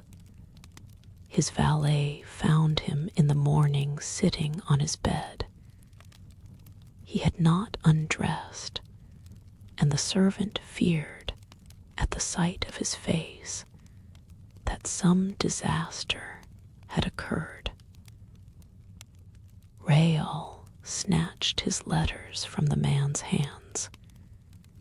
He had recognized Christine's paper and handwriting. She said, "Dear, go to the masked ball at the opera on the night after tomorrow. At 12 o'clock, be in the little room behind the chimney place of the big crush room. Stand near the door that leads to the rotunda. Don't mention this appointment to anyone on earth. Wear a white domino and be carefully masked. As you love me, do not let yourself be recognized. Christine, Chapter IX, at the masked ball. The envelope was covered with mud and unstamped. It bore the words, to be handed to M. le Vicomte Raoul de Chagny, with the address in pencil.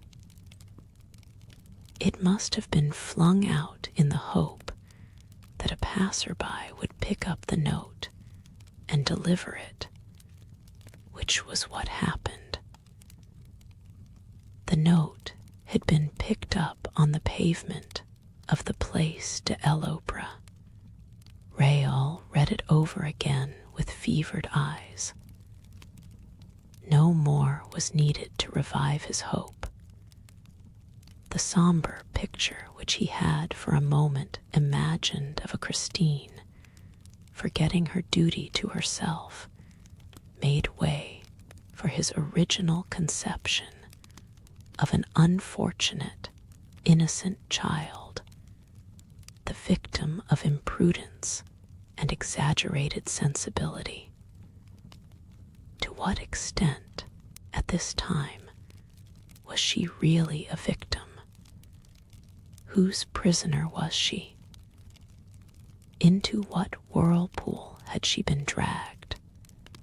He asked himself these questions with a cruel anguish.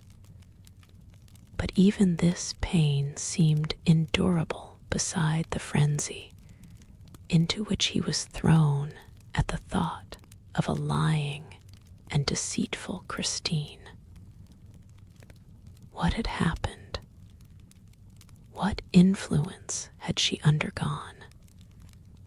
What monster had carried her off, and by what means?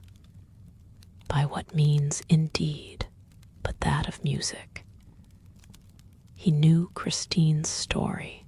After her father's death, she acquired a distaste of everything in life, including her art. She went through the conservatoire like a poor, soulless singing machine. And suddenly, she awoke as though through the intervention of a god. The angel of music appeared upon the scene. She sang Margarita in Faust and triumphed. The angel of music. For 3 months, the angel of music had been giving Christine lessons, Ah, he was a punctual singing master.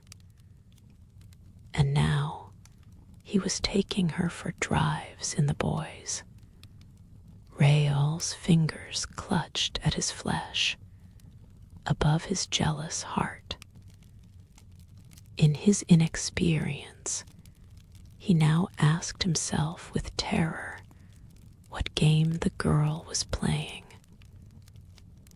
Up to what point could an opera singer make a fool of a good-natured young man, quite new to love? O misery! Thus did Raoul's thoughts fly from one extreme to the other. He no longer knew whether to pity Christine or to curse her, and he pitied and cursed her turn and turnabout. At all events, he bought a white domino. The hour of the appointment came at last. With his face in a mask trimmed with long, thick lace, looking like a Pierrot in his white wrap, the Viscount thought himself very ridiculous. Men of the world do not go to the opera ball in fancy dress. It was absurd. One thought, however, consoled the Viscount. He would certainly never be recognized. This ball was an exceptional affair, given some time before Shrovetide, in honor of the anniversary of the birth of a famous draftsman, and it was expected to be much gayer, noisier, more bohemian than the ordinary masked ball. Numbers of artists had arranged to go, accompanied by a whole cohort of models and pupils, who, by midnight, began to create a tremendous din. Raoul climbed the grand staircase at 5 minutes to 12, did not linger to look at the motley dresses displayed all the way up the marble steps.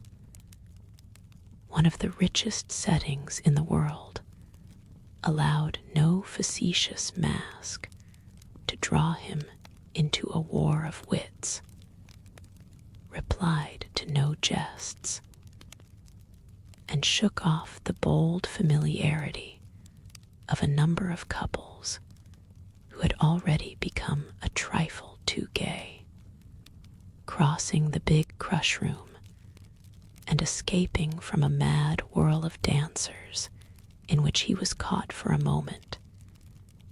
He at last entered the room mentioned in Christine's letter. He found it crammed, for this small space was the point where all those who were going to supper in the rotunda crossed those who were returning from taking a glass of champagne. The fun here waxed fast and furious. Raoul leaned against a doorpost and waited. He did not wait long. A black domino passed and gave a quick squeeze to the tips of his fingers. He understood that it was she and followed her. "Is that you, Christine?"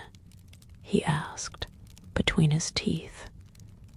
The black domino turned round promptly and raised her finger to her lips, no doubt to warn him not to mention her name again.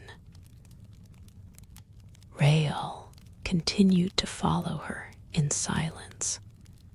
He was afraid of losing her after meeting her again in such strange circumstances. His grudge against her was gone. He no longer doubted that she had nothing to reproach herself with, however peculiar and inexplicable her conduct might seem.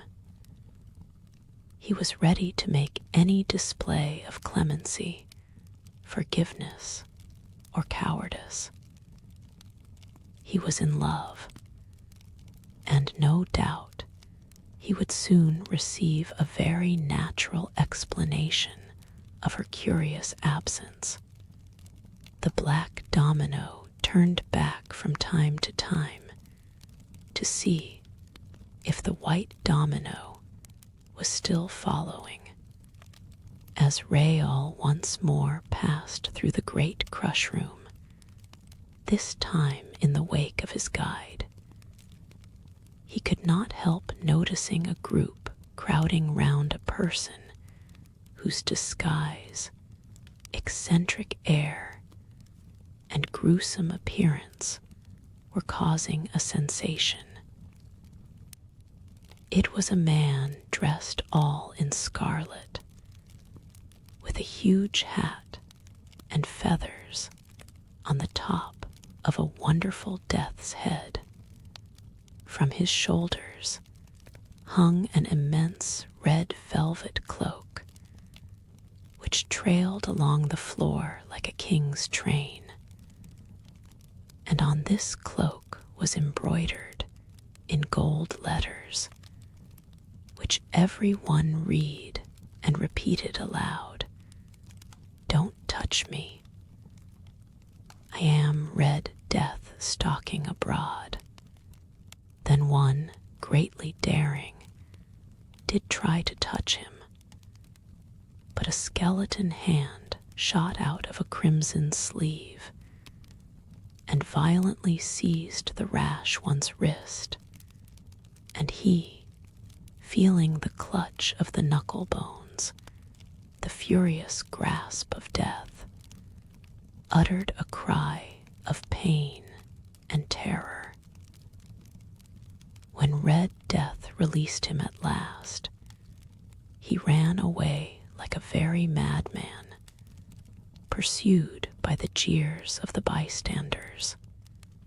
It was at this moment that Raol passed in front of the funereal masquerader, who had just happened to turn in his direction, and he nearly exclaimed, "The death's head of Perros Guirec." He had recognized him. He wanted to dart forward, forgetting Christine, but the black domino, who also seemed a prey to some strange excitement, caught him by the arm and dragged him from the crush room, far from the mad crowd through which Red Death was stalking. The black domino kept on turning back, and apparently, on 2 occasions, saw something that startled her, for she hurried her pace and Raol's as though they were being pursued. They went up 2 floors. Here, the stairs and corridors were almost deserted. The black domino opened the door of a private box and beckoned to the white domino to follow her. Then Christine, whom he recognized by the sound of her voice, closed the door behind them and warned him, in a whisper, to remain at the back of the box and on no account to show himself. Raol took off his mask. Christine kept hers on, and when Raol was about to ask her to remove it, he was surprised to see her put her ear to the partition and listen eagerly for a sound outside. Then she opened the door ajar, looked out into the corridor, and in a low voice said, "He must have gone up higher." Suddenly she exclaimed, "He is coming down again." She tried to close the door, but Rael prevented her, for he had seen on the top step of the staircase that led to the floor above a red foot, followed by another, and slowly, majestically, the whole scarlet dress of Red Death met his eyes, and he once more saw the Death's head of Perros Gyerk. "It's he," he exclaimed. "This time he shall not escape me."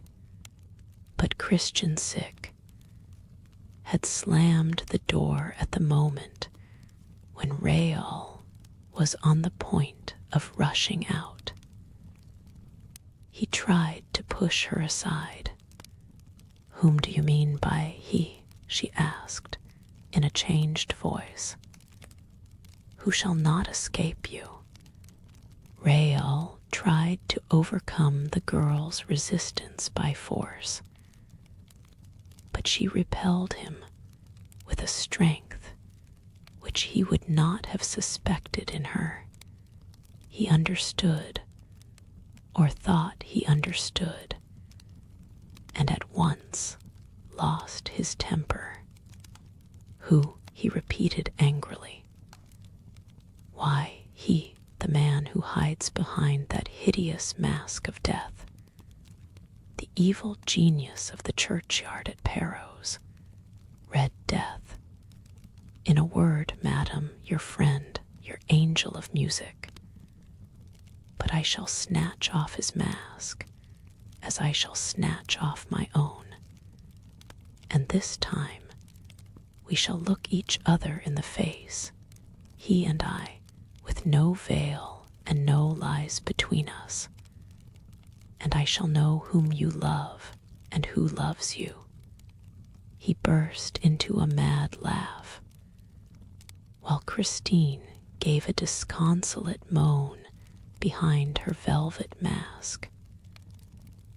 With a tragic gesture, she flung out her two arms, which fixed a barrier of white flesh against the door. "In the name of our love, Rael, you shall not pass." He stopped. What had she said? In the name of their love. Never before had she confessed that she loved him, and yet she had had opportunities enough. Pooh, her only object was to gain a few seconds. She wished to give the Red Death time to escape, and in accents of childish hatred he said, "You lie, madam, for you do not love me, and you have never loved me. What a poor fellow I must be to let you mock and flout me as you have done.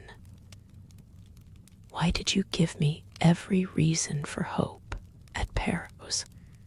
For honest hope, madam, for I am an honest man, and I believed you to be an honest woman, when your only intention was to deceive me. Alas, you have deceived us all. You have taken a shameful advantage of the candid affection of your benefactress herself, who continues to believe in your sincerity while you go about the opera ball with Red Death. I despise you." And he burst into tears. She allowed him to insult her. She thought of but one thing to keep him from leaving the box.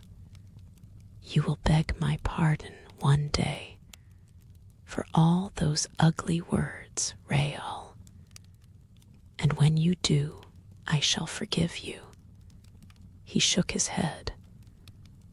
No, no, you have driven me mad. When I think that I had only one object in life, to give my name to an opera wench. Rael, how can you? I shall die of shame. No, dear Live, said Christine's grave and changed voice. And goodbye, goodbye, Rael. The boy stepped forward, staggering as he went. He risked one more sarcasm. Oh, you must let me come and applaud you from time to time. I shall never sing again, Rael. Really, he replied, still more satirically. So he is taking you off the stage. I congratulate you. But we shall meet in the boys one of these evenings. Not in the boys, nor anywhere, Rael. You shall not see me again. May one ask at least to what darkness you are returning? For what hell are you leaving, mysterious lady? Or for what paradise? I came to tell you, dear, but I can't tell you now. You would not believe me. You have lost faith in me, Rael. It is finished. She spoke in such a despairing voice that the lad began to feel remorse for his cruelty. But look here, he cried. Can't you tell me what all this means? You are free. There is no one to interfere with you. You go about Paris. You put on a domino to come to the ball. Why do you not go home? What have you been doing this past fortnight?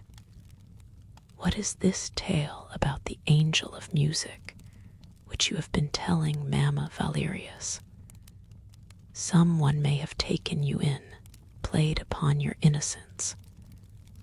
I was a witness of it myself at Perros, but you know what to believe now. You seem to me quite sensible, Christine. You know what you are doing, and meanwhile Mamma Valerius lies waiting for you at home and appealing to your good genius. Explain yourself, Christine, I beg of you. Anyone might have been deceived as I was. What is this farce? Christine simply took off her mask and said, Dear, it is a tragedy. Rael now saw her face and could not restrain an exclamation of surprise and terror. The fresh complexion of former days was gone. A mortal pallor covered those features, which he had known so charming and so gentle, and sorrow had furrowed them with pitiless lines, and traced dark and unspeakably sad shadows under her eyes. My dearest, he moaned, holding out his arms. You promised to forgive me. Perhaps, some day perhaps, she said, resuming her mask. And she went away, forbidding him with a gesture to follow her. He tried to disobey her, but she turned round and repeated her gesture of farewell with such authority that he dared not move a step. He watched her till she was out of sight. Then he also went down among the crowd, hardly knowing what he was doing, with throbbing temples and an aching heart, As he crossed the dancing floor, he asked if anybody had seen Red Death. Yes, everyone had seen Red Death, but Rael could not find him, and at 2 o'clock in the morning, he turned down the passage behind the scenes that led to Christine Dawes' dressing room. His footsteps took him to that room where he had first known suffering. He tapped at the door. There was no answer. He entered as he had entered when he looked everywhere for the man's voice. The room was empty. A gas jet was burning, turned down low. He saw some writing paper on a little desk. He thought of writing to Christine, but he heard steps in the passage. He had only time to hide in the inner room, which was separated from the dressing room by a curtain. Christine entered, took off her mask with a weary movement, and flung it on the table. She sighed and let her pretty head fall into her two hands. What was she thinking of? Of Rael? No, for Rael heard her murmur, "Poor Eric." At first, he thought he must be mistaken. To begin with, he was persuaded that if anyone was to be pitied, it was he, Rael. It would have been quite natural if she had said, "Poor Rael," after what had happened between them. But shaking her head, she repeated, "Poor Eric." What had this Eric to do with Christine's sighs? And why was she pitying Eric when Rael was so unhappy? Christine began to write, deliberately, calmly, and so placidly that Rael, who was still trembling from the effects of the tragedy that separated them, was painfully impressed. What coolness, he said to himself. She wrote on, filling 2, 3, 4 sheets. Suddenly, she raised her head and hid the sheets in her bodice. She seemed to be listening. Rael also listened.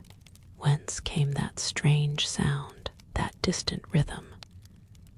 A faint singing seemed to issue from the walls. Yes, it was as though the walls themselves were singing. The song became plainer. The words were now distinguishable.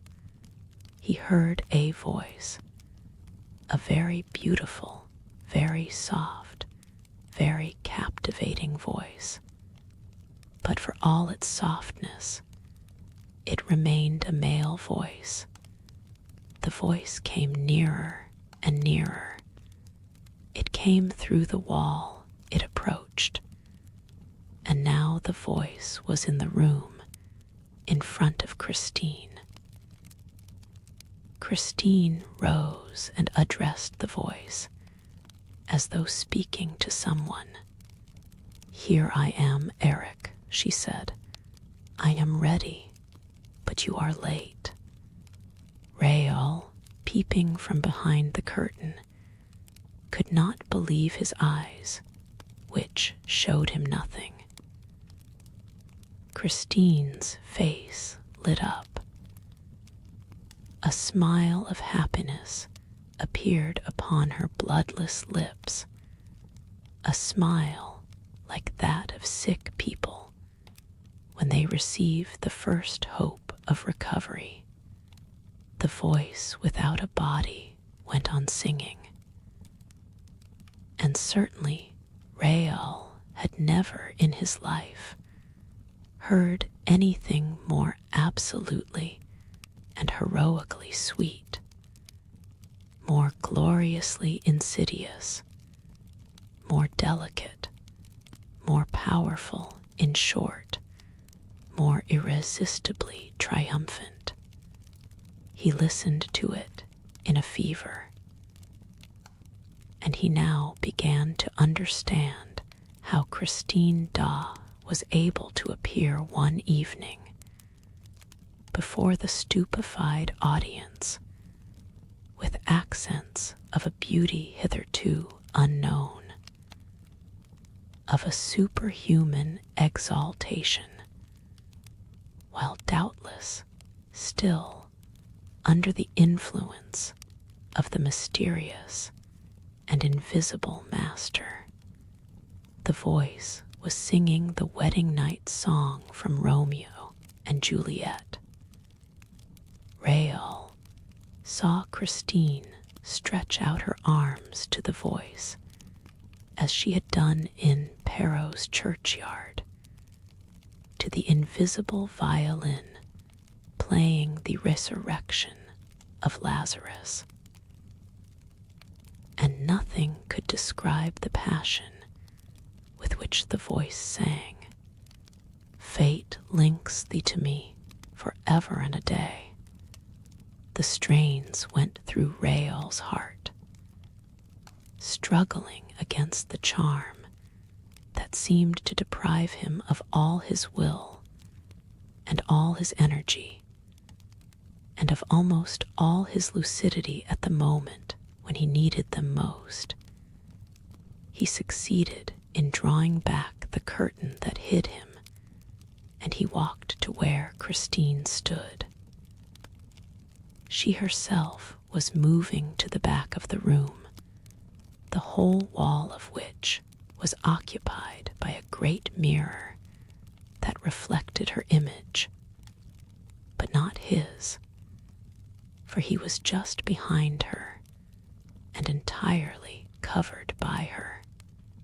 Fate links thee to me for ever and a day. Christine walked toward her image in the glass, and the image came toward her.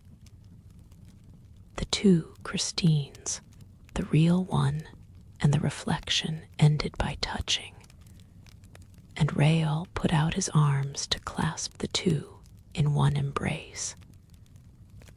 But by a sort of dazzling miracle that sent him staggering, Raoul was suddenly flung back.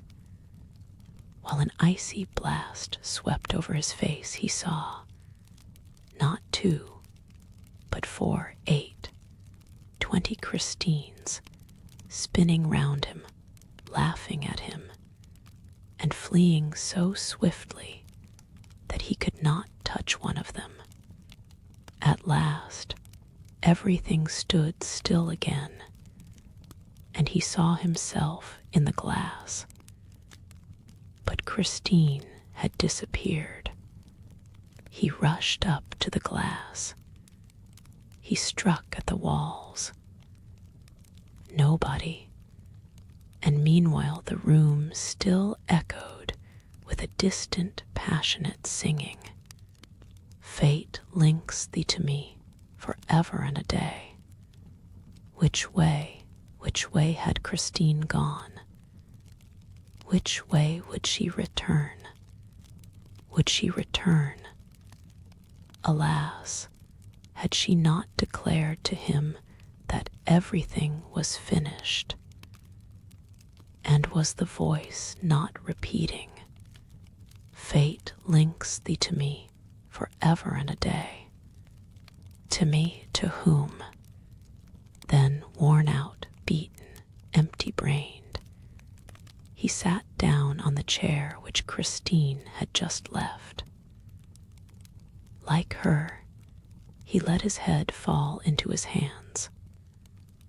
When he raised it, the tears were streaming down his young cheeks, real, heavy tears like those which jealous children shed, tears that wept for a sorrow which was in no way fanciful, but which is common to all the lovers on earth, and which he expressed aloud.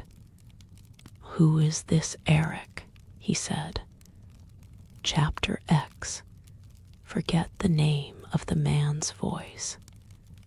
The day after Christine had vanished before his eyes in a sort of dazzlement that still made him doubt the evidence of his senses, Le Vicomte de Chagny called to inquire at Mamma Valerius.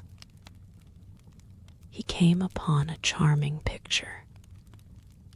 Christine herself was seated by the bedside of the old lady, who was sitting up against the pillows, knitting. The pink and white had returned to the young girl's cheeks. The dark rings round her eyes had disappeared. Raoul no longer recognized the tragic face of the day before. If the veil of melancholy over those adorable features had not still appeared to the young man as the last trace of the weird drama in whose toils that mysterious child was struggling, he could have believed that Christine was not its heroine at all. She rose without showing any emotion and offered him her hand. But Raoul's stupefaction was so great that he stood there dumbfounded, without a gesture, without a word. "Well, M. de Chagny," exclaimed Mamma Valerius, "don't you know our Christine? Her good genius has sent her back to us." "Mamma," the girl broke in promptly, while a deep blush mantled to her eyes. "I thought, Mamma, that there was to be no more question of that. You know there is no such thing as the angel of music. But, child, he gave you lessons for 3 months. Mamma, I have promised to explain everything to you one of these days, and I hope to do so, but you have promised me, until that day, to be silent and to ask me no more questions whatever, provided that you promised never to leave me again. But have you promised that, Christine?" "Mamma, all this cannot interest M. de Chagny." "On the contrary, mademoiselle," said the young man, in a voice which he tried to make firm and brave, but which still trembled. "Anything that concerns you interests me to an extent which perhaps you will one day understand. I do not deny that my surprise equals my pleasure at finding you with your adopted mother, and that, after what happened between us yesterday, after what you said, and what I was able to guess, I hardly expected to see you here so soon. I should be the first to delight at your return, if you were not so bent on preserving a secrecy that may be fatal to you. And I have been your friend too long not to be alarmed with MME. Valerius, at a disastrous adventure which will remain dangerous so long as we have not unraveled its threads, and of which you will certainly end by being the victim, Christine." At these words, Mamma Valerius tossed about in her bed. "What does this mean?" she cried. "Is Christine in danger?" "Yes, madame," said Raoul courageously. Notwithstanding the signs which Christine made to him. "My God," exclaimed the good, simple old woman, gasping for breath. "You must tell me everything, Christine. Why did you try to reassure me? And what danger is it, M. de Chagny? An impostor is abusing her good faith. Is the angel of music an impostor? She told you herself that there is no angel of music. But then what is it, in heaven's name? You will be the death of me. There is a terrible mystery around us, madame, around you, around Christine. A mystery much more to be feared than any number of ghosts or genii." Mamma Valerius turned a terrified face to Christine, who had already run to her adopted mother and was holding her in her arms. "Don't believe him, Mummy. Don't believe him," she repeated. "Then tell me that you will never leave me again," implored the widow. Christine was silent, and Raoul resumed. "That is what you must promise, Christine. It is the only thing that can reassure your mother and me. We will undertake not to ask you a single question about the past, if you promise us to remain under our protection in future. That is an undertaking which I have not asked of you, and a promise which I refuse to make you," said the young girl haughtily. "I am mistress of my own actions, M. de Chagny. You have no right to control them, and I will beg you to desist henceforth. As to what I have done during the last fortnight, there is only one man in the world who has the right to demand an account of me, my husband. Well, I have no husband, and I never mean to marry." She threw out her hands to emphasize her words, and Raoul turned pale, not only because of the words which he had heard, but because he had caught sight of a plain gold ring on Christine's finger. "You have no husband, and yet you wear a wedding ring." He tried to seize her hand, but she swiftly drew it back.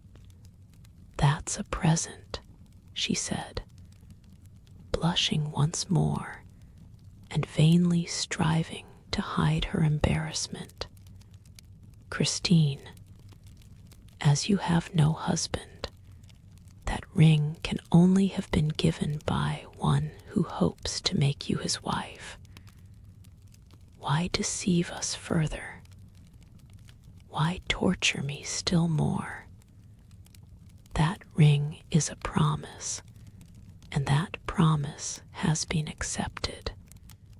"That's what I said," exclaimed the old lady.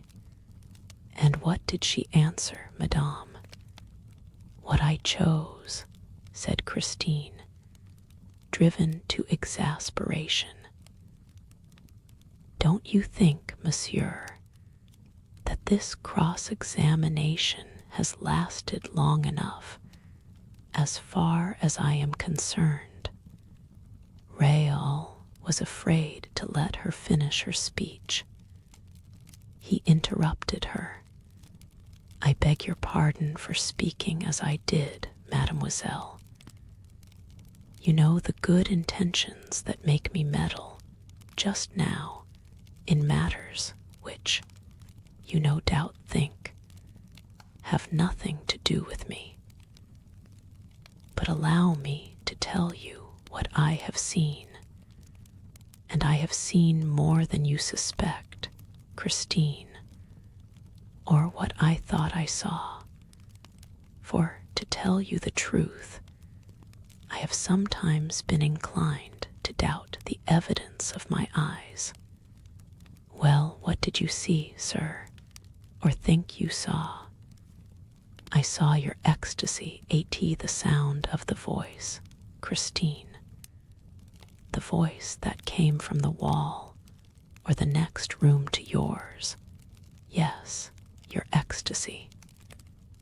And that is what makes me alarmed on your behalf. You are under a very dangerous spell. And yet it seems that you are aware of the imposture, because you say today that there is no angel of music in that case, Christine. Why did you follow him that time? Why did you stand up with radiant features as though you were really hearing angels? Ah, it is a very dangerous voice, Christine, for I myself, when I heard it, was so much fascinated by it that you vanished before my eyes without my seeing which way you passed. Christine, Christine, in the name of heaven, in the name of your Father who is in heaven now, and who loved you so dearly, and who loved me too, Christine, tell your benefactress and me, to whom does that voice belong? If you do, we will save you in spite of yourself. Come, Christine, the name of the man who had the audacity to put a ring on your finger. M. de Chagny, the girl declared coldly. You shall never know. Thereupon, seeing the hostility with which her ward had addressed the Viscount, Mamma Valerius suddenly took Christine's part, and if she does love that man, Monsieur le Vicomte, even then it is no business of yours. Alas, Madame, Raoul humbly replied, unable to restrain his tears. Alas, I believe that Christine really does love him. But it is not only that which drives me to despair, for what I am not certain of, madam, is that the man whom Christine loves is worthy of her love. It is for me to be the judge of that, monsieur, said Christine, looking Raoul angrily in the face. When a man, continued Raoul, adopts such romantic methods to entice a young girl's affections, the man must be either a villain or the girl a fool. Is that it? Christine, Raoul, why do you condemn a man whom you have never seen, whom no one knows, and about whom you yourself know nothing? Yes, Christine, yes. I at least know the name that you thought to keep from me forever. The name of your angel of music, mademoiselle, is Eric. Christine at once betrayed herself. She turned as white as a sheet and stammered. Who told you? You yourself. How do you mean? By pitying him the other night, the night of the masked ball. When you went to your dressing room, did you not say, "Poor Eric"? Well, Christine, there was a poor Rael who overheard you. This is the second time that you have listened behind the door. M. de Chagny. I was not behind the door. I was in the dressing room, in the inner room, Mademoiselle. Oh, unhappy man, moaned the girl, showing every sign of unspeakable terror. Unhappy man, do you want to be killed? Perhaps. Rael uttered this perhaps with so much love and despair in his voice that Christine could not keep back a sob. She took his hands and looked at him with all the pure affection of which she was capable. Rael, she said, forget the man's voice and do not even remember its name.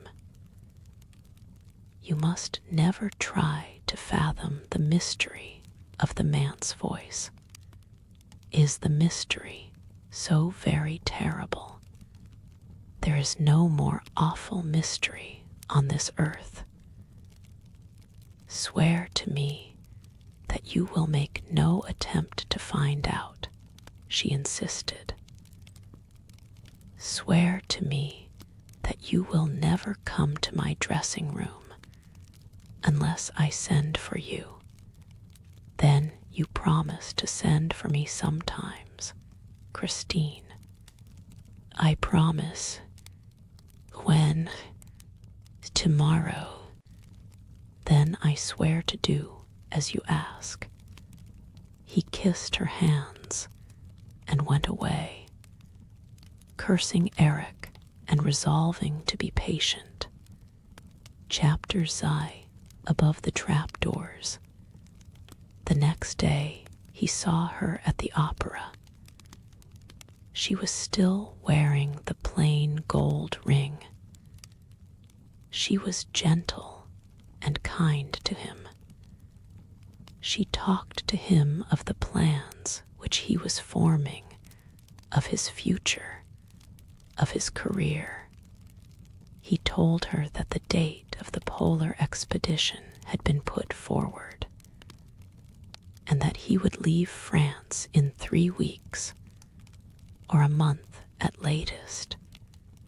She suggested, almost gaily, that he must look upon the voyage with delight, as a stage toward his coming fame. And when he replied that fame without love was no attraction in his eyes, she treated him as a child whose sorrows were only short-lived. How can you speak so lightly of such serious things? He asked. Perhaps we shall never see each other again. I may die during that expedition. Or I, she said simply. She no longer smiled or jested. She seemed to be thinking of some new thing that had entered her mind for the first time. Her eyes were all aglow with it. What are you thinking of, Christine?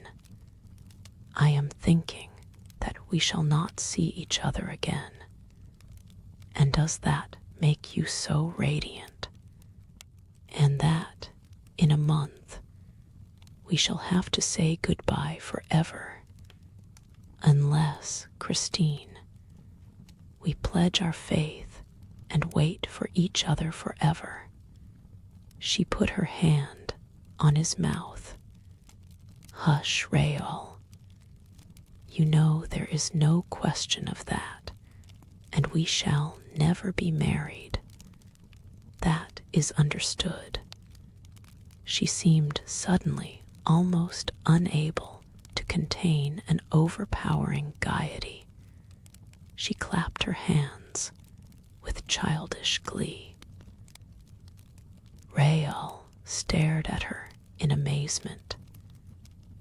But, she continued, holding out her 2 hands to Rael, or rather giving them to him, as though she had suddenly resolved to make him a present of them.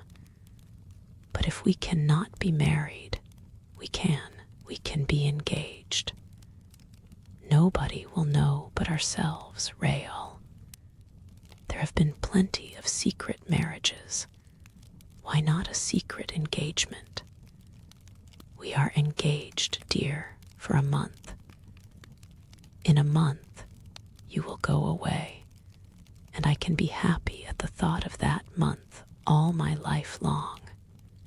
She was enchanted with her inspiration. Then she became serious again. "This," she said, "is a happiness that will harm no one." Rael jumped at the idea. He bowed to Christine and said, "Mademoiselle, I have the honor to ask for your hand." "Why, you have both of them already, my dear betrothed." "Oh, Rael, how happy we shall be. We must play at being engaged all day long. It was the prettiest game in the world, and they enjoyed it like the children that they were. Oh, the wonderful speeches they made to each other, and the eternal vows they exchanged. They played at hearts as other children might play at ball, only as it was really their 2 hearts that they flung to and fro. They had to be very, very handy to catch them each time without hurting them. One day, about a week after the game began, Rael's heart was badly hurt, and he stopped playing and uttered these wild words: "I shan't go to the North Pole." Christine, who, in her innocence, had not dreamed of such a possibility, suddenly discovered the danger of the game and reproached herself bitterly.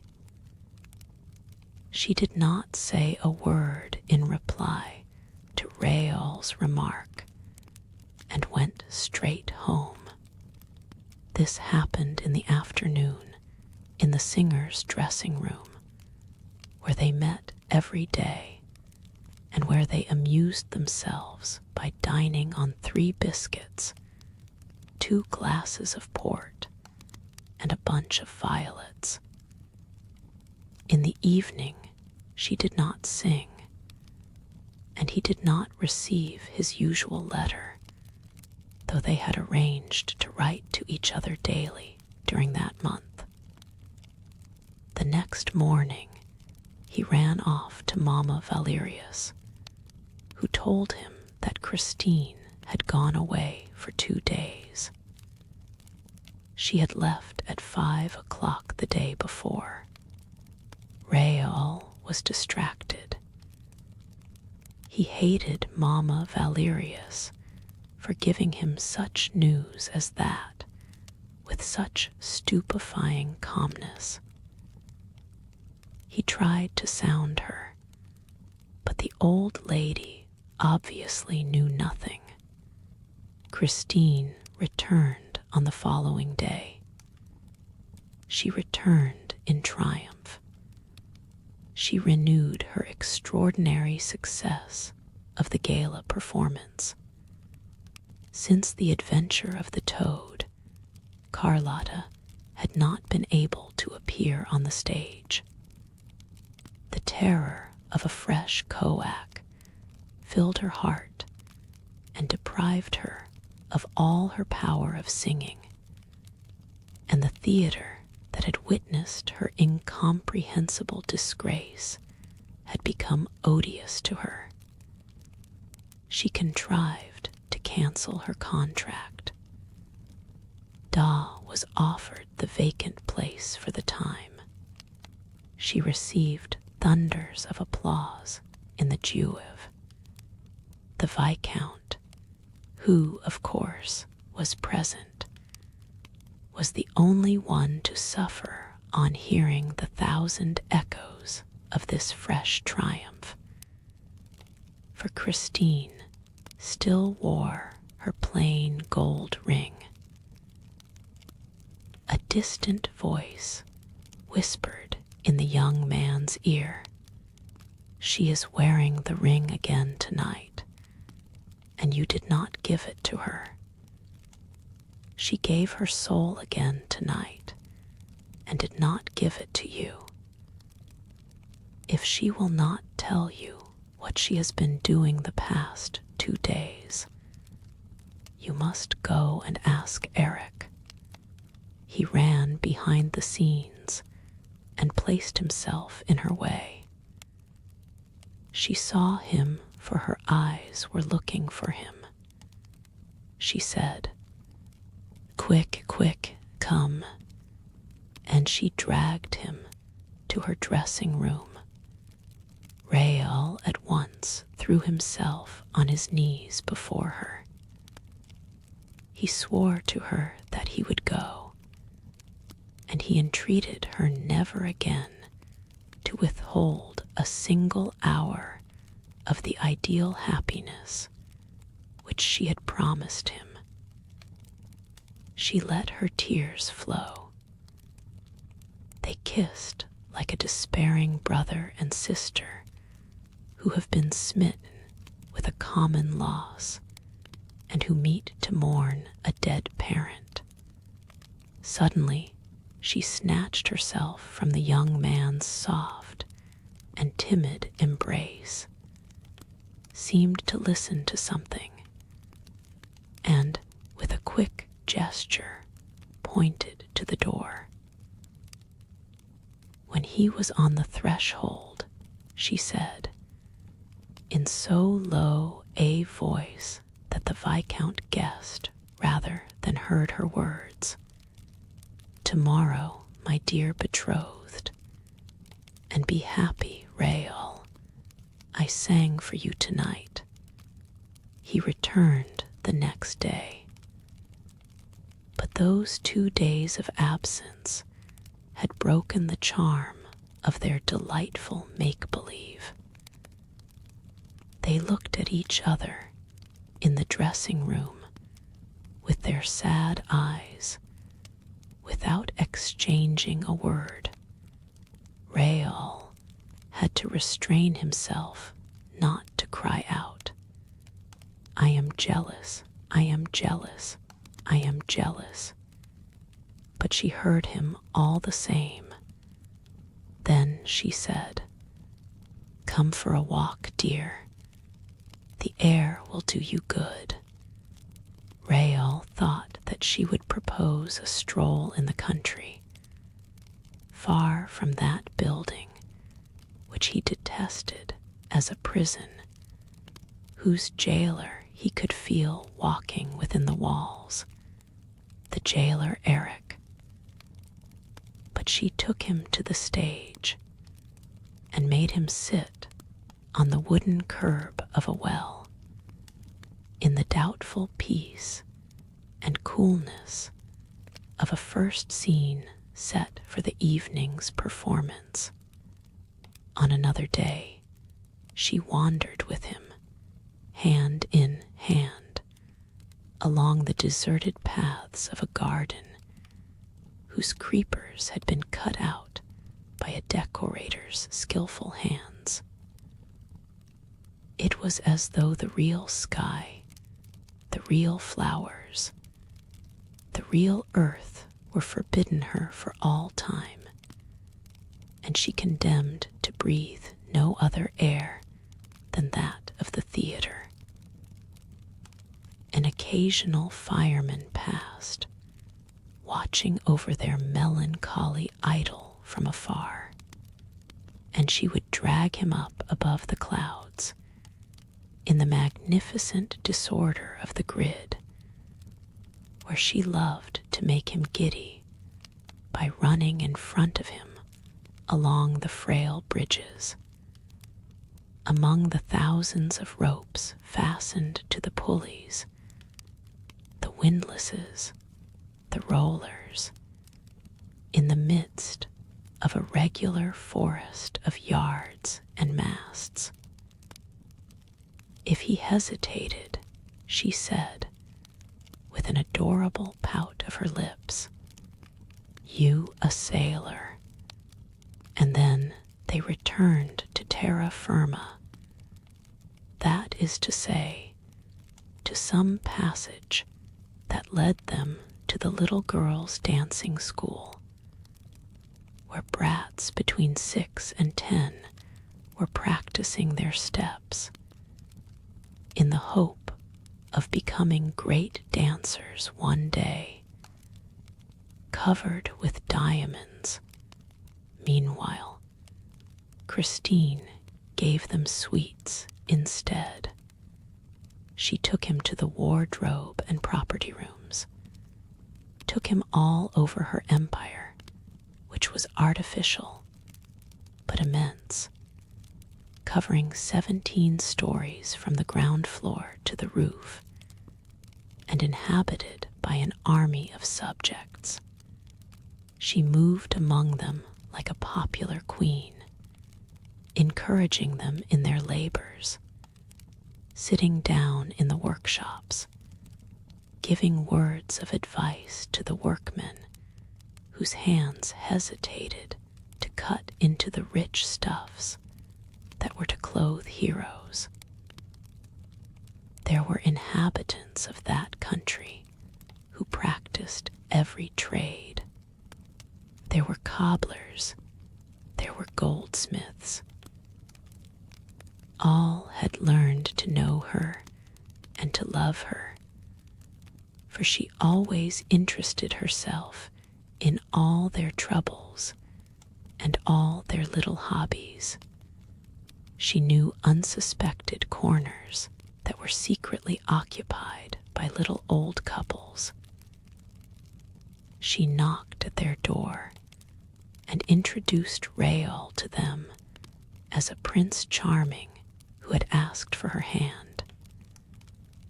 And the two of them, sitting on some worm-eaten property, would listen to the legends of the opera, even as, in their childhood, they had listened to the old Breton tales. Those old people remembered nothing outside the opera.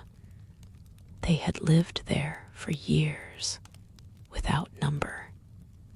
Past managements had forgotten them. Palace revolutions had taken no notice of them.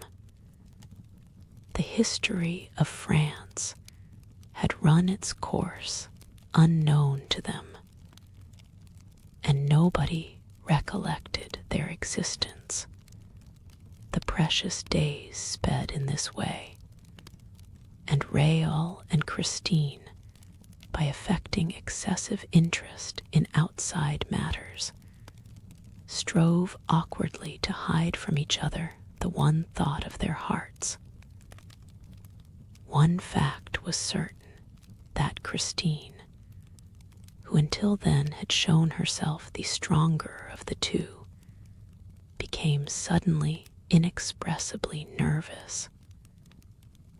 When on their expeditions, she would start running without reason or else suddenly stop, and her hand, turning ice cold in a moment, would hold the young man back.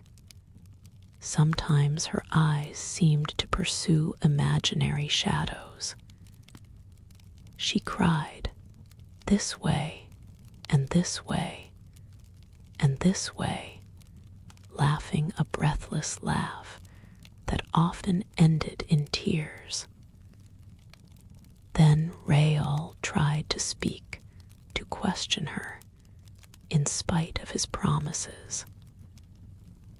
But even before he had worded his question, she answered feverishly, "Nothing, I swear it is nothing." Once, when they were passing before an open trapdoor on the stage, Raoul stopped over the dark cavity. "You have shown me over the upper part of your empire, Christine, but there are strange stories told of the lower part. Shall we go down?" She caught him in her arms, as though she feared to see him disappear down the black hole, and in a trembling voice whispered, "Never, I will not have you go there. Besides, it's not mine. Everything that is underground belongs to HIM. Raoul looked her in the eyes and said roughly, "So he lives down there, does he?" "I never said so. Who told you a thing like that? Come away. I sometimes wonder if you are quite sane, Raoul. You always take things in such an impossible way. Come along. Come." And she literally dragged him away, for he was obstinate and wanted to remain by the trapdoor. That hole attracted him.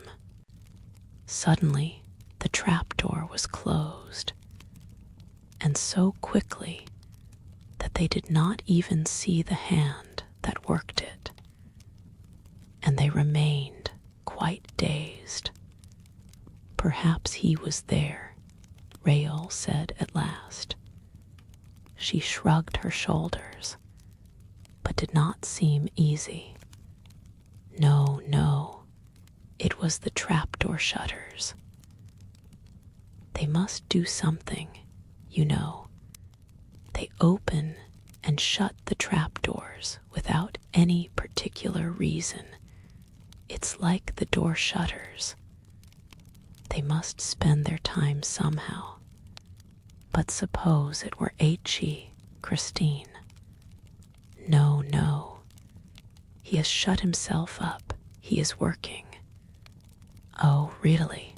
He's working, is he?" "Yes, he can't open and shut the trapdoors and work at the same time." She shivered. "What is he working at?" "Oh, something terrible. But it's all the better for us. When he's working at that, he sees nothing. He does not eat, drink, or breathe for days and nights at a time. He becomes a living dead man and has no time to amuse himself with the trapdoors." She shivered again. She was still holding him in her arms. Then she sighed and said, in her turn, "Suppose it were he. Are you afraid of him?" "No, no, of course not," she said. For all that, on the next day and the following days, Christine was careful to avoid the trapdoors. Her agitation only increased as the hours passed. At last, one afternoon, she arrived very late, with her face so desperately pale and her eyes so desperately red that Raoul resolved to go to all lengths, including that which he foreshadowed when he blurted out he would not go on the North Pole expedition unless she first told him the secret of the man's voice. Hush, hush, in heaven's name. Suppose he heard you, you unfortunate Raoul. And Christine's eyes stared wildly at everything around her. I will remove you from his power, Christine. I swear it. And you shall not think of him any more. Is it possible? She allowed herself this doubt, which was an encouragement, while dragging the young man up to the topmost floor of the theater, far, very far from the trapdoors. I shall hide you in some unknown corner of the world where he cannot come to look for you. You will be safe, and then I shall go away, as you have sworn never to marry. Christine seized Raoul's hands and squeezed them with incredible rapture. But suddenly becoming alarmed again, she turned away her head. Higher was all she said, higher still, and she dragged him up toward the summit. He had a difficulty in following her. They were soon under the very roof, in the maze of timberwork. They slipped through the buttresses, the rafters, the joists. They ran from beam to beam, as they might have run from tree to tree in a forest. And despite the care which she took to look behind her at every moment, she failed to see a shadow which followed her like her own shadow, which stopped when she stopped, which started again when she did, and which made no more noise than a well-conducted shadow should. As for Raoul, he saw nothing either, for when he had Christine in front of him, nothing interested him that happened behind. Chapter XII, Apollo's Lyre. On this way, they reached the roof. Christine tripped over it as lightly as a swallow. Their eyes swept the empty space between the three domes and the triangular pediment. She breathed freely over Paris, the whole valley of which was seen at work below. She called Raoul to come quite close to her, and they walked side by side along the zinc streets, in the leaden avenues.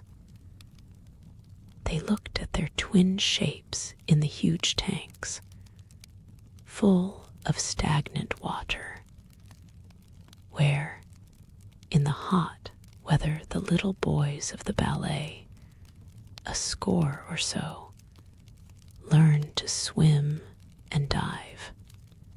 The shadow had followed behind them, clinging to their steps, and the two children little suspected its presence when they at last sat down trustingly under the mighty protection of Apollo, who, with a great bronze gesture, lifted his huge lyre to the heart of a crimson sky.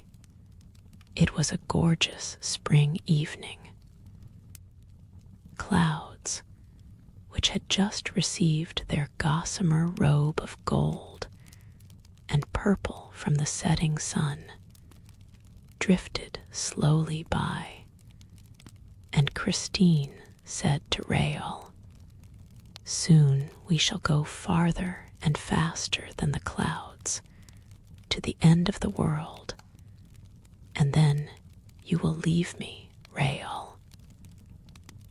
But if, when the moment comes for you to take me away, I refuse to go with you, well, you must carry me off by force.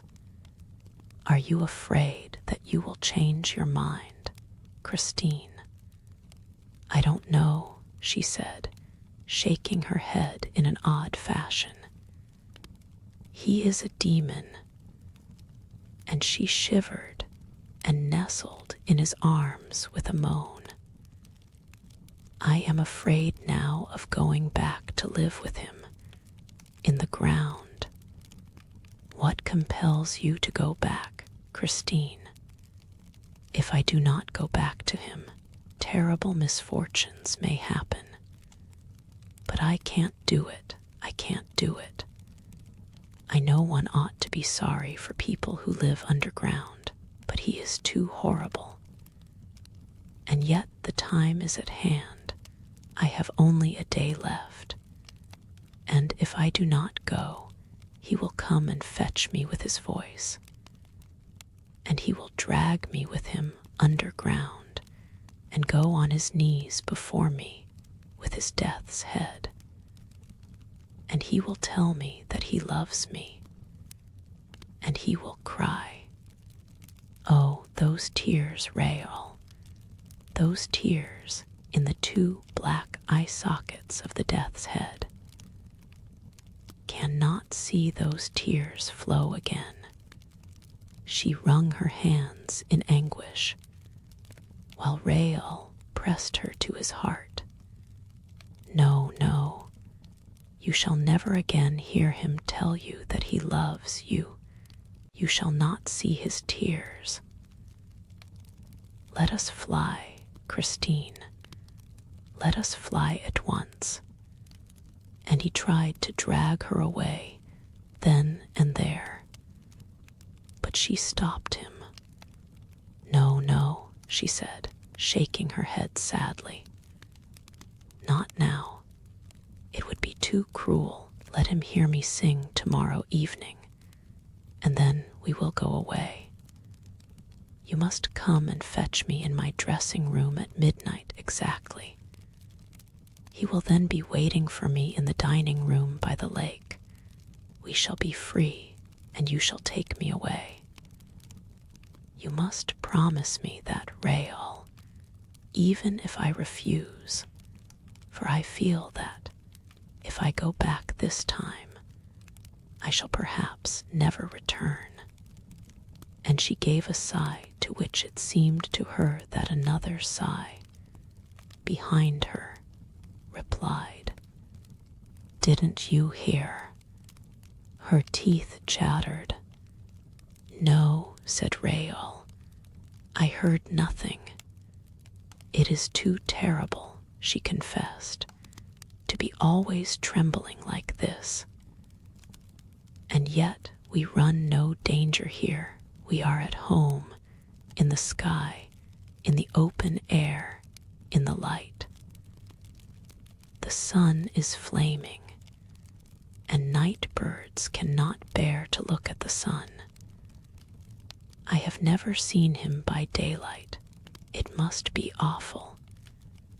Oh, the first time I saw him, I thought that he was going to die.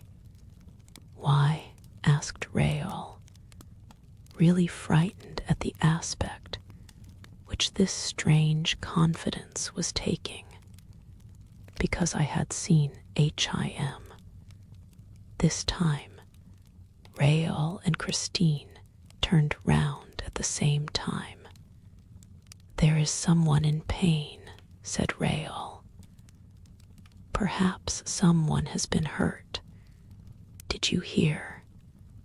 I can't say, Christine confessed. Even when he is not there, my ears are full of his sighs. Still, if you heard. They stood up and looked around them. They were quite alone on the immense lead roof. They sat down again, and Rael said, "Tell me how you saw him first." I had heard him for 3 months without seeing him. The first time I heard it, I thought, as you did, that adorable voice was singing in another room. I went out and looked everywhere, but as you know, Rael, my dressing room is very much by itself, and I could not find the voice outside my room, whereas it went on steadily inside. And it not only sang, but it spoke to me and answered my questions like a real man's voice, with this difference, that it was as beautiful as the voice of an angel. I had never got the angel of music whom my poor father had promised to send me as soon as he was dead. I really think that Mamma Valerius was a little bit to blame. I told her about it, and she at once said, "It must be the angel at any rate. You can do no harm by asking him." I did so, and the man's voice replied that, yes, it was the angel's voice, the voice which I was expecting, and which my father had promised me. From that time onward, the voice and I became great friends. It asked leave to give me lessons every day. I agreed, and never failed to keep the appointment which it gave me in my dressing room. You have no idea, though you have heard the voice, of what those lessons were like. "No, I have no idea," said Rael. "What was your accompaniment?" "We were accompanied by a music which I do not know. It was behind the wall and wonderfully accurate. The voice seemed to understand mine exactly, to know precisely where my father had left off teaching me. In a few weeks' time, I hardly knew myself when I sang. I was even frightened. I seemed to dread a sort of witchcraft behind it, but Mamma Valerius reassured me. She said that she knew I was much too simple a girl to give the devil a hold on me. My progress by the voice's own order was kept a secret between the voice, Mamma Valerius, and myself. It was a curious thing, but outside the dressing room, I sang with my ordinary, everyday voice, and nobody noticed anything. I did all that the voice asked. It said, "Wait and see, we shall astonish Paris." And I waited and lived on in a sort of ecstatic dream. It was then that I saw you for the first time one evening in the house. I was so glad that I never thought of concealing my delight when I reached my dressing room. Unfortunately, the voice was there before me and soon noticed, by my air, that something had happened. It asked what was the matter, and I saw no reason for keeping our story secret or concealing the place which you filled in my heart. Then the voice was silent. I called to it, but it did not reply. I begged and entreated, but in vain. I was terrified lest it had gone for good. Wish to heaven it had, dear. That night, I went home in a desperate condition. I told Mamma Valerius, who said, "Why, of course, the voice is jealous. And that, dear, first revealed to me that I loved you. Christine stopped and laid her head on Rael's shoulder. They sat like that for a moment in silence, and they did not see, did not perceive the movement at a few steps from them of the creeping shadow of two great black wings, a shadow that came along the roof so near them that it could have stifled them by closing over them. The next day, Christine continued with a sigh, I went back to my dressing room in a very pensive frame of mind. The voice was there, spoke to me with great sadness, and told me plainly that if I must bestow my heart on earth, there was nothing for the voice to do but to go back to heaven. And it said this with such an accent of human sorrow that I ought then and there to have suspected and begun to believe that I was the victim of my deluded senses. But my faith in the voice, with which the memory of my father was so closely intermingled, remained undisturbed. I feared nothing so much as that I might never hear it again. I had thought about my love for you and realized all the useless danger of it. And I did not even know if you remembered me. Whatever happened, your position in society forbade me to contemplate the possibility of ever marrying you. And I swore to the voice that you were no more than a brother to me, nor ever would be, and that my heart was incapable of any earthly love. And that, dear, was why I refused to recognize or see you when I met you on the stage or in the passages. Meanwhile, the hours during which the voice taught me were spent in a divine frenzy, until at last the voice said to me, you can now, Christine Da, give to men a little of the music of heaven. I don't know how it was that Carlotta did not come to the theater that night, nor why I was called upon to sing in her stead. But I sang with a rapture I had never known before, and I felt for a moment as if my soul were leaving my body. Oh, Christine, said Rael, my heart quivered that night at every accent of your voice.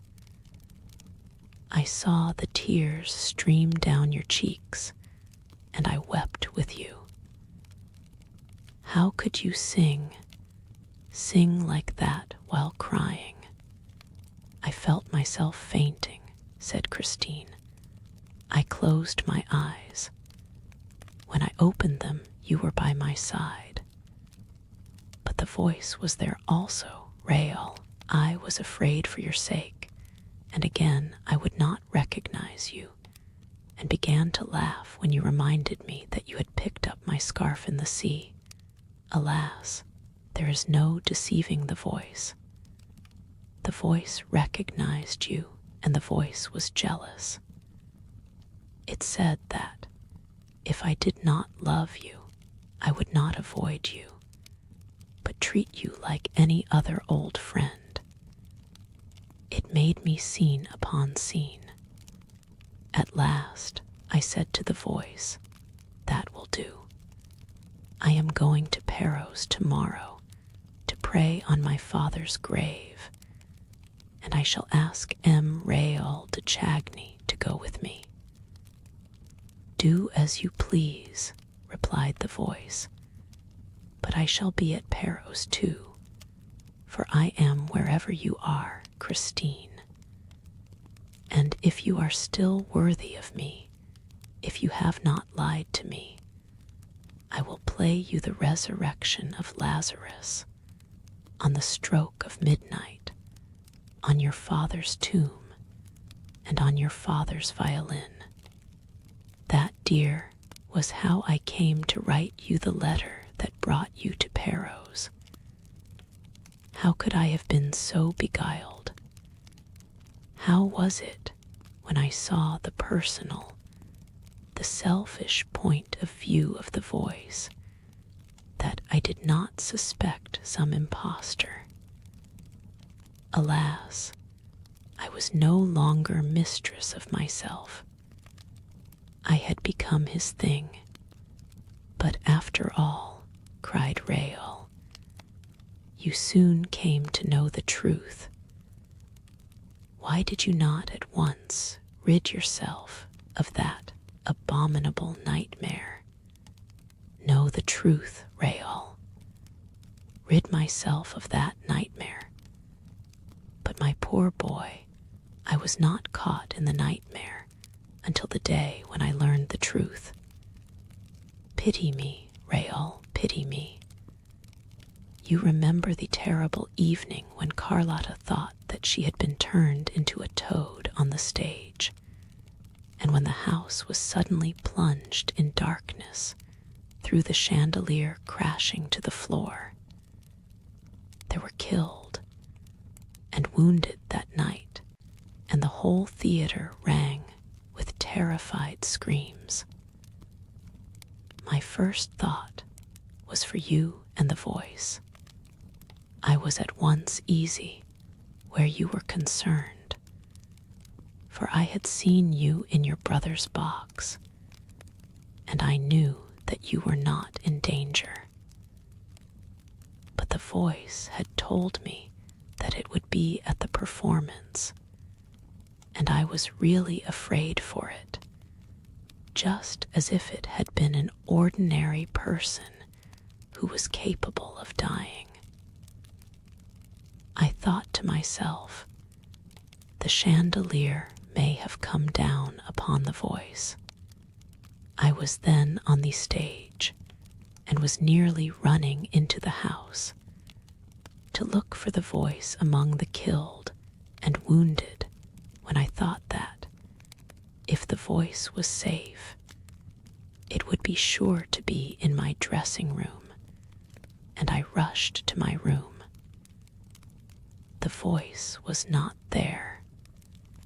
I locked my door, and with tears in my eyes besought it, if it were still alive, to manifest itself to me. The voice did not reply, but suddenly I heard a long, beautiful wail which I knew well. It is the plaint of Lazarus when, at the sound of the Redeemer's voice, he begins to open his eyes and see the light of day. It was the music which you and I, Raol, heard at Perros.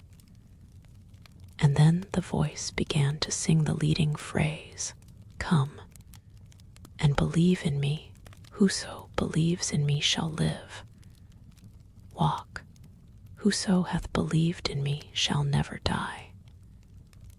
I cannot tell you the effect which that music had upon me. It seemed to command me personally to come, to stand up and come to it. It retreated, and I followed. Come, and believe in me. I believed in it. I came, and this was the extraordinary thing my dressing room, as I moved, seemed to lengthen out. Evidently, it must have been an effect of mirrors, for I had the mirror in front of me, and suddenly, was outside the room without knowing how. What without knowing how? Christine, Christine, you must really stop dreaming. I was not dreaming, dear. I was outside my room without knowing how. You, who saw me disappear from my room one evening, may be able to explain it, but I cannot. I can only tell you that, suddenly, there was no mirror before me and no dressing room. I was in a dark passage. I was frightened, and I cried out. It was quite dark, but for a faint red glimmer at a distant corner of the wall. I tried out. My voice was the only sound, for the singing and the violin had stopped. And suddenly, a hand was laid on mine, or rather a stone-cold, bony thing that seized my wrist and did not let go. I cried out again. An arm took me round the waist and supported me. I struggled for a little while and then gave up the attempt. I was dragged toward the little red light, and then I saw that I was in the hands of a man wrapped in a large cloak and wearing a mask that hid his whole face. I made one last effort. My limbs stiffened. My mouth opened to scream, but a hand closed it. A hand which I felt on my lips, on my skin. A hand that smelt of death. Then I fainted away. When I opened my eyes, we were still surrounded by darkness. A lantern standing on the ground showed a bubbling well. The water splashing from the well disappeared almost at once under the floor on which I was lying, with my head on the knee of the man in the black cloak and the black mask. He was bathing my temples, and his hands smelt of death. I tried to push them away and asked, "Who are you? Where is the voice?" His only answer was a sigh. Suddenly, a hot breath passed over my face, and I perceived a white shape beside the man's black shape in the darkness. The black shape lifted me on to the white shape. A glad neighing greeted my astounded ears, and I murmured, "César." The animal quivered. Raoul. I was lying half back on a saddle, and I had recognized the white horse out of the Profeta, which I had so often fed with sugar and sweets. I remembered that one evening there was a rumor in the theater that the horse had disappeared, and that it had been stolen by the opera ghost. I believed in the voice, but had never believed in the ghost. Now, however, I began to wonder, with a shiver, whether I was the ghost's prisoner. Called upon the voice to help me, for I should never have imagined that the voice and the ghost were one. You have heard about the opera ghost, have you not, Raoul? Yes, but tell me what happened when you were on the white horse of the Profeta. I made no movement and let myself go. The black shape held me up, and I made no effort to escape. A curious feeling of peacefulness came over me, and I thought that that I must be under the influence of some cordial. I had the full command of my senses, and my eyes became used to the darkness, which was lit here and there by fitful gleams. Calculated that we were in a narrow circular gallery, probably running all round the opera, which is immense, underground. I had once been down into those cellars, but had stopped at the 3rd floor, though there were 2 lower still, large enough to hold a town. But the figures of which I caught sight had made me run away. There are demons down there, quite black, standing in front of boilers, and they wield shovels and pitchforks, and poke up fires, and stir up flames. And if you come too near them, they frighten you by suddenly opening the red mouths of their furnaces. Well, while Cesar was quietly carrying me on his back, I saw those black demons in the distance, looking quite small in front of the red fires of their furnaces. They came into sight, disappeared, and came into sight again as we went on our winding way. At last, they disappeared altogether. The shape was still holding me up, and Cesar walked on, unold and sure-footed. I could not tell you, even approximately, how long this ride lasted. I only know that we seemed to turn and turn, and often went down a spiral stair into the very heart of the earth. Even then, it may be that my head was turning, but I don't think so. No, my mind was quite clear. At last, Cesar raised his nostrils, sniffed the air, and quickened his pace a little. I felt a moistness in the air, and Cesar stopped. The darkness had lifted. A sort of blue-eye light surrounded us. We were on the edge of a lake, whose leaden waters stretched into the distance, into the darkness.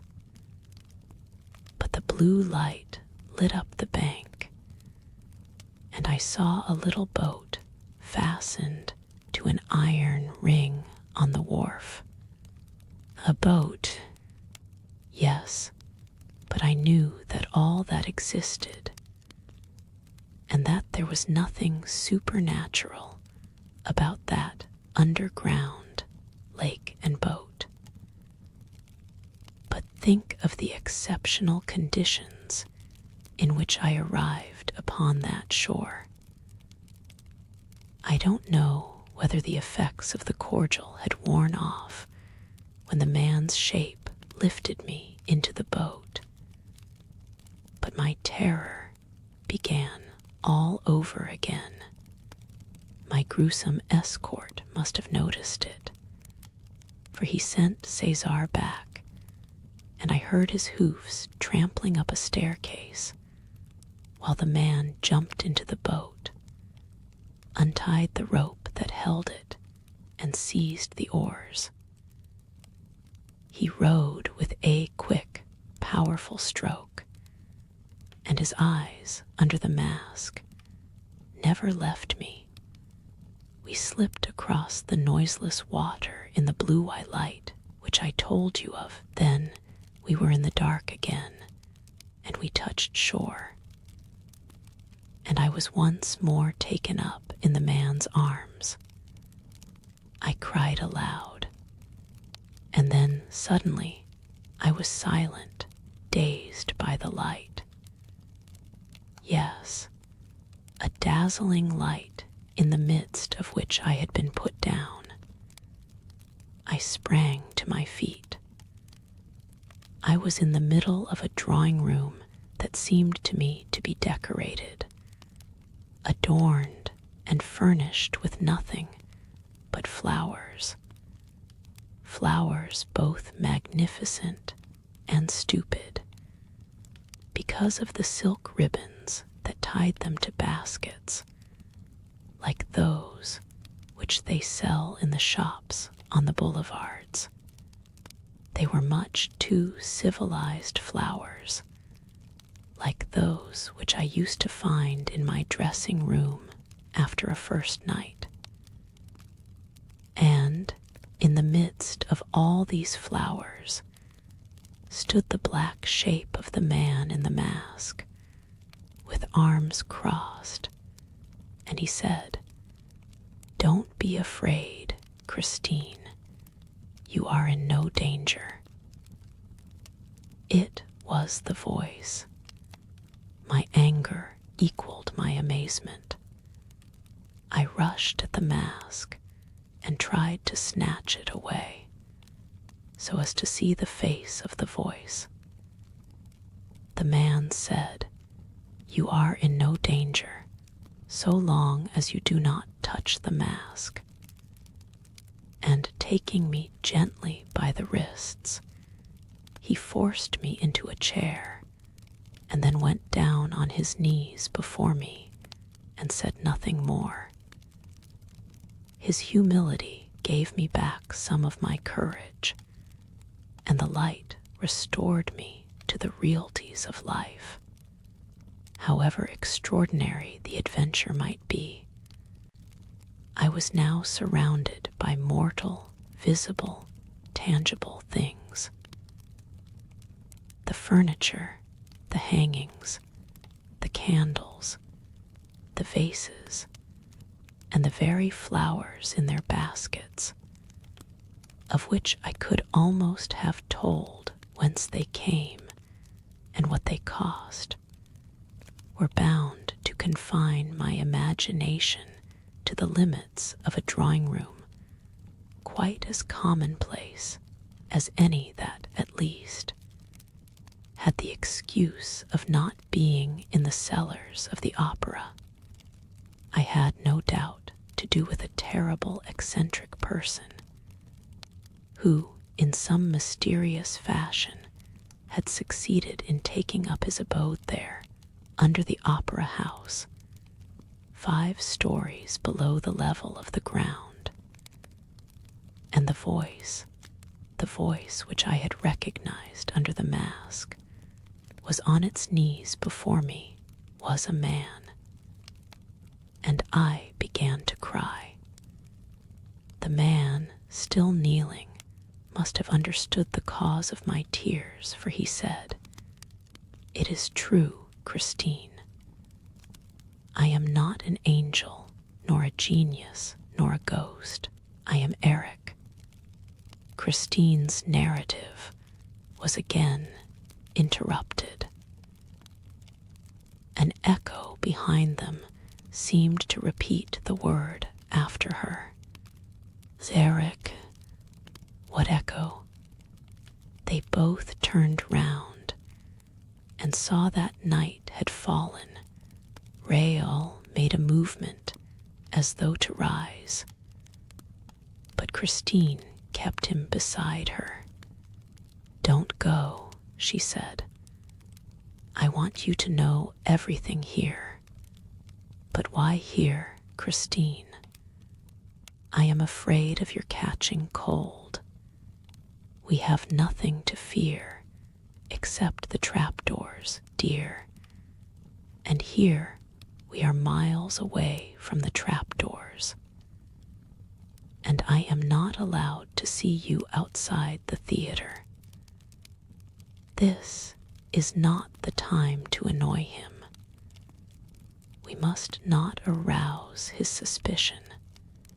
Christine, Christine, something tells me that we are wrong to wait till tomorrow evening, and that we ought to fly at once.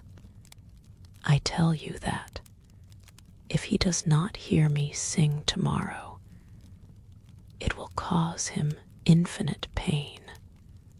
It is difficult not to cause him pain, and yet to escape from him for good.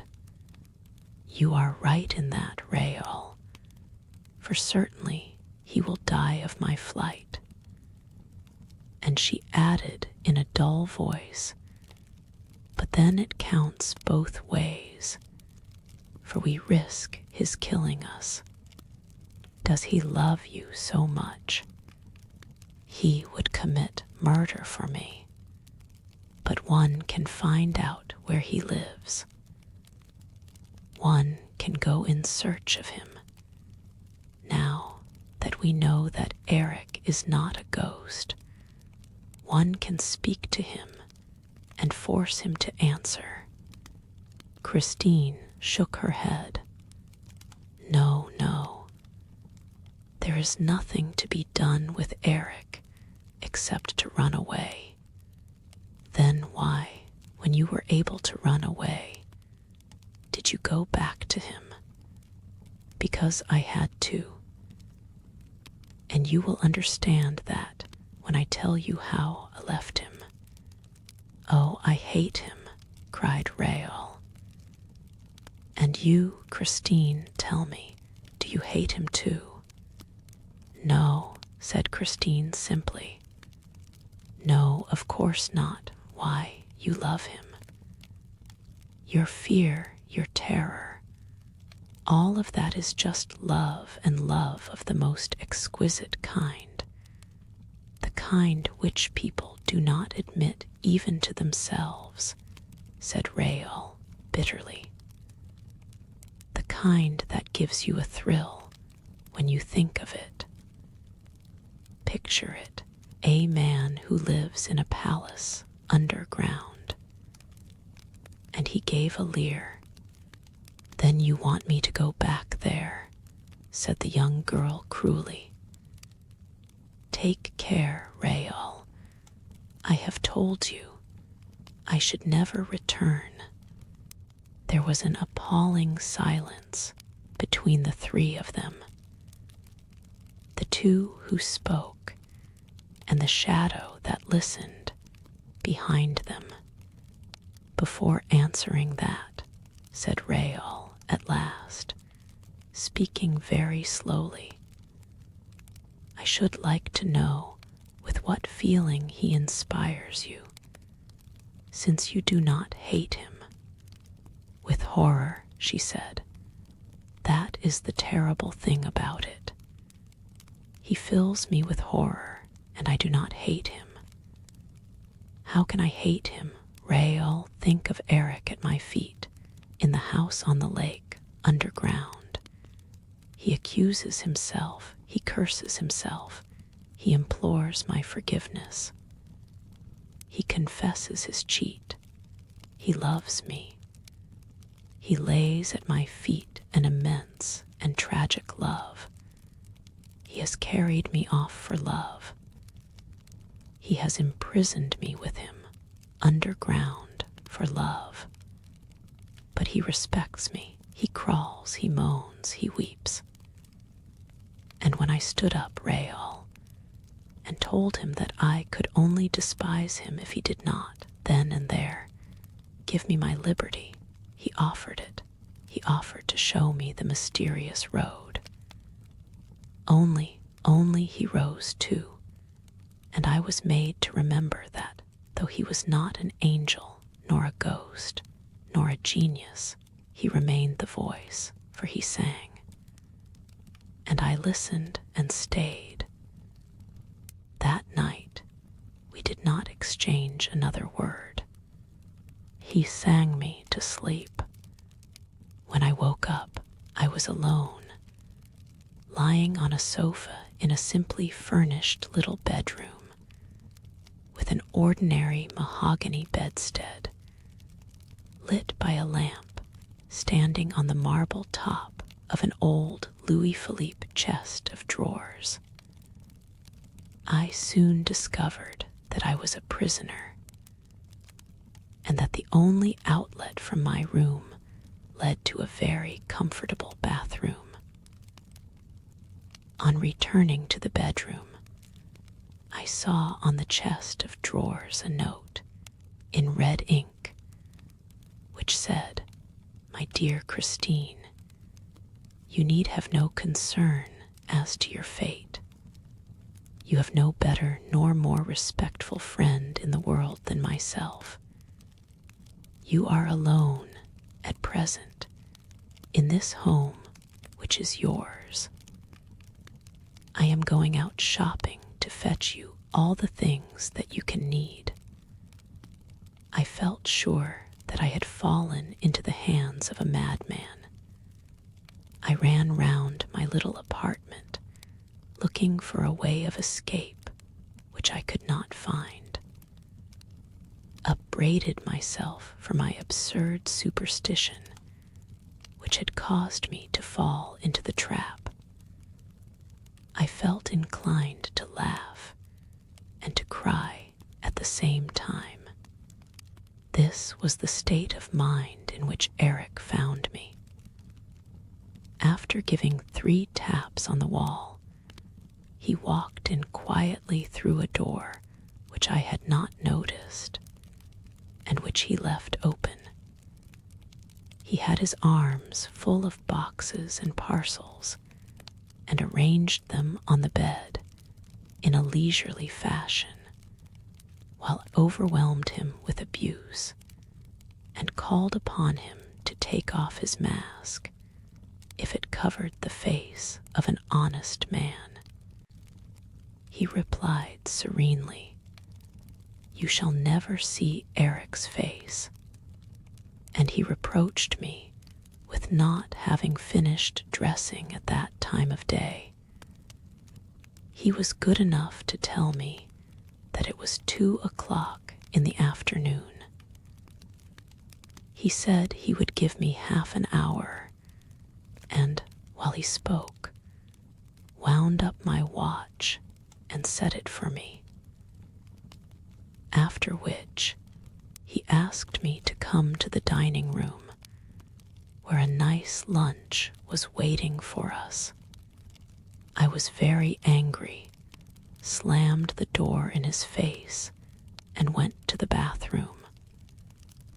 When I came out again, feeling greatly refreshed, Eric said that he loved me, but that he would never tell me so except when I allowed him, and that the rest of the time would be devoted to music.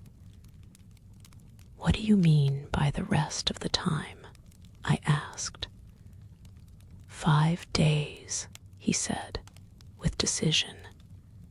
I asked him if I should then be free, and he said, "You will be free, Christine, for when those 5 days are past, you will have learned not to see me, and then, from time to time, you will come to see your poor Eric." He pointed to a chair opposite him at a small table, and I sat down, feeling greatly perturbed. However, I ate a few prawns and the wing of a chicken, and drank half a glass of Tokay, which he had himself. He told me, brought from the Königsberg cellars, Eric did not eat or drink. I asked him what his nationality was, and if that name of Eric did not point to his Scandinavian origin. He said that he had no name and no country, and that he had taken the name of Eric by accident. After lunch, he rose and gave me the tips of his fingers, saying he would like to show me over his flat, but I snatched away my hand and gave a cry. What I had touched was cold, and at the same time bony, and I remembered that his hands smelt of death. "Oh, forgive me," he moaned, and he opened a door before me. "This is my bedroom, if you care to see it. It is rather curious." His manners, his words, his attitude gave me confidence, and I went in without hesitation. I felt as if I were entering the room of a dead person. The walls were all hung with black, but instead of the white trimmings that usually set off that funereal upholstery, there was an enormous stave of music with the notes of the DIES IRA, many times repeated. In the middle of the room was a canopy, from which hung curtains of red brocaded stuff, and under the canopy an open coffin. "That is where I sleep," said Eric. "One has to get used to everything in life, even to eternity." The sight upset me so much that I turned away my head. Then I saw the keyboard of an organ which filled one whole side of the walls. On the desk was a music book covered with red notes. I asked leave to look at it and read Don Juan Triumphant. "Yes," he said, "I compose sometimes. I began that work 20 years ago. When I have finished, I shall take it away with me in that coffin and never wake up again." "You must work at it as seldom as you can," I said. He replied, "I sometimes work at it for 14 days and nights together, during which I live on music only, and then I rest for years at a time. Will you play me something out of your Don Juan Triumphant?" Asked, thinking to please him. "You must never ask me that," he said in a gloomy voice. "I will play you Mozart if you like, which will only make you weep, but my Don Juan, Christine, burns, and yet he is not struck by fire from heaven." Thereupon, we returned to the drawing room. I noticed that there was no mirror in the whole apartment. I was going to remark upon this, but Eric had already sat down to the piano. He said, "You see, Christine, there is some music that is so terrible that it consumes all those who approach it. Fortunately, you have not come to that music yet, for you would lose all your pretty coloring, and nobody would know you when you returned to Paris. Let us sing something from the opera, Christine Da." He spoke these last words, as though he were flinging an insult at me. What did you do? I had no time to think about the meaning he put into his words. We at once began the duet in Othello, and already the catastrophe was upon us. I sang Desdemona with a despair, a terror which I had never displayed before. As for him, his voice thundered forth his revengeful soul at every note. Love, jealousy, hatred burst out around us in harrowing cries. Eric's black mask made me think of the natural mask of the Moor of Venice. He was Othello himself. Suddenly, I felt a need to see beneath the mask. I wanted to know the face of the voice, and with a movement which I was utterly unable to control, swiftly my fingers tore away the mask. Oh, horror, horror, horror. Christine stopped at the thought of the vision that had scared her, while the echoes of the night, which had repeated the name of Eric, now thrice moaned the cry, horror, horror, horror. Rael and Christine, clasping each other closely, raised their eyes to the stars that shone in a clear and peaceful sky.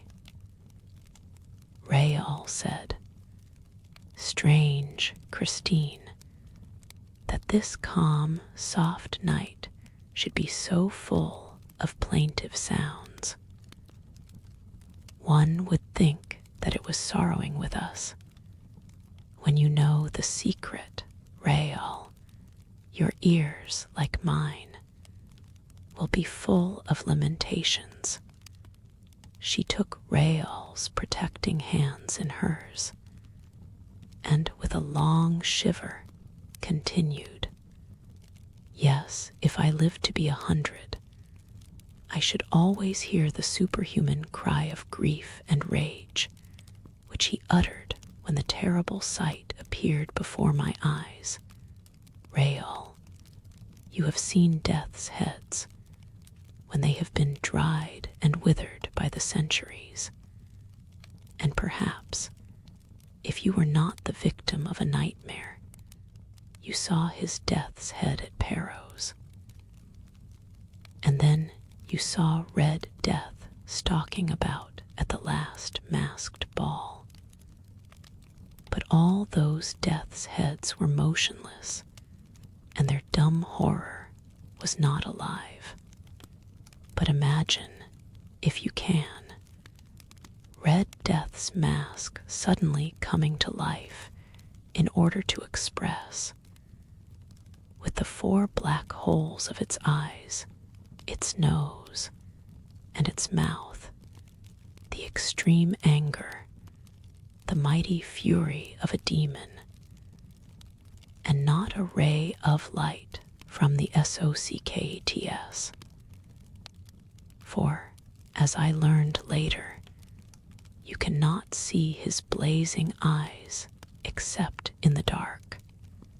I fell back against the wall, and he came up to me, grinding his teeth, and as I fell upon my knees, he hissed mad, incoherent words and curses at me.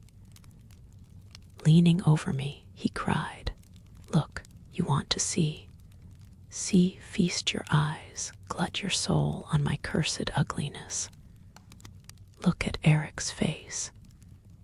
Now you know the face of the voice. You were not content to hear me, eh? You wanted to know what I looked like. Oh, you women are so inquisitive. Well, are you satisfied? I'm a very good-looking fellow, eh? When a woman has seen me as you have, she belongs to me. She loves me forever. I am a kind of Don Juan, you know." And drawing himself up to his full height, with his hand on his hip, wagging the hideous thing that was his head on his shoulders, he roared, "Look at me. I am Don Juan triumphant." And when I turned away my head and begged for mercy, he drew it to him, brutally twisting his dead fingers into my hair.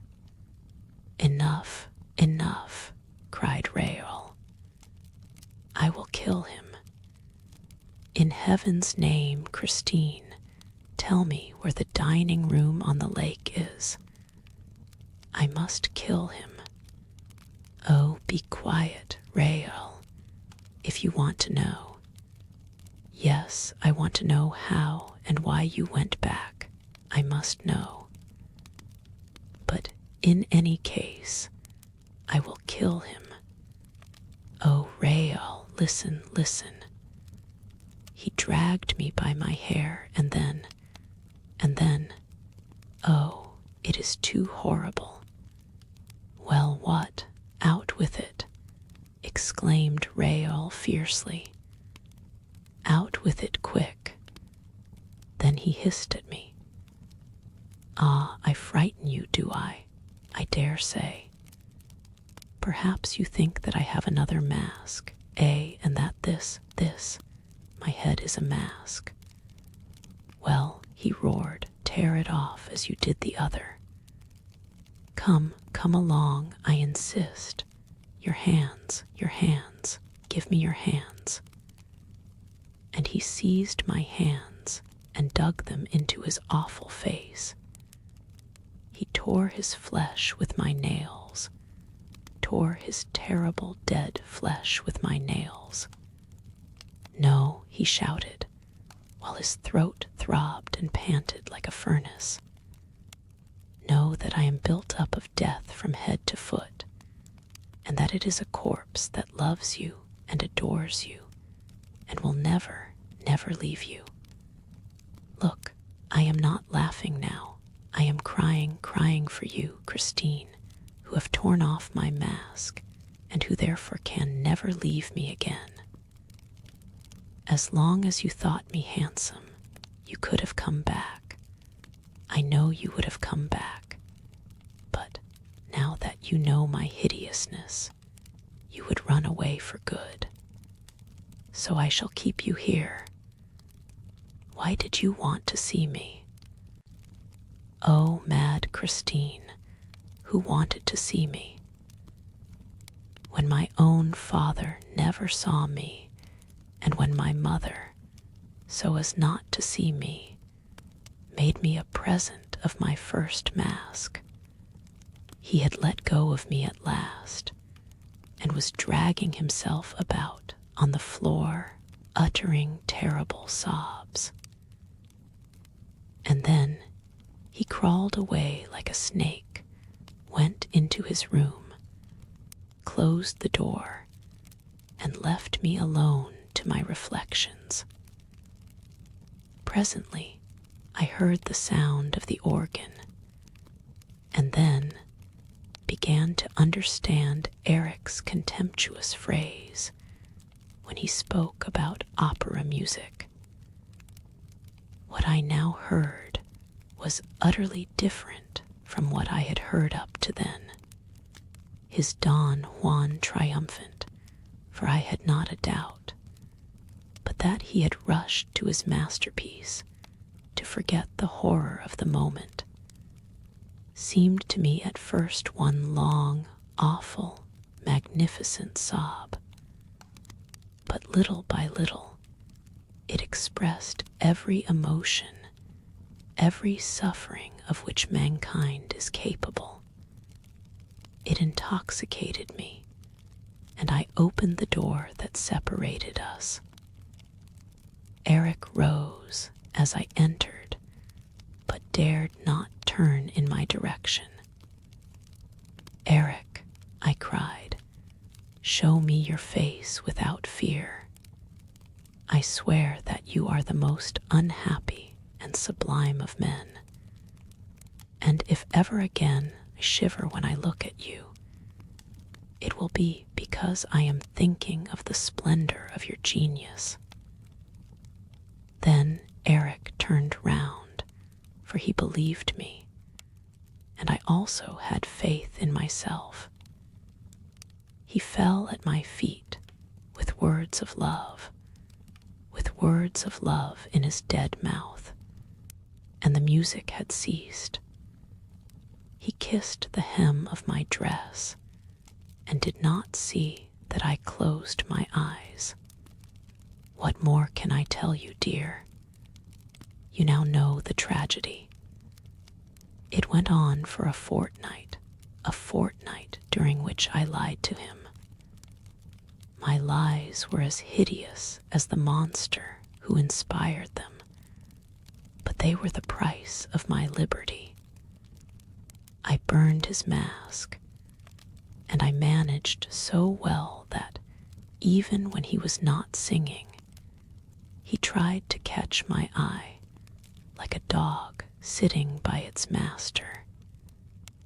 He was my faithful slave and paid me endless little attentions. Gradually, I gave him such confidence that he ventured to take me walking on the banks of the lake and to row me in the boat on its leaden waters. Toward the end of my captivity, he let me out through the gates that closed the underground passages in the Rue Scribe. Here, a carriage awaited us and took us to the boys. The night when we met you was nearly fatal to me, for he is terribly jealous of you, and I had to tell him that you were soon going away.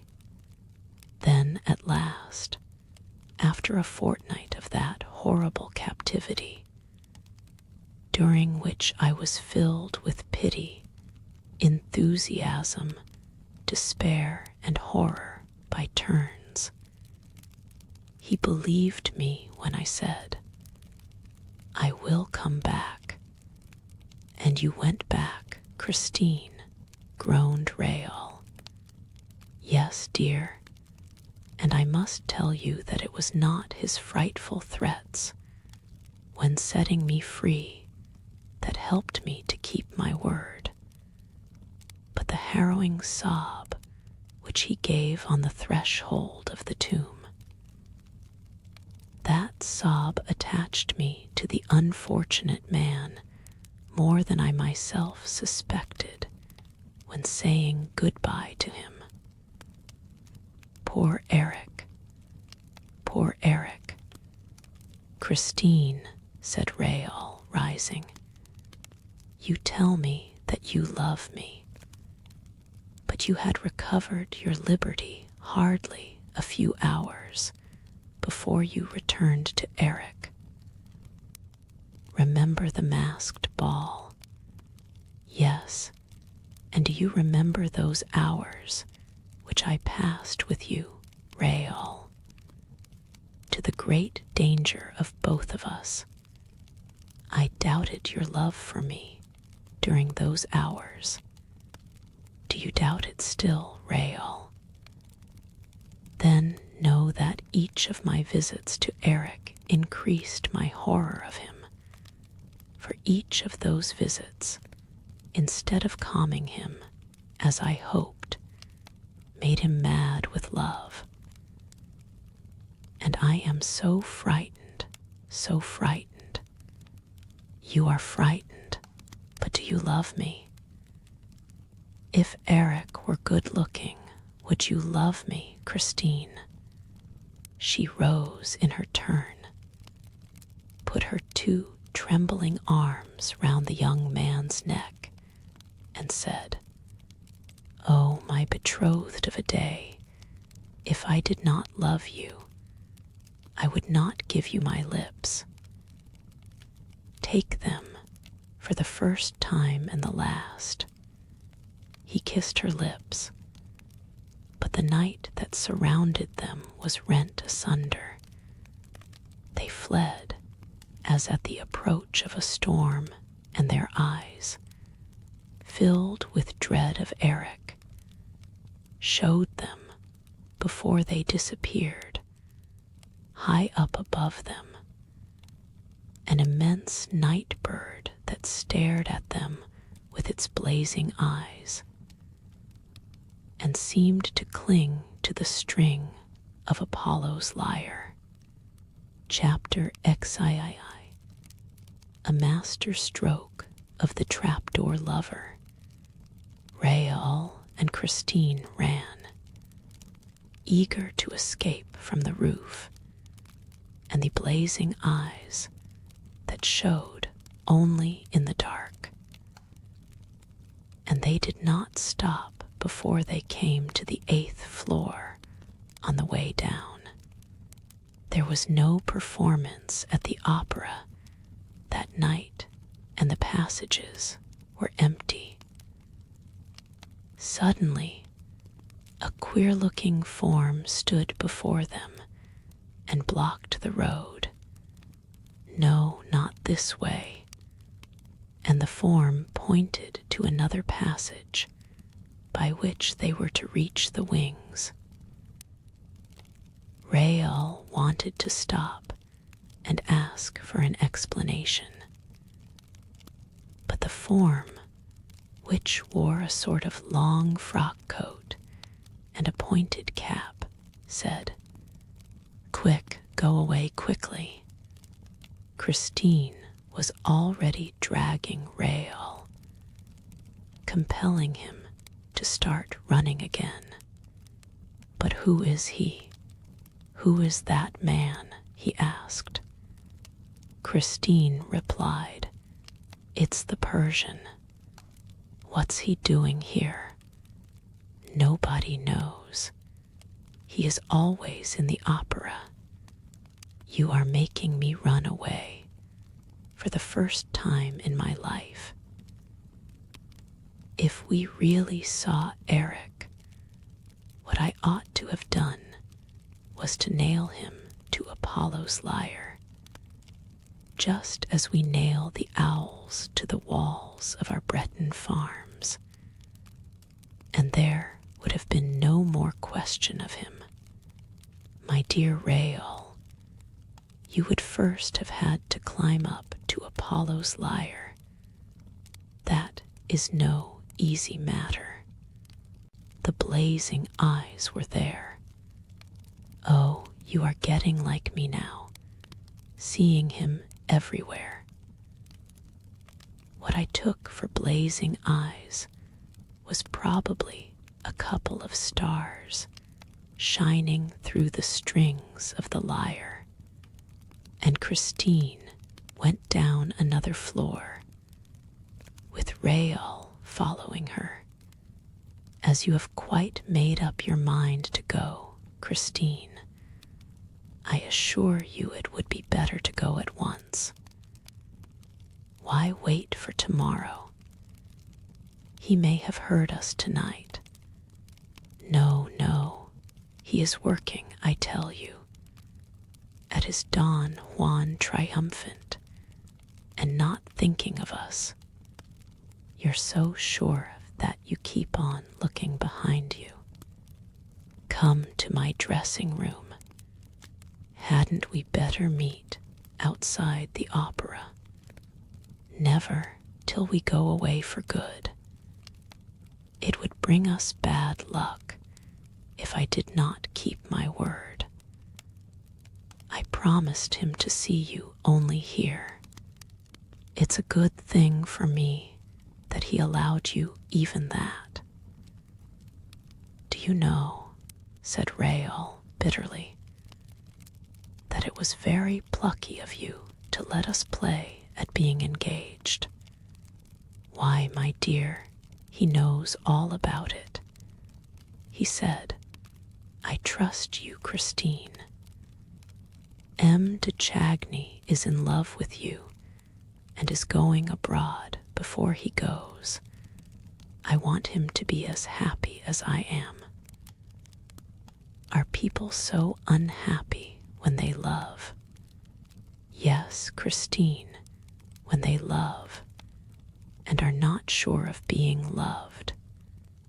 They came to Christine's dressing room. Why do you think that you are safer in this room than on the stage?" asked Rael. "You heard him through the walls here. Therefore, he can certainly hear us. No, he gave me his word not to be behind the walls of my dressing room again, and I believe Eric's word. This room and my bedroom on the lake are for me exclusively, and not to be approached by him.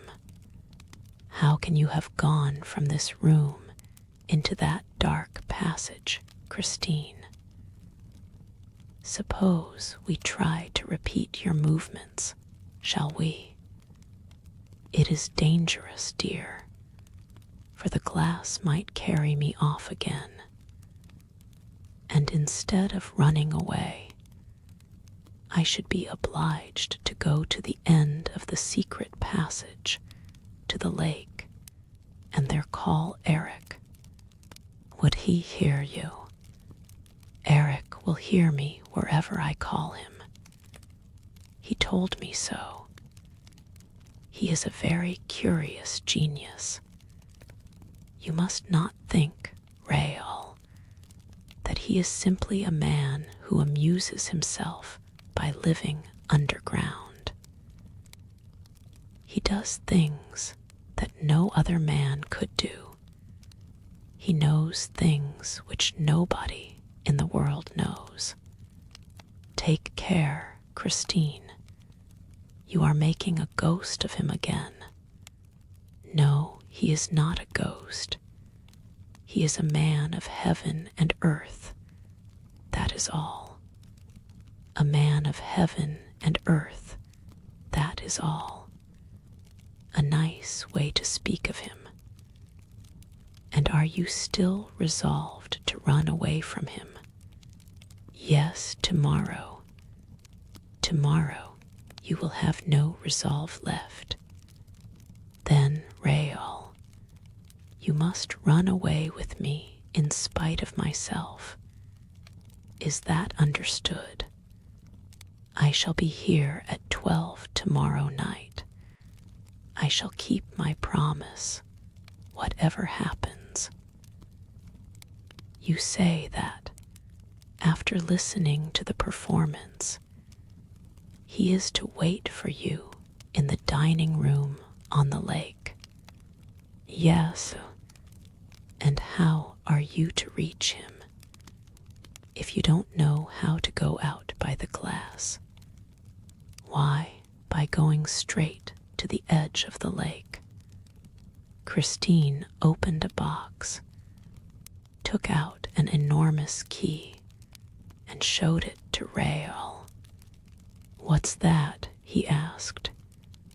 The key of the gate to the underground passage in the Rue Scribe. I understand, Christine. It leads straight to the lake. Give it to me, Christine, will you? Never, she said. That would be treacherous. Suddenly, Christine changed color. A mortal pallor overspread her features. Oh heavens, she cried. Eric, Eric, have pity on me. Hold your tongue, said Rael. You told me he could hear you. But the singer's attitude became more and more inexplicable. She wrung her fingers, repeating, with a distraught air, "Oh heaven, oh heaven." But what is it? What is it? Rael implored. The ring, the gold ring he gave me. Oh, so Eric gave you that ring. You know he did, Rael. But what you don't know is that, when he gave it to me, he said, I give you back your liberty, Christine, on condition that this ring is always on your finger. As long as you keep it, you will be protected against all danger, and Eric will remain your friend. But woe to you if you ever part with it, for Eric will have his revenge. My dear, the ring is gone. Woe to us both. They both looked for the ring, but could not find it. Christine refused to be pacified. It was while I gave you that kiss up above, under Apollo's lyre, she said. The ring must have slipped from my finger and dropped into the street. We can never find it. And what misfortunes are in store for us now? Oh, to run away. Let us run away at once. Rael insisted once more. She hesitated. He thought that she was going to say yes. Then her bright pupils became dimmed, and she said, "No, tomorrow." And she left him hurriedly, still ringing and rubbing her fingers, as though she hoped to bring the ring back like that. Rael went home, greatly perturbed at all that he had heard. Illustration. They sat like that for a moment in silence. "If I don't save her from the hands of that humbug," he said aloud as he went to bed, "she is lost. But I shall save her." He put out his lamp and felt a need to insult Eric in the dark. Thrice over he shouted, "Humbug, humbug, humbug." But suddenly he raised himself on his elbow. A cold sweat poured from his temples. Two eyes, like blazing coals, had appeared at the foot of his bed. They stared at him fixedly, terribly, in the darkness of the night. Rael was no coward, and yet he trembled. He put out a groping, hesitating hand toward the table by his bedside. He found the matches and lit his candle. The eyes disappeared. Still uneasy in his mind, he thought to himself, "She told me that his eyes only showed in the dark. His eyes have disappeared in the light, but he may be there still."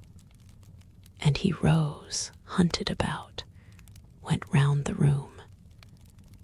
He looked under his bed like a child.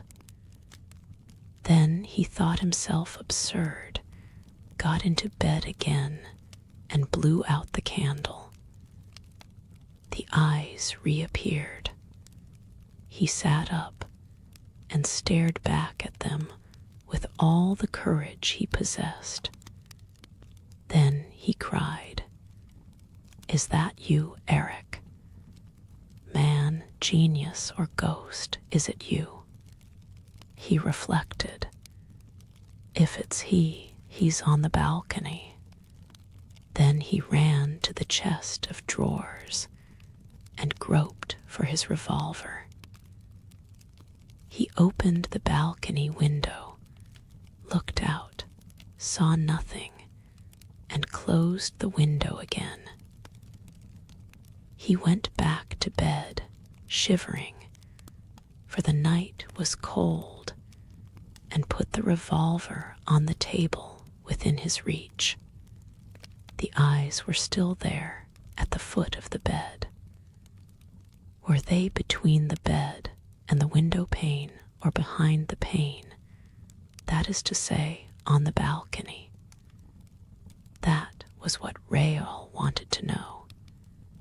He also wanted to know if those eyes belonged to a human being. He wanted to know everything. Then, patiently, calmly, he seized his revolver and took aim. He aimed a little above the two eyes.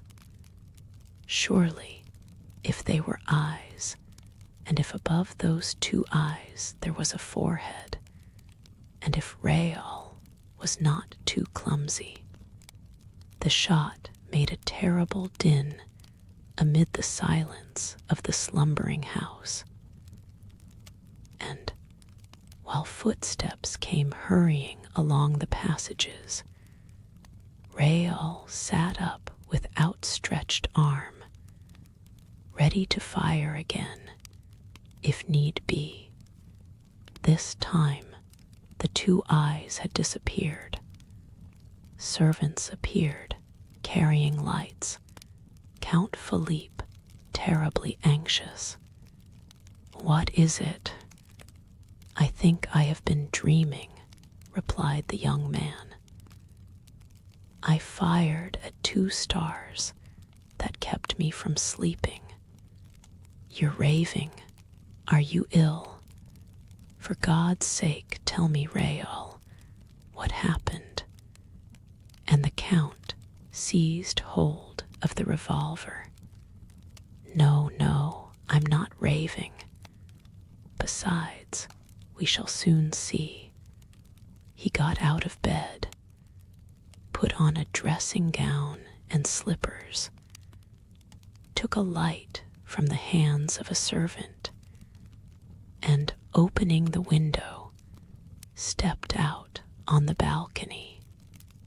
The Count saw that the window had been pierced by a bullet at a man's height. Raoul was leaning over the balcony with his candle. "Aha," he said. "Blood, blood. Here, there, more blood. That's a good thing. A ghost who bleeds is less dangerous." He grinned. "Raoul, Raoul, Raoul." The Count was shaking him as though he were trying to waken a sleepwalker. "But my dear brother, I'm not asleep," Raoul protested impatiently. "You can see the blood for yourself. I thought I had been dreaming and firing at 2 stars. It was Eric's eyes, and here is his blood. After all, perhaps I was wrong to shoot, and Christine is quite capable of never forgiving me. All this would not have happened if I had drawn the curtains before going to bed. Raoul, have you suddenly gone mad? Wake up. What still? You would do better to help me find Eric. For, after all, a ghost who bleeds can always be found." The Count's valet said, "That is so, sir. There is blood on the balcony." The other manservant brought a lamp, by the light of which they examined the balcony carefully. The marks of blood followed the rail till they reached a gutter spout. Then they went up the gutter spout. "My dear fellow," said Count Philippe, "you have fired at a cat." "The misfortune is," said Raoul with a grin, "that it's quite possible. With Eric, you never know. Is it Eric? Is it the cat? Is it the ghost? No, with Eric, you can't tell." Raoul went on making this strange sort of remarks, which corresponded so intimately and logically with the preoccupation of his brain, and which, at the same time, tended to persuade many people that his mind was unhinged. The Count himself was seized with this idea, and later the examining magistrate, on receiving the report of the commissary of police, came to the same conclusion. "Who is Eric?" asked the Count, pressing his brother's hand. "He is my rival, and if he's not dead, it's a pity." He dismissed the servants with a wave of the hand, and the 2 Chagneys were left alone. But the men of earshot before the Count's valet heard Raoul say, distinctly and emphatically, "I shall carry off Christine tonight."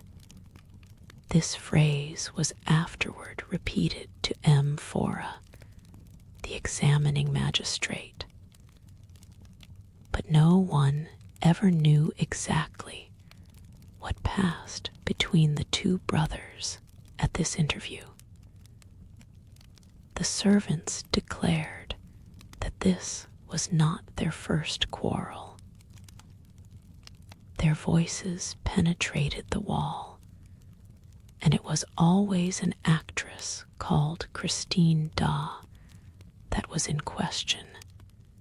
At breakfast, the early morning breakfast, which the Count took in his study, Philippe sent for his brother. Raoul arrived silent and gloomy. The scene was a very short one. Philippe handed his brother a copy of the Epoch and said, "Read that." The Viscount read, "The latest news in the Faubourg is that there is a promise of marriage between Emile, Christine the opera singer, and M. le Vicomte Raoul de Chagny. If the gossips are to be credited, Count Philippe has sworn that, for the first time on record, the Chagnys shall not keep their promise. But as love is all-powerful at the opera and even more than elsewhere, we wonder how Count Philippe intends to prevent the Viscount, his brother, from leading the new Margarita to the altar. The two brothers are said to adore each other, but the Count is curiously mistaken if he imagines that brotherly love will triumph over love pure and simple. "You see, Raoul," said the Count, "you are making us ridiculous. That little girl has turned your head with her ghost stories." The Viscount had evidently repeated Christine's narrative to his brother during the night. All that he now said was, "Goodbye, Philippe. Have you quite made up your mind? You are going tonight with her." No reply. "Surely you will not do anything so foolish. I shall know how to prevent you." "Goodbye, Philippe," said the Viscount again, and left the room.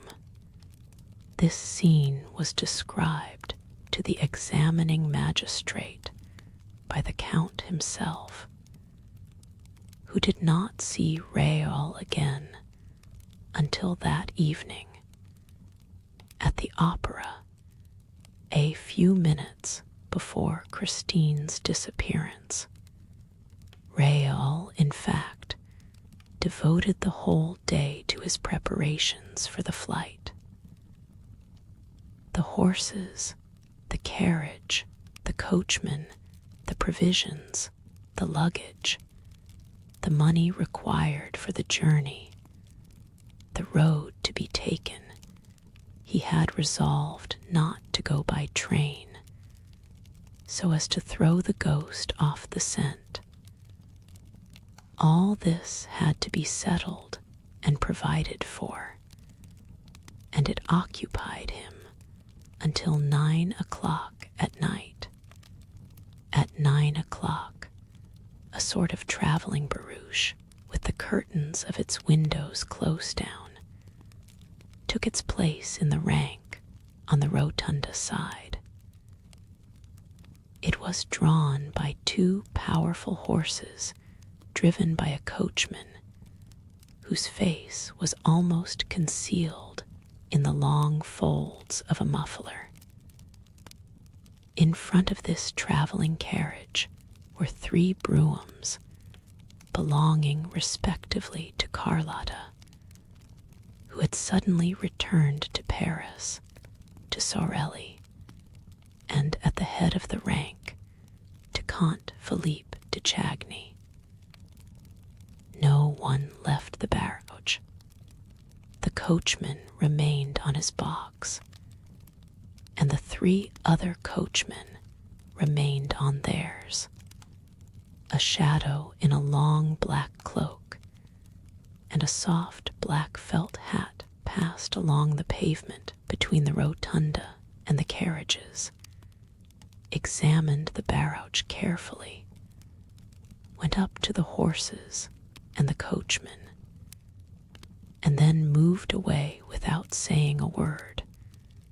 The magistrate afterward believed that this shadow was that of the Vicomte Raoul de Chagny.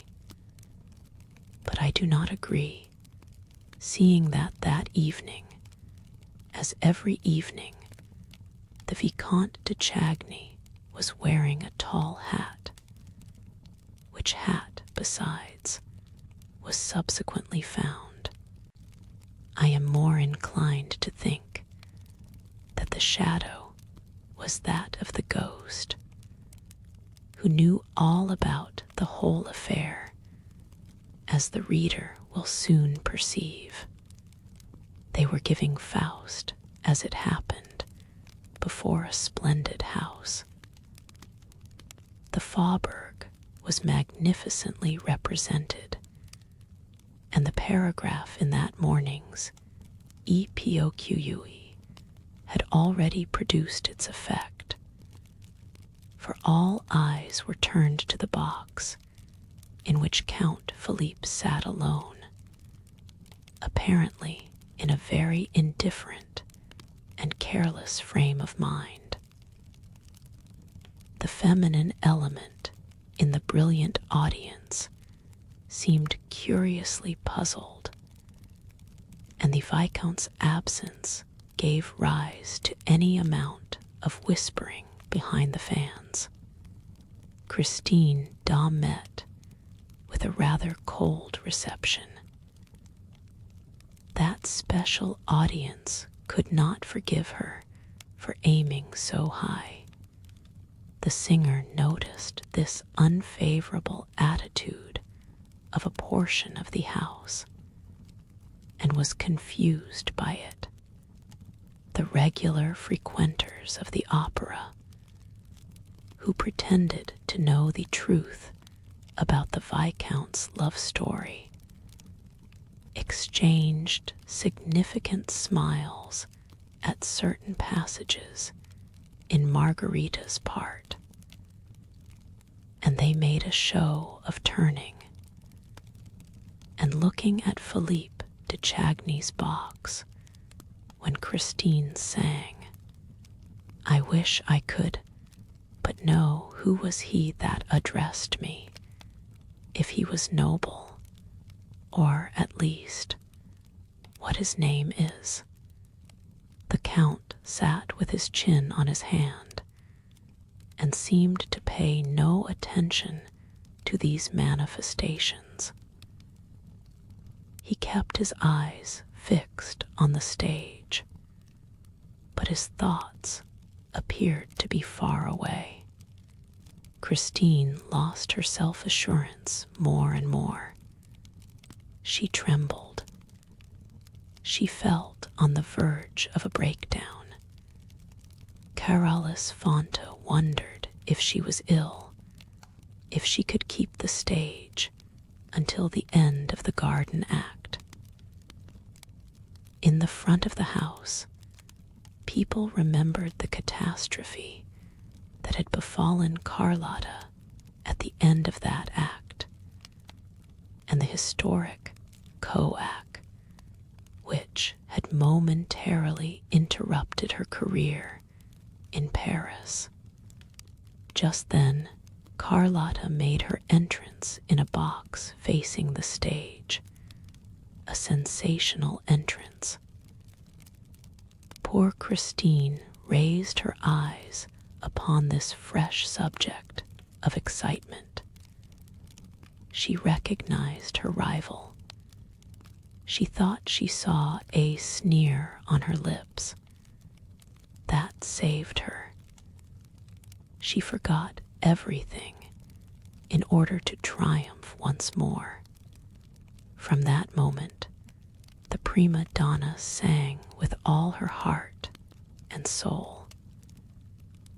She tried to surpass all that she had done till then, and she succeeded. In the last act, when she began the invocation to the angels, she made all the members of the audience feel as though they too had wings. In the center of the amphitheater, a man stood up and remained standing, facing the singer. It was Rael, holy angel, in heaven blessed, and Christine, her arms outstretched, her throat filled with music, the glory of her hair falling over her bare shoulders, uttered the divine cry, "My spirit longs with thee to rest." It was at that moment that the stage was suddenly plunged in darkness. It happened so quickly that the spectators hardly had time to utter a sound of stupefaction, for the gas at once lit up the stage again. But Christine Daw was no longer there. What had become of her? What was that miracle?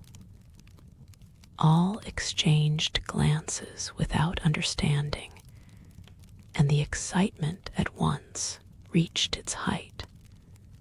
Nor was the tension any less great on the stage itself. Men rushed from the wings to the spot where Christine had been singing that very instant. The performance was interrupted amid the greatest disorder. Where had Christine gone? What witchcraft had snatched her away before the eyes of thousands of enthusiastic onlookers, and from the arms of Carolus Fonta himself?